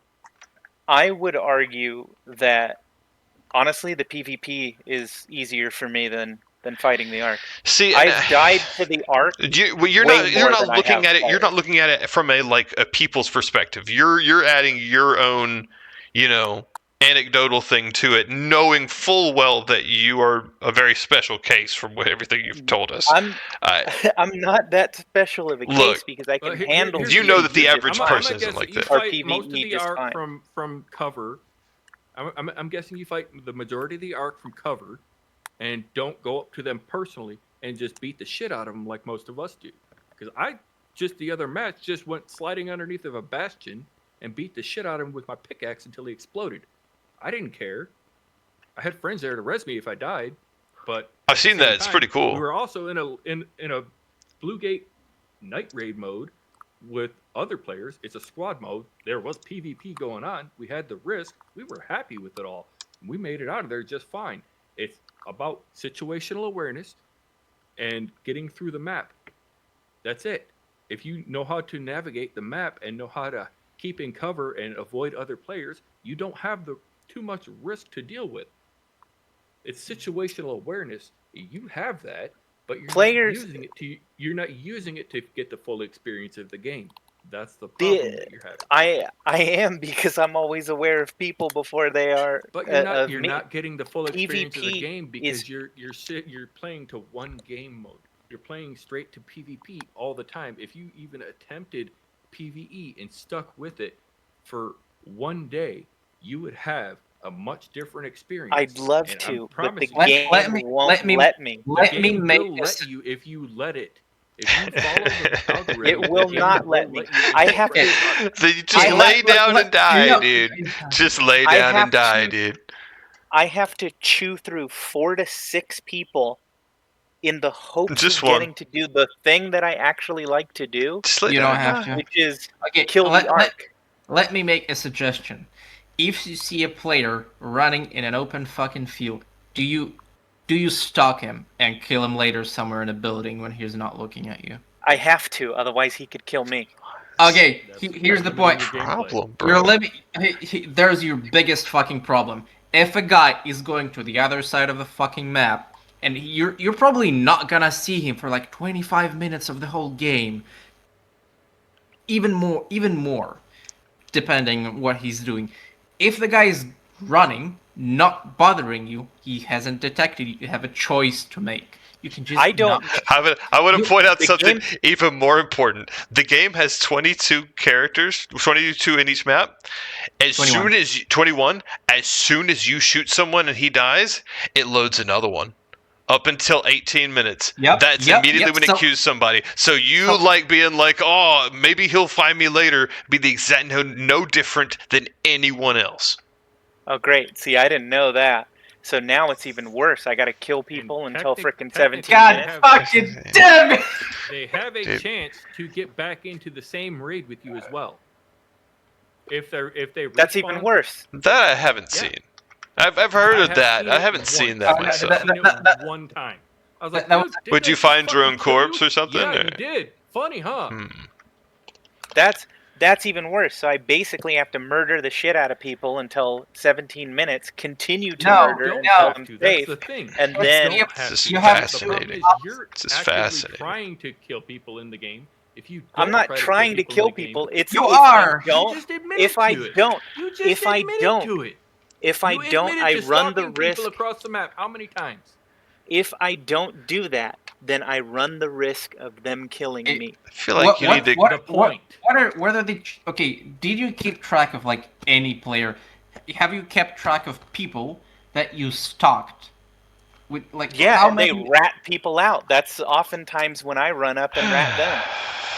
Okay, great. Have you tried letting person go and just trying to keep track if you ever see him in a match again? Well, no, they give me the opportunity to kill them. I gotta take it so they don't get the opportunity on me. Look, my man, you need some help. Look, I need you to come sit down on the couch at some point. We'll talk this out in detail. I feel like you need to just play a game normal every once in a while. That's wild. Normal. I am mitigating risk. Yeah. The more people I kill, the less risk there is to me. The fact that you've never played Stella Montis ever is bananas, my man. I think that you need to actually branch out in this game a little bit. Try some new stuff. Try not to do the same thing over and over and over. My friend said that Stella Montes, that no matter what. So what do you give a fuck about your friend? Fuck your friend, dude. You, as a gamer, I assume you're playing on a PC, right? Yeah. Yeah, you got a PC game, right? You probably got a good computer, right? You're playing. It's not 1080, right? You got some. It looks alright, right? You playing 4K, good? My man. Then you're a gamer. So you as a gamer, and a game that's got a bunch of different maps, and there's a new map that you haven't played yet. Man, that shit's been out for months, dude. For months. It's because I was told that it I was was a told. PvP-centric. Play the fucking game, my man. Try new shit. Be a gamer. Be like a gamer, my man. I don't need anybody to tell me. I don't need nobody to tell me shit for me to see. Hey, there's a map I haven't tried. The thing is that he knows that I am more one to avoid conflict. Who is he? Your therapist? No. No, he's someone. He's someone who I would play hunt with, and he told me that Stellamontis is a place that you go to when you are prepared for a fight, and that's just not. And you don't feel comfortable for a fight? You don't feel prepared for a fight? Because if you don't, I understand not playing the game. But at this point, if you don't feel comfortable, prepared for a fight, I don't understand what you're playing the game for. I'm not prepared for a fight. Stalking and shooting somebody in the back, yeah, but an actual like frontal fight, I don't know how the fuck that'll go. Well, then I win it. I don't know. You should go try some other game. Then, man, that's wild. You should definitely feel comfortable enough with your own skills to be okay in a gunfight. If you get into a gunfight and immediately like turn into a bitch and start screaming and flailing your arms and just roll over and die, that's not good, my man. That's not something you should be. You know. My whole thing is I mag dump. That's okay, good. If that wins, good. The people who tried to fire on me that I ended up killing and ending up in the PvP lobbies, like, yeah, I can beat them, but I don't want to fight. I don't even want to fight. That's the whole reason why I'm deleting the game. I don't want to fight all the time. It's exhausting. How many games in, when you first started playing this game, how many games in did you start playing PvP?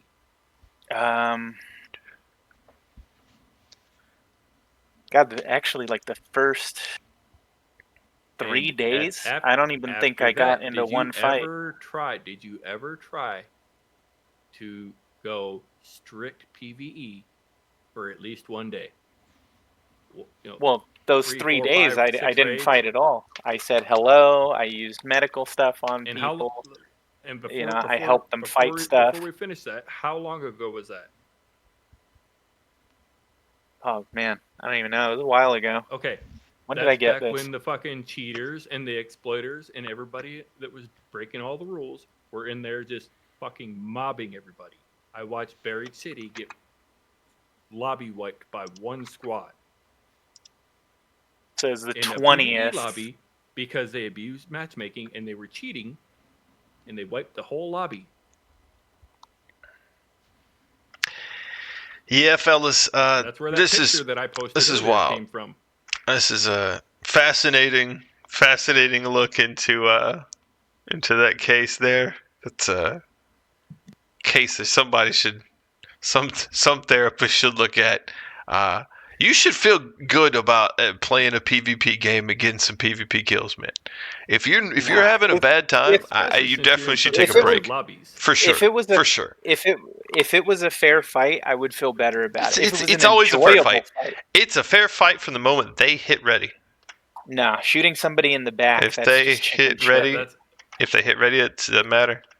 I've been in many fist fights over the years, and I have never once kicked somebody in the balls. Were they ready, or were they not ready? You've never been in a real. It doesn't matter. You haven't kicked somebody in the balls. It really does matter if they hit the ready button or not. There's just some stuff that you don't do, and shooting somebody in the back is fucking shit. All right. So if you run up on somebody, right, and you're deep in a match, right, and you run up on somebody and they're picking open a locker, do you say, "Hey, buddy, I'm just letting you know that I'm here, and I intend to shoot you in 3, 2, 1, bang, bang, bang, bang, bang"? Is that how it goes down? Because I'm having trouble understanding how this happens. What happens is I basically ready up, I load in, I just loot like normal, I'm perfectly fine. Then I hear someone's near me, and no. My situation. You are in a match. You have a bunch of loot on you. You run up on a guy who he's not paying any attention. He's looting a box. do you shoot him? Or do you say, hey, buddy, I'm going to start shooting you soon. 3, 2, 1. Like, which one of these? Because it can only be one of these two things. Was this before or after my villain arc? No. Now. Now? Oh, I would absolutely. I wouldn't even run up. I would just get into the minimum viable range and unload on. Right, shoot. So you just shoot him. Okay, right. Yeah. And but that's I'm not good. Feel good about it. Why? It's PvP in a PvP zone. Because it's chicken shit. It's he had it's no not. chance It's PvP. of retaliating. If he had been paying attention, he would have. If he had the situational awareness to know that, hey, somebody could be running up on me from this angle. Yeah, but he didn't. He wasn't thinking about it. Boxes and stuff like that, your vision's obscured. The whole game is all. Basically, you're a sitting duck. Yeah, you would do it quickly. You want to get into a good position and do it quickly. Get it done as fast as possible and move. Absolutely. Yeah, doing it fast as possible, you can't outrun a bullet. Like sure, and therefore sometimes you're gonna get demolished. And therefore sometimes if you weren't paying attention and somebody was sneaking up and they get some shots on you, it happens. If people could retaliate, if people actually, if situational awareness mattered, I wouldn't be stacking as many bodies as I do. Look, it does. Situation awareness matters a lot. But the game conveys it poorly. The sound, they're not aware of their surroundings, then that's on them for getting fucked in the ass. The sound design is terrible. I mean, it's piss easy to sneak up on people. It's really not hard. There's constantly noise going on, and when they are looting a container, that second that it takes for a loot item to pop up in its slot is enough time for me to kill them. It just is. They should have been paying attention. They shouldn't have immediately jumped into there. No, they absolutely could. No, absolutely could. For instance, when my team is looting a room, I don't run in there as well. Like when we use a key card, I just wait outside. They close the door. I wait outside and I watch. Because if everybody runs in there and starts looting, another team could run in there as well and just dump on you. It's about situational awareness. And having somebody to watch your back is a big part of that. So if you're solo, then yeah, it's understandable. I'll go step by step. I'll go into my lobbies right now if I was in, because I have mine's all PvE because I haven't fucked anybody up. I'll go in there one of my victims. I'll see somebody get attacked by a Rocketeer, a Leaper, or Bastion or whatever. I'll fuck that arc up. They'll be my friend throughout the whole fucking map. They'll follow me like a sick little puppy. It's easy to convince people to be, At this point, I'm too paranoid. Well, hey, I just want to kill them. I understand. I wish you luck with that. That being said, the average person, that's not how they play the game. And I would say that most people enjoy the game as it is. It's got very positive ratings because its core audience, PvE players, enjoy it.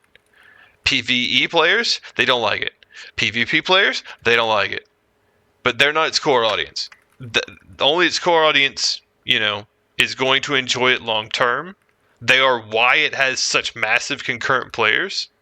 And to have PvE players come in and demand it to get changed and then get upset when it doesn't get changed and talk about like boycotts and, review bombs and shit is wild. And I cannot blame the devs at all for completely ignoring them and sticking to their vision and making a great PvPvE game and not needing to change their game because a vocal minority of people came in thinking that they were the majority somehow, which is something I see a lot on the forums, and it's bananas. It's not even... PvE players seem to think that they're a majority, and I feel like if they really thought that, then why would the devs not give them a pure PvE mode? If they were a majority, the devs would be out of their mind not to give them a pure PvE mode. But the devs know that they're not. This could just be the quirk of my matchmaking. Maybe it's because I play the game at weird hours. But when I was in the friendlier lobbies, it was always, different screen names on the voice chats and stuff like that. When I got into the PvP dregs, I've honestly murdered the same guy about 3 times in 3 different matches.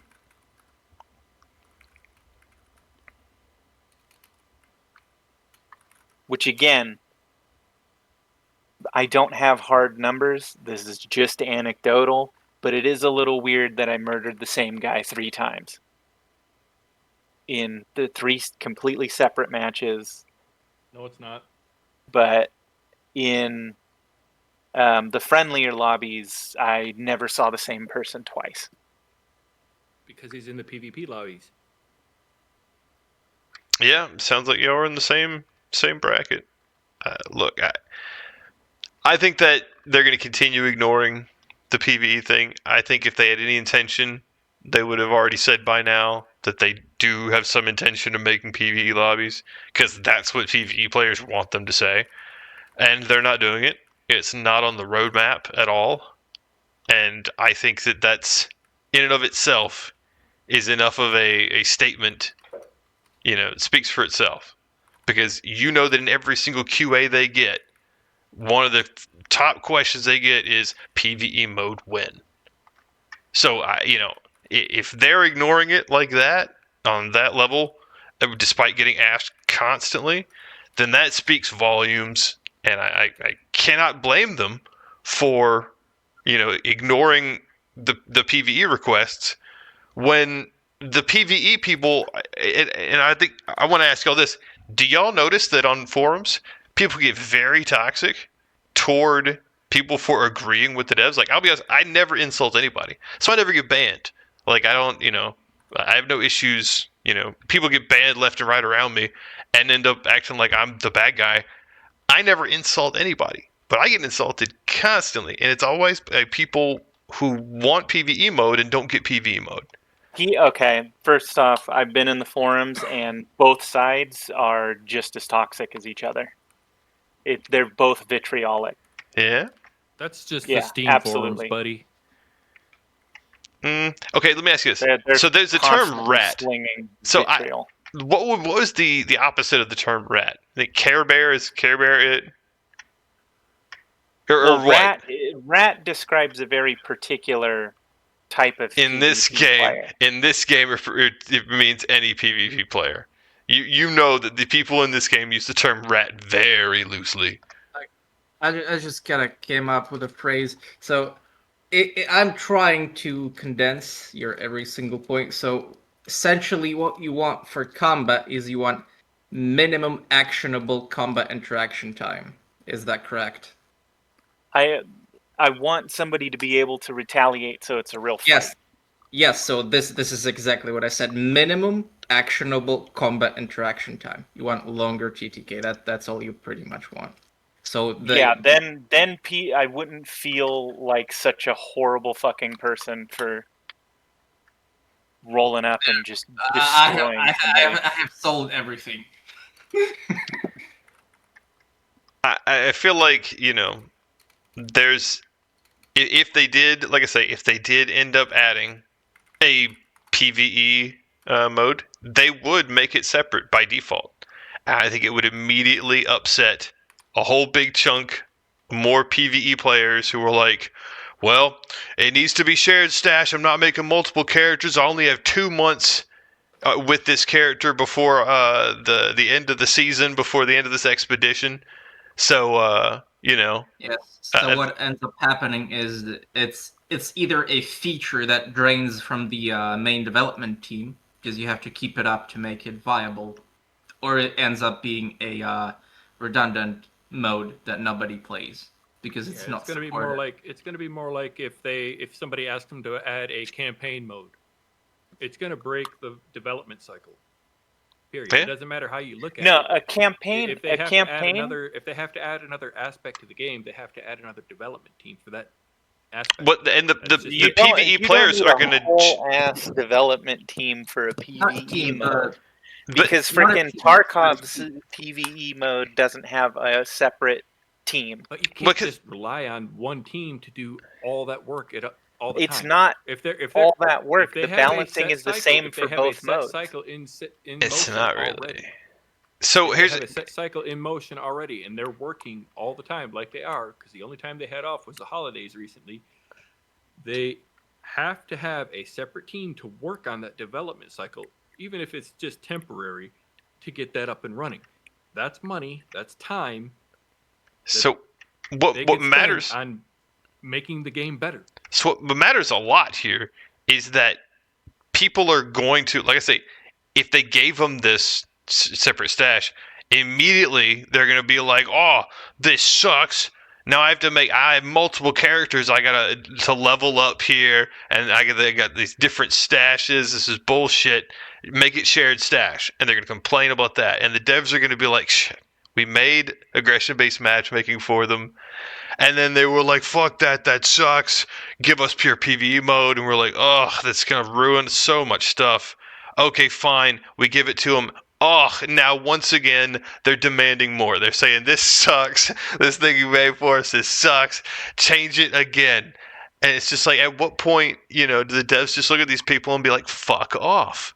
Like, can you not just play a game that it's, that's designed for you? I mean, if you want to make the game better, if you want to, we can't really argue for PvP. We can't argue. We don't have player numbers. We don't have player numbers. It doesn't matter, because adding the PvE mode didn't hurt the numbers. I'd argue that it probably did. It probably did. Probably a lot. I don't. If I had actually got it's not a big audience, but it actually got people buying in on Steam. Yeah, I'd say it probably did over time. It probably got short-term gain, and then already by this point is it was like 11K when I looked at it earlier. What really hurt Tarkov was its wiping system. Well, that's the only thing keeping it alive, to be honest. Look, it's every time they have a wipe, a portion of the player base attritions out. That's part. All right. See, now I want to point out this out. Wipes are part of PvPvE games. They are a crucial part of PvPvE games. And once again, I'm finding that there is a crucial part of PvPvE games that you just absolutely hate by default. And this is how the shit works, man. This is what PvPvE games are about. If you don't have wipes every once in a while, you end up with people who have crazy loadouts and bringing in crazy shit. Great. Hunt Showdown is, permadeath. Your character gets shot in the head, and that character's gone. Yeah, the character doesn't matter. It's the money that matters. Well, to an end game player with 2,600 hours, yeah. To most players, no. To most players, that character is that commodity. And having a character that has perks so they can play the game to what they feel like the game should be played at is for them. A big complaint about Hunt's character system is how most perks really just don't do shit. Dude, look, personally, I've played Hunt long enough to know that there are numerous perks that are massive in that game. Gator legs alone is something I would not run without. That shit is awful without gator legs. Don't even act like it's not, dude. Don't even. It's not. You just frog hop. Stop, dude. How much noise are you trying to make? Augment you have? Oh my god. What do you mean? Frog hop. You can craft. What, me? MK3. Yeah. Which one? Shit, I have like 4 of them I can do. Okay. So I don't know those, but you said you don't have many weapons blueprints. You don't have many other blueprints. Right, because I have to fucking kill everybody to feel safe. No, you don't. That's I do. That's a you problem. It really is. Problem. It's a you problem. You can't force the game to say, "Hey, I need a PvE mode because I feel nervous and playing against other players." I'm not saying I need a PvE that they mode. might shoot me. I'm not saying I need a PvE It really mode. kind of is exactly what you're saying. I'm saying that a PvE mode is just adding something. No, It's not. It's taking away from the PvP. It is. It's taking It's away not from the taking away from the point of the PvP. game. It It does. Yeah. It just sounds. Do you want to know Might as well what just this add a entire campaign mode at that conversation point. really sounds like? Is it It's going to be fucking, that like, taking away food from bait? Is that it? No, it sounds like freaking some gatekeepy people who don't want people to enjoy something, so Is they that- don't is that even really want what you developer think? to make Is that it. what makes sense? Absolutely. Does it really See, make sense, You know, dude? you know what? I You know mean, what? bro. Games should people should gatekeep stuff. That's why shit goes to fucking bullshit because people. No, people don't shouldn't give stuff. gatekeep shit. They absolutely Unbelievable. should If you don't like, here's the thing: if you don't like the way the game is, help make the game better by providing feedback to the developers instead of saying, "Hey, we need this, and you need to do it for us, or we're gonna leave." That's like they're gonna say, "Okay, fine, thanks for the $40. Have a nice day." No, literally, that's what I'm doing, and you guys are like, I'm saying a PvE You're mode advocating would for add a to the different game. mode. Yeah, Advocate for adding a fine-tuning different what mode they already is. have. If you help them fine-tune aggression-based matchmaking, maybe you can help them fine-tune to where they can add an aggressor-defender flag. Maybe you can help them fine-tune and add, points if you initiate PvP. Here's where the thing. You're Then it's further not. increased up the tier for. Then here's the and thing. held in that It's tier not longer my for getting suggestion good PvP. anymore. It's your suggestion coming out of my mouth. Look, it's the same. Like they were going to do it either I'm not giving way. you things that you should say. I'm telling you like ideas that you could come up with. I came No, up with these ideas. yeah, on the fly. Look. But here's the thing. Literally, They were my already thing- doing this anyway. They already knew this. They have already, they are brainstorming this like professionals with a like big group of game developers every morning. They know all of the options that they can do. Like they know exactly what adding a PvE mode would do. They've seen it a bajillion times. They have so many case studies.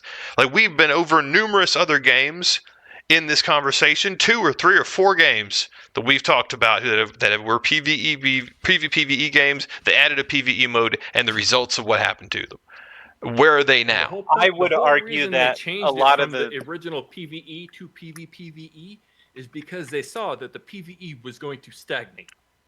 Mm-hmm. Just like this game. This game's PvE would get boring really quickly. If I didn't have PvP to do, or the worry of the risk of PvP happening, I'd have been bored with this game in a week. I'd have been done. I'd have been off playing something else by now. I mean, sure, yes. Watching See, the the Leapers PvP jump into for is me- cool. Dodging rockets is easy. Dodging The bombardiers PvP is easy. Dodging boring to meteors me. is easy.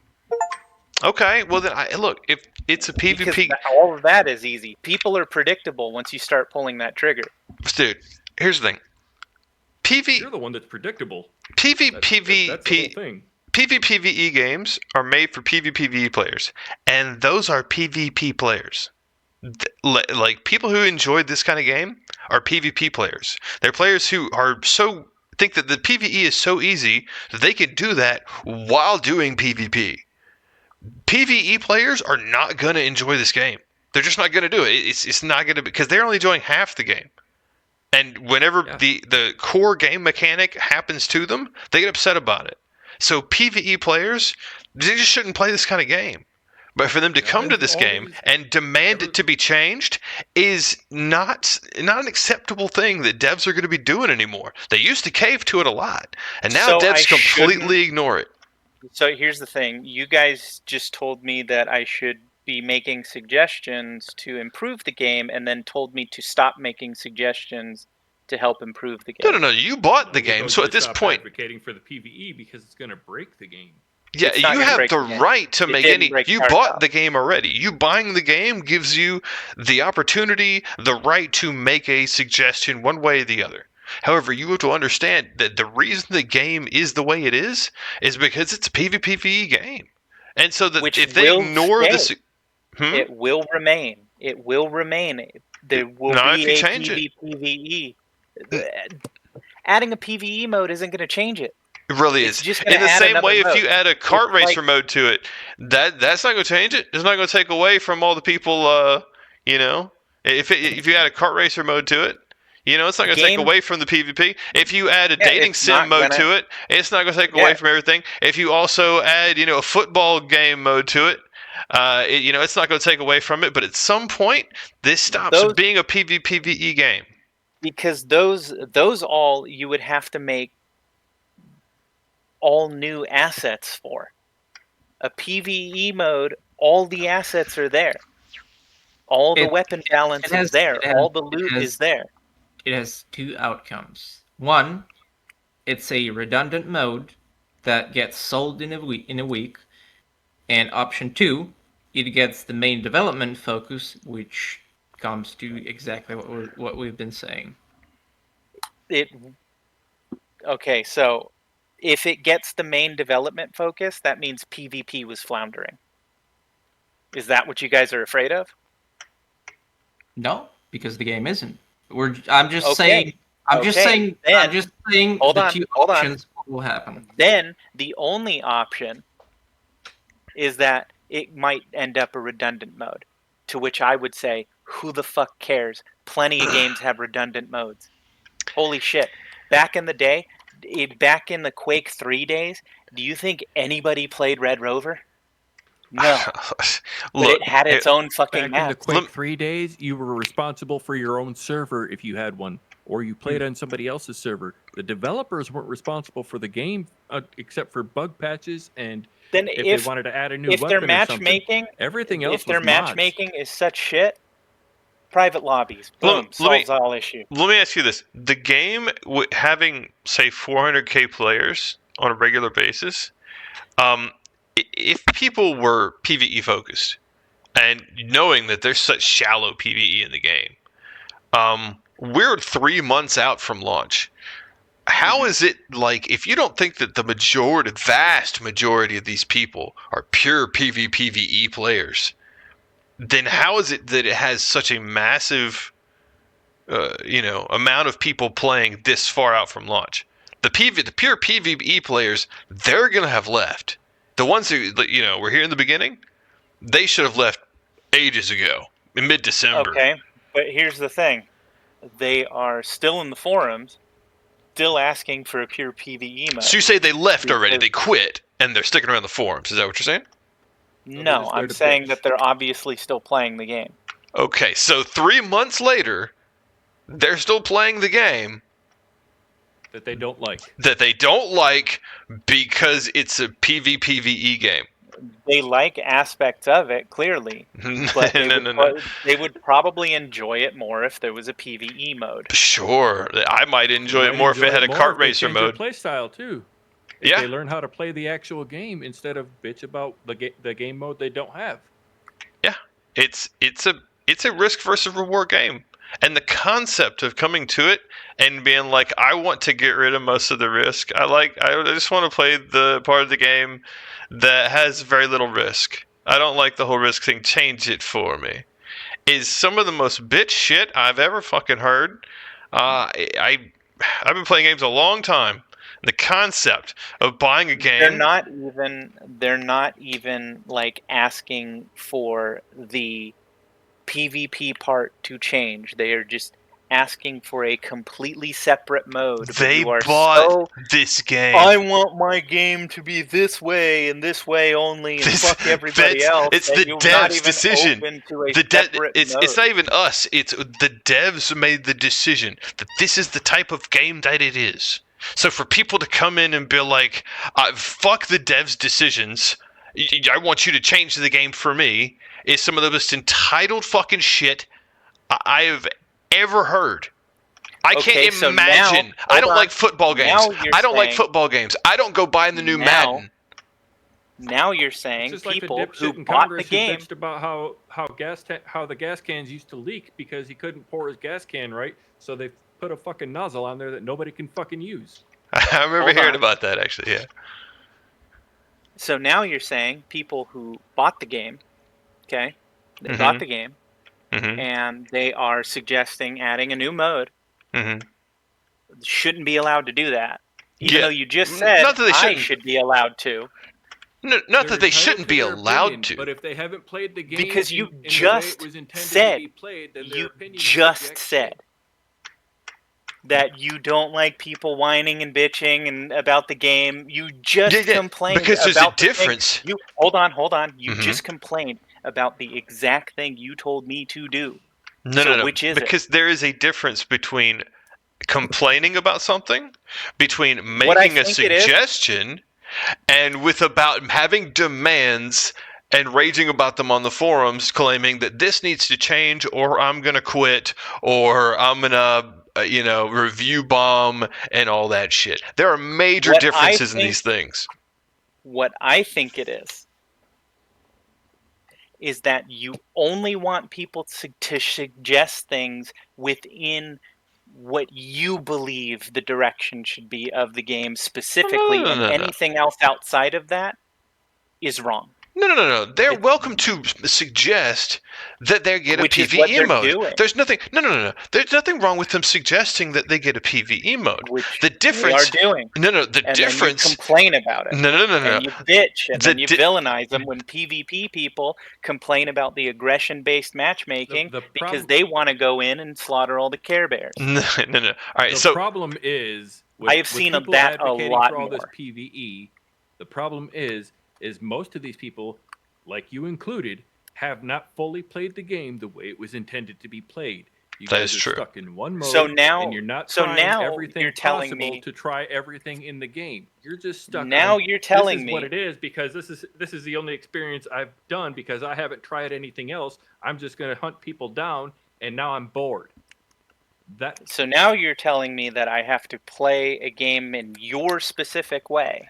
No, you have to play the game it was meant to be played. yeah, There's what this seems to be a here. video game is meant to be played. Holy shit! Yes. I didn't to be realize fair, that they were- That's to be how fair, there video is. games- Yes. Video I games didn't- are I experiences. didn't realize. I didn't Experience. realize there was very specific There really is.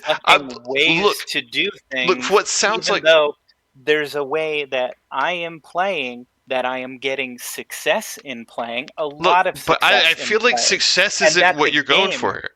Look, listen. So I don't think success is really defined. It's defined differently by different people. But if you're not having fun, then I wouldn't call it success. I would say it's the opposite of that. Actually, I'm trying to have fun, and if I'm killing people and extracting with their loot, I'm having fun. If you're not having fun, then you're doing something wrong. And I would say that if you just have risking my ass in that game to put my loot on the line, what fun am I having? Mm-hmm. I want to hunt Arc. No, it's you're right. can't, It sounds like because you're then if you focused can't, on you PvP. You absolutely can hunt just Arc and not people. All Yep. you have to do is follow the No, algorithm you that have has to- been laid out for you, This is and you will get bananas, the dude. outcome that you have been bitching about that you haven't If gotten, that- because the if outcome that- that you're getting is directly based on the play style. If you have that been was true, playing I in. wouldn't keep getting into PvP lobbies. But the truth is The truth is, The you keep shooting people, aggression so therefore you keep getting put in PvP the lobbies because you think aggression-based defending yourself means that matchmaking you're going Oh, to be my. flawed. PvE lobbies. Oh, Defending my. yourself is aggression. it's Defending yourself inherently based on this current flawed. algorithm So- is aggression. So if I'm you're- so I'm if you're supposed to shooting just people, lose my shit to Yes, someone. yes, That's what you're telling yes. If Lose all my you shit multiple have times. decided that you have bought a PvE game and you are readying up to go into a PvE lobby and you get shot and you don't want to end up in that lobby, lay down and die and give up your loot. That is the price you pay That is for doing poor that. game design. No. What's poor game design is you buying a PvE game when you don't like PvP. That's a poor customer decision. That's a poor I don't customer decision. I don't like this game's PvP, and I don't like the fact that by the News time I'm flash. done with that You can PvP, do PvE while doing PvP. I Yeah. can't. It's, You can. You're There's- just not trying. You're too concentrated on shooting people because you're too afraid that they're going to shoot you when you're not looking. If you stop fucking with Exactly. people and start fucking with Arc, because they people will stop shoot me fucking in with the you. back. Okay, do you know Okay, what you're happened? going to get shot in the back simply because you have been doing nothing but shooting people in the back. That is it. If you stop shooting people, like we have told you, and we have been trying to drill this into you for the past 2 hours now, that you are the result of your own worst enemy in this situation, period. You are the problem, and you are the solution. All you have to do is follow the algorithm, and you will be in a PvE lobby in under 6 hours. Guaranteed, bar none, end of story. You keep PvE arguing lobbies, and changing up. You keep trying to fucking come up with new situations, saying that this is why I'm here, and this is why the game needs this. And no, the game needs to stay the way it is. You need to adjust to the game, not the other way around. That's the problem people are having, is because they want the game to cater to them, and they don't want to learn the game. The aggression-based matchmaking is not perfect. It's beyond not perfect. It sucks ass. Look, hold on. It's working fine for me. It really is. No, here's the thing. When you say it's not working, it's working for a lot of people. I think if you look on the forums, you will see a lot of people talking about how they go for weeks at a time without getting anybody shooting at them. And then you say that you have a problem. Hold on. Let me finish. What to do. Yeah. No, we've actually showed you exactly what you can get out there in 10 minutes from now, 11, 15 minutes from now. You can be in these PvE lobbies if you want. That being said, I want you to listen to this. I forgot what we were talking about. What the hell were you talking about? People in the forums have been complaining that in this last patch, the aggression-based matchmaking is a little fucky-wucky. Because now tons of people are bleeding it gets reset in every patch. Yeah, but even then, right? People bleed. I remember what we were talking about. All right, look. So if you want to get back into that matchmaking, you can really easy. But what happened to you is that somebody shot you, and your pride, your ego got in the way, and you were like, "Fuck that! I'm gonna kill this guy," and you won. Great job. And then it puts you into a kind of a PvP-ish lobby, and then somebody else shot at you, and you did the same thing. And ever since then, you've been in that little cycle. If you get back into the what's normal for you is friendly mode, I think you'll enjoy the game far more. But when you get back there, you can't be shooting everybody you see. And that seems like it's a problem, because you have some sort of Arc Raiders PTSD going on, where you're like, I'll never know when I'm back there. Oh, you will. You will. You will. You will. Because once you get into the friendly lobbies, all you have to do is have an open mic and communicate. But here's the thing. It really doesn't matter. If you get shot, lay down and die and say, okay, I'm not there yet. And eventually, not your loot, it's your turn with the loot. Exactly. And therefore, as long as you just keep doing that and laying down and dying when you get shot, you'll say, okay, eventually I will be back there. Because as long as you're not getting shot by anybody, then you're getting there. Then you're there. So I almost turned into you so many times, bro. I have been shot in the back so many times. I have lost so much loot. But you know what? Every time I turned around and I was getting ready to start that villain arc, just like you did, I said, you know what? No, I want to play this way. This is the way I'm going to play. And I stuck with it, and I'm in the PvE lobbies. I haven't been in PvP lobbies unless I want to be. That's it. By the way, so just one example. I finished up a session of like trio PvP, and I needed to test one specific thing with enemy players. But I needed them to be friendly to actually do the test.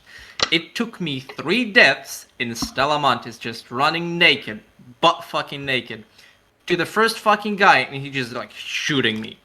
I respawned, next match, shot me in the head, next match, shot me in the head. 4th match, I spawned in fucking assembly, the bloodbath of the entire fucking map, and do you know what I hear? I hear 4 fucking players running towards me saying, "Hello, Raider."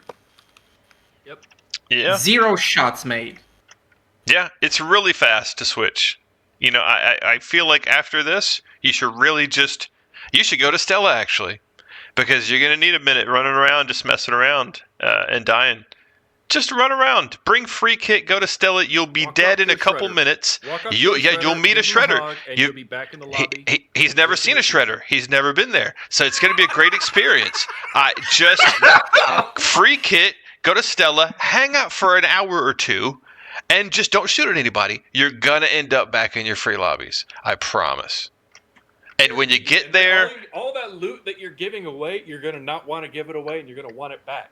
But you're Yeah. gonna get it back anyways because you're gonna find it in those friendly lobbies because you're gonna have more of a chance to search for it. Now, somebody might have extra. You might say, "Hey, do you have an extra one of these?" I've gotten matriarch core after matriarch core from just asking. Yeah.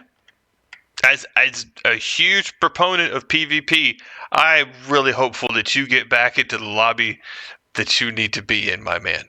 Because it sounds like you're having a bad time. And I don't want you in my PvP lobbies if you're having a bad time. If I can't defend myself when frickin' a rat comes into the PvE lobbies, I'm just gonna end up in that cycle over and over again. Yeah, and either I die. don't want to. I don't want to have to. I don't want to Die. have to manipulate a matchmaking to Just enjoy die. a fucking game. No, just die. Die. If I you just don't, don't wanna do that. want PvP, just die. Like we said before. Like I said, and it's not the first time I've said it, and it's not the first time it's been said by anyone. It's not your loot. It's your turn with the loot. Mm-hmm. And once you wrap your head around that, you're gonna enjoy the game a lot better. So yeah, that's the price you pay for doing it, for playing this game. I can't get behind, and that's the thing. It's exactly right. And even though I suggest a PvE mode, I'm not rattling a saber for it or anything. I'm literally telling you guys that the loop that the game has me in makes me not want to play it. So I am doing It's the loop that what you put I've yourself been in, told though. That's on what we've forum. been telling you. Yeah. You've done this to yourself, my man. And I hope that you do get back to a lobby that you enjoy. I didn't. You're welcome to come play with me. Shit, I'll walk you through it. And I'll make sure you don't shoot somebody. Myself. Bro, you did The though. moment you shot somebody. And you have to understand that if you want to avoid it happening in the future. The game basically is pushed me there. Yes, you have the risk of it is you have the risk of PvE. in You every are lobby. correct. Born in Every it, lobby. molded PvE by it. lobbies. And the thing is that for me, the weakest aspect is the PvP, and I didn't come into it hoping to not PvP. I was hoping the PvP was still good. It's not. It's not enjoyable. It's because of the way you do it. It's much better.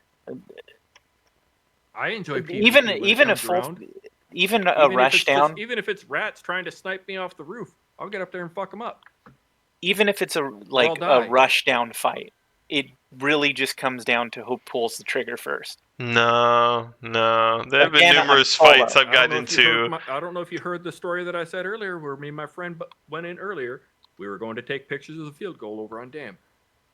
And remember, I'm solo. It doesn't matter. Look, I've been shot solo numerous times where I turned it around and killed the person. It's not like they're gonna win for sure. Yeah, I've fucked people up in solo all day long. Where I've been 1 health and I just completely rock their shit.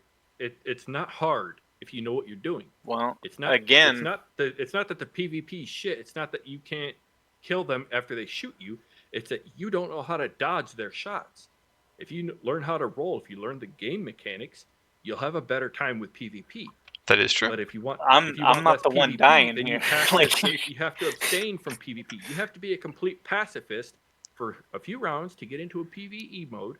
Once you're in PvE, yes, there's still the risk that you might run into somebody. But again, like I said, me and my buddy, we went into a duos. We had no problem. In fact, I was just in a trios earlier too, where we were running. We were getting ready to fight the Bastion in Morano Park on Buried City. And this dude comes running, blaring music in his microphone. And we all stop, we pull out our instruments, and we start jamming right there in front of the Bombardier. Nobody gave a fuck. Then we turned around and fucked the Bombardier up. We all worked together. We all got the loot. We all extracted. Didn't matter. Nobody shot each other. It's a choice. It's a choice that you have to make. Not the other player, not the developers. They left the choice up to the players on how they play the game, on how their play style affects their gameplay. Yep. So, fellas, we're gonna have to wrap this up. It's 1 a.m. here.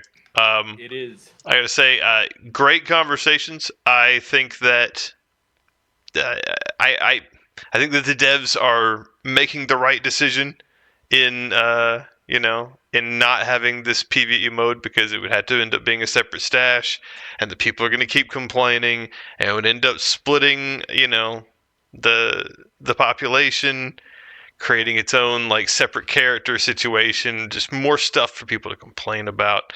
And I understand that is something that PvE players would at least a portion of them would be okay with, somewhere that they can play like that. I think that they're going to get tired of it very quickly.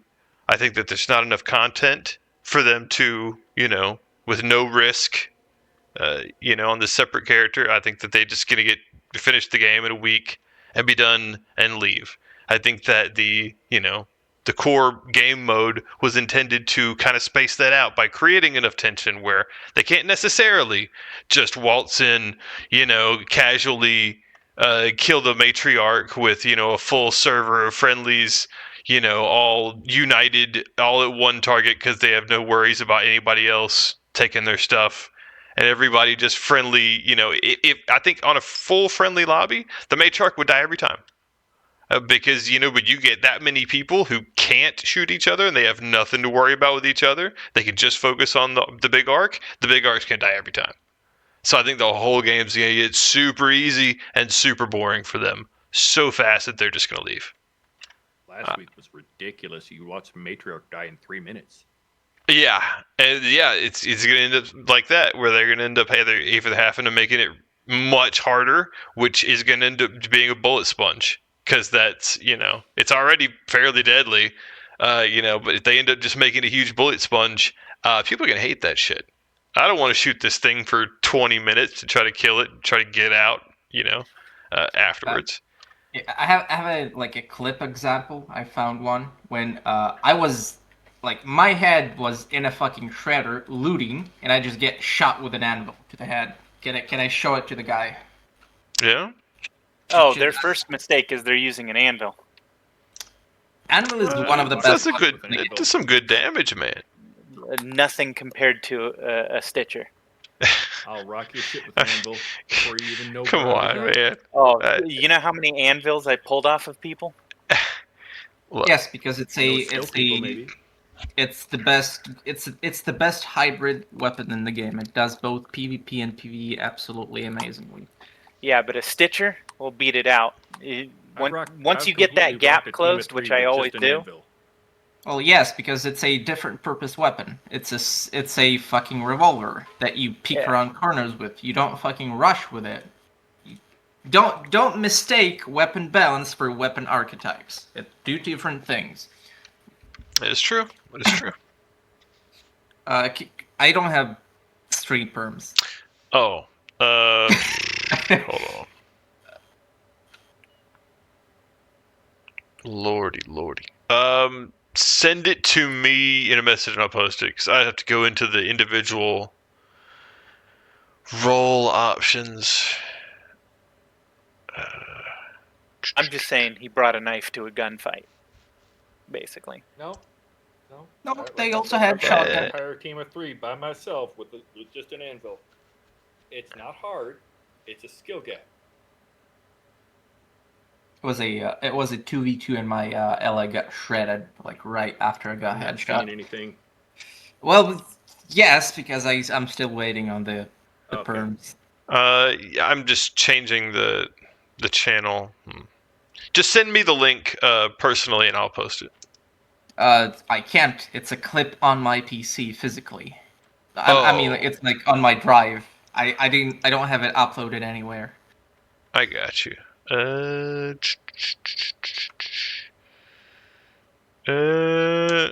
just made you a moderator. You might be able to do that now. You still might not be able to, though. No, I can't. I didn't set it up in such a way. Hold on. Can I stream in the waiting room if I enter there? I mean, maybe. Hold on.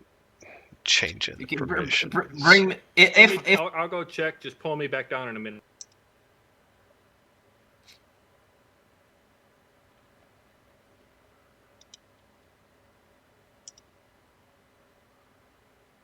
Did you solo at all in Hunt?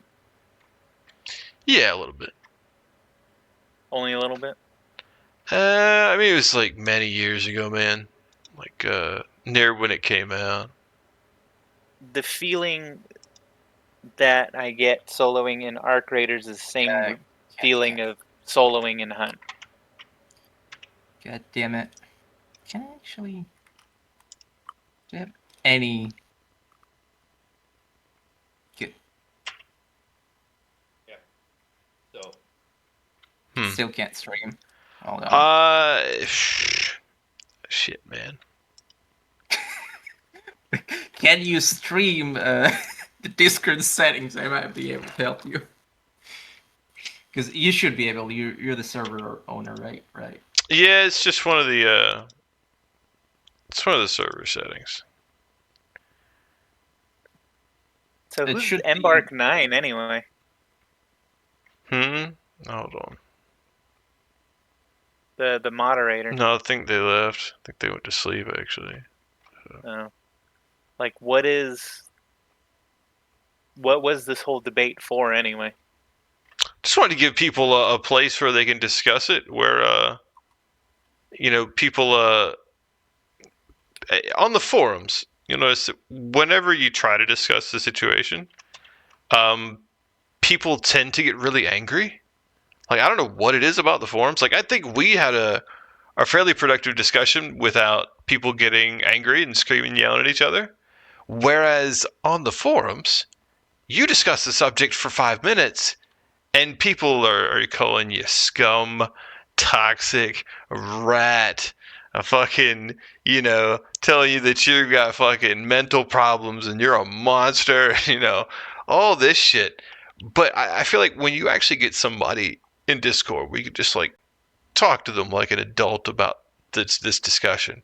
People actually chill the fuck out and have a real discussion, and you have the opportunity to present, all of your topics, everything that you want to say, in a way that hopefully can potentially change somebody's mind, or at least give them a different perspective about it that isn't happening when everybody's at each other's throats on a forum.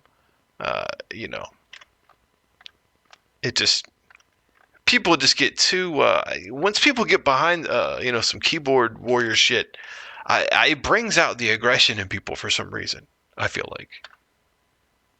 I don't know, people talk mad shit on there. I don't know. I can be a dick in a Discord chat, to be perfectly honest, though. This isn't really like a hill worth dying on. You've been fairly civil in here, though, I would say. Yeah, like I said, it's not a hill worth dying on. But like, them not adding a PvE mode isn't going to... It's not going to matter to me. And honestly, at this point, even if they added a PvE mode, I probably wouldn't reinstall the game. So it's understandable. I understand. Yeah. I think that most people who are enjoying the game currently are PvE players, because that is the core game audience that they were going for. And I think that those people are going to continue to enjoy the game. And I think the PvE players are going to either leave or they're going to start PvPing.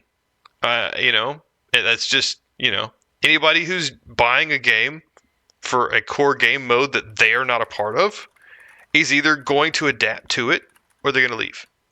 The game itself shouldn't change, shouldn't feel that it needs to change. You don't see PvP players demanding that the devs add pure PvP things like... No, I've seen that. Like people leaderboards? That they should get leaderboards. I've seen people say that they should get rid of the Arc entirely. I think that one guy... Okay, we're talking about a couple dudes. Like, I know who you're talking about. See that thread. No, I think one of those is trolling. I've seen multiple threads of that at this point. Well, so look, there's a couple goobers out there from all and then different also angles. on Reddit, I've seen a lot of people on Reddit say that they should get rid of the Arc or make the Arc weaker so they don't interfere with the PvP. Hey, look, I think you would agree that these are minorities here. These are like a couple dudes. Like, this isn't most people. I think the vast majority of threads you've seen are about, probably PvP, PvE shit. That seems like the main argument that I see on the forums. My biggest issue with the game, nobody's talking about, and that's the fact that whenever I'm trying to buy multiples of stuff, it keeps like reverting it back to one, and it drives me fucking insane. And nobody seems to care. A greater issue for me is the lack of skill expression in the PvP. That's actually how would you make that better? Worse than I would either make the higher end shields more relevant. So shields have higher value, essentially? Basically, they would protect more. So that if you're hitting somebody who has a heavy shield, if you just try the tactic of running up on them, you fucked up. Well, see, like I feel like when I use my heavy shield, I could feel like I could tell the difference. Like it's not huge. It's not huge. The heavy minor, shield. Yeah. The heavy shields with an S that I just gave my friend were pulled off dead guys that I used a level 1 Stitcher on. I've got like 8 or 9 heavy shields currently in my thing. I think they're great. But I mean, like, they're not massive. They're not meant to be massive. In one guy's defense, honestly, they should be. In one guy's defense, I don't think anybody's gonna expect somebody to fucking parkour leap down a flight of stairs and then light them up. Like, that's not something that happens every day. And I'm actually surprised I got the timing to do the roll, because I'm actually really dog shit at that. But I hit it perfect and just lit him the fuck up. But I did have to reload though. I had to reload and dodge roll. So at least the heavy shield kept him alive throughout a magazine, but the second mag got him. So I do think that they could maybe make the shields have a slightly higher, value to them. Absorption rate. Because the difference between medium and light shield is honestly negligible. You can still end somebody with a level 1 Stitcher. Yes, it's 12 damage. It's 12 damage. Yeah, it's like nothing. I mean, I'd rather have it than not. But yes, you would rather have a bigger shield, but at the point like between so the difference between light shield and medium shield is pretty apparent. Simply for the fact because it has 70 charge, and that makes a lot of breakpoints for weapons like Pharaoh, Anvil. A lot of common weapons need to shoot more to take down the shields. The effective increase in HP is very negligible, but because the shield deflect works when you have any amount of charge. So if you have like one shield and you get hit with a 40 damage, it's gonna reduce the whole 40 damage for your deflection percent. But the thing is, heavy shields usually don't have any of those advantages. They don't give you any better breakpoints against weapons. Against automatics, it doesn't usually matter because they fire fast, and your charge is only like just slightly bigger than the medium shields. And the bigger deflect doesn't actually contribute to you having that much more health, or you having better like survivability in terms of shots. The only thing, the only place where heavy shields have like a meaningful purpose that I would actually run them in is if you do Trio Stella and you want to survive 3 Il Toro shots. That's the only single reason to run heavy shields at this moment. Every single other scenario, you run medium shields. because if you run heavy shields in place of mediums on open maps, you're probably gonna get shot dead more frequently because of a 15% movement slowdown. Even if you have Yeah, they buff, are kind of which brick shit, reduces the Nancy. movement speed debuff from heavier shields. I'm gonna be honest, I want heavy shields to have 20% slowdown, but make me a fucking tank. I want shields to be more polarized. I want light shields to be light shields, and medium shields Then to they be like... should cost more as well. I could be wrong here, but I think the whole point of the shields is not so much as to keep you protected from sustained fire, but to protect you from large damage up front. Yes, in the current iteration, shields are more one-shot protection than they are like a separate health bar. Yeah, which is a problem because rapid fire weapons just make you eat shit. Don't care about it. Yep. Yeah. Because even though the Stitcher Rattler or Bobcat, you can drop even a heavy shield in one mag. Oh god, I freaking took out 2 dudes with the Rattler. And yeah, that means after I killed the first guy, I had to fucking rabbit away while I was loading bullets 2 by 2 and fucking... Luckily though, the guy, he went to go pick up his friend, and while he was picking him up, I Alright, fellas, I need dominated him. Most issues. Yeah, it is. It's almost. We should end this, fellas. I appreciate y'all. It was some good discussion. I assume y'all know I was recording this to cut it up. It's going to be way shorter. Of course, y'all know that by participating in this, you agree to have your voice recorded for YouTube. Yeah. By coming Whoa! I didn't know that you were recording this. Oh, it says in the welcome message. But tish. No shit. Yeah. So anyhow, good discussion, fellas. Are you going to be displaying screen names? I mean, I know. I'll tell you what. Probably not. No. Is that okay? I don't care if you. I don't care if you share mine. I don't care. Doesn't matter. People gonna get mad. Let them be mad at me. I'm gonna eat the They fame. can be mad at me all they want. I don't give a fuck. Like it may have your your Discord picture, but just because it's that's even worse. That's me. Well, dude, it says it in the welcome message. I don't know.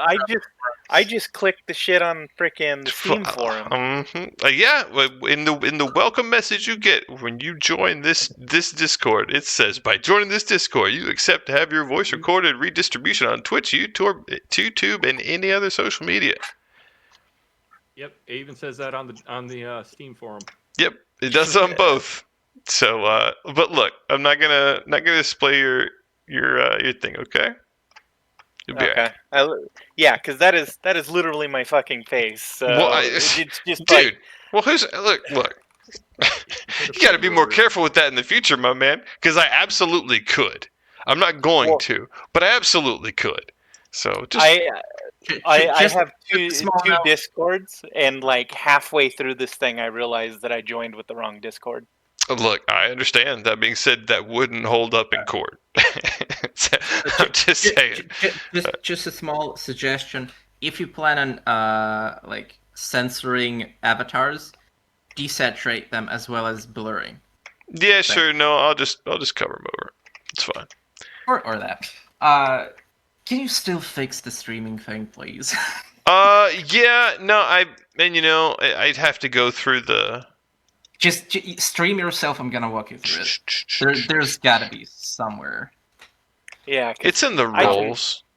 I can have Discord discussions all I want with this screen name and this profile picture, but if it goes up on like freaking social media, I could have some. If people match the name and the freaking face to this voice, I could get into some issues. Okay, I'm enabling it now. You should be able to now. Can't stream into this channel. That's my face on there. I don't care. You can now attach files in text channels. Oh no! And embed links I'm not in talking. channels. Okay, I'm talking That's great. Dangerman issues. That's great, but my file is 70 megabytes. Oh shit, dude! You don't know. I don't know about all that, man. Shit. I asked should... for streaming. Oh man, streaming. I gave you the. If you check the message I sent you, I gave you the point to look for in the options. Oh, you sent me a message. Voice channel permission under roll.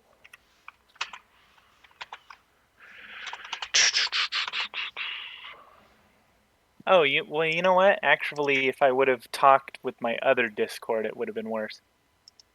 Yeah, this one actually isn't that bad. I mean, that is my face. That does kind of suck. I don't like throwing my face up on the internet, but you know, it's fucking washed over with AI. So, and it's small. Okay, I doubt anybody's gonna recognize it. But you can screen still, share now and stream. It should be working for you now. It's not. You can't stream into this channel. God fucking. You might have to reconnect first. Yeah, Okay. you might have to do that. Yeah. Yeah, I would prefer if everything was censored, though. Sure. Going to have to pull him back down. Oh. Still can't. I can stream in the waiting room though, so we can just go up. Okay. There. Yeah, let's go up there. Since we're ending this anyway, yeah.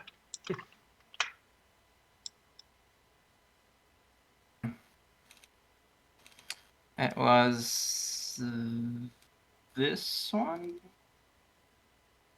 No, where is it? No. No, that's too old. Hold on.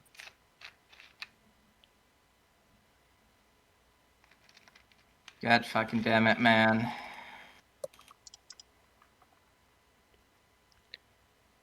Oh, there we go. Found it.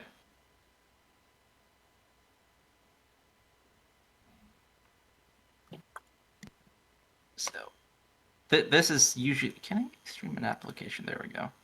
This is... don't mind the square screen. It's my second monitor. So, this is basically, like, how you can turn around a fight. It's a duo. I don't speak for solos. I usually don't play PvP solos, so this is usually how it goes.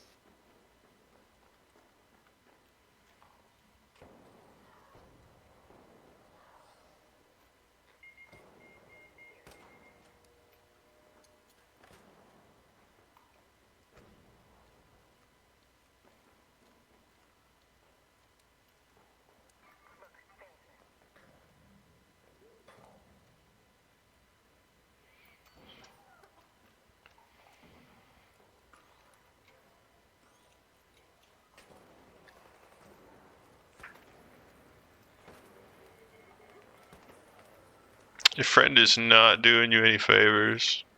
Yep. I mean, he was doing well in a different video. I think it's no. Is it this one? Oh yeah, it's this one. But this one's a much longer fight against two teams, I think. So this place is called Stella Montes. Yeah. And this is that place we were talking about. It's a great place for PvP. Great time. Probably my favorite map. It's a place I'll never see. All inside place. It's a good time. And hey, I mean, if you choose to never see it, it's on you, man. I'm being sad. It's a good time. Oh, I had actually 3 teams in here, I think. I'm gonna skip ahead a little bit. Yeah, especially when you're right there and you set up a zip line to the to one of those tubes up there just to trick people to fall down. Yeah, man. That mine's gonna fuck me up. Need a grenade right here, dude. Oh, man. Unfortunate. Huh? Talk about clutch. This has happened to me. I kind of feel like I'm in that other team that went down right there in the corner. I'm currently yelling at my teammates. That's the third team right there.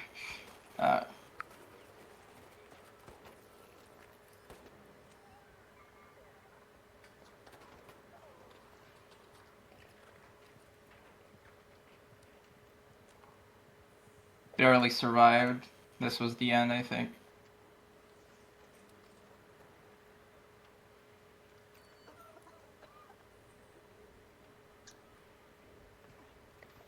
But yeah, it's I do think you should try some PvP on Stella, my man. New map. It'll be great new map for you.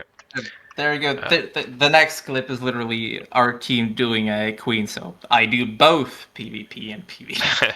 Nice. Yeah, nice. But yeah, good talk, fellas. I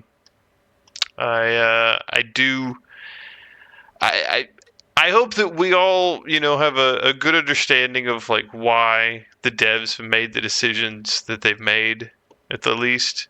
It's not like, because I see a lot of people say like, I don't understand why they're, refusing to give us PvE mode. I think that, it's pretty obvious to me anyway. But well, no, I understand the concept of minimum viable product. Yeah. So well, that is software development 101. I would also say that the concept of making a specific product for specific type of people and sticking to that and deciding that we're going to make this game for this type of player, and that's what we're going to do regardless of other people asking us to change it in some way or make it different for them, focus on just that. I feel like that's important because so many other games have caved to making PvE modes and then their game's dead a month later. Games that cost a lot of money to make. So, I definitely think that the devs are looking at that shit when they're looking at this whole situation. I definitely think that's a factor, them seeing what happened to other game studios. So, game developers in general should make games for a specific audience, because every time big studios try to make games for everyone, it didn't exactly turn out well. Yeah, you can't make a game for everybody. You're absolutely right. You make a game for specific types of players, and in this situation, they made a game for PvPvE players specifically, and they are having a great success with it. I don't think anyone could argue that the success they're having is not massive. And these aren't PvE players. These PvE players, they're complaining or leaving. It's not like like you say, most of them are stopped playing or whatever, or like or just they're not, they're just complaining all the time now. If they're complaining, they don't have to play. But PvE players. I don't think the PvE players have left. I think that they're just... The concept of you spending 3 months, the concept of anyone spending 3 months playing a game that they don't like is bananas, dude. I played League of Legends for... Fuck, man. Did I hit the decade mark? I might have. And you weren't having fun? All right, well, you're a special case, man. You got some special shit going on, dude. I don't know what's going on with you, man.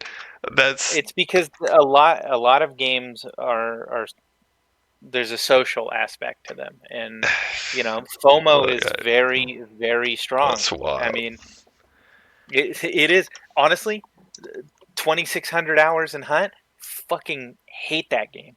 That's crazy, man. But all my friends play it, so I play it. And again, they say I'm the best out of everyone, and I told them, well, I was miserable the whole fucking time. Man, the only that shit is enjoyment I wild. get was making that number higher because I needed something to focus on. I think that's called Stockholm syndrome or a sunk But- cost fallacy. Yeah, you got some kind of But my- shit going on, man. You got a complex of some sort. But my issues with Hunt, my main issue is it had so much potential to be better, and it just Crytek just fucked it up. Yeah, well. All right, fellas. Good game. Good talk. Got some good perspectives here. This was fun.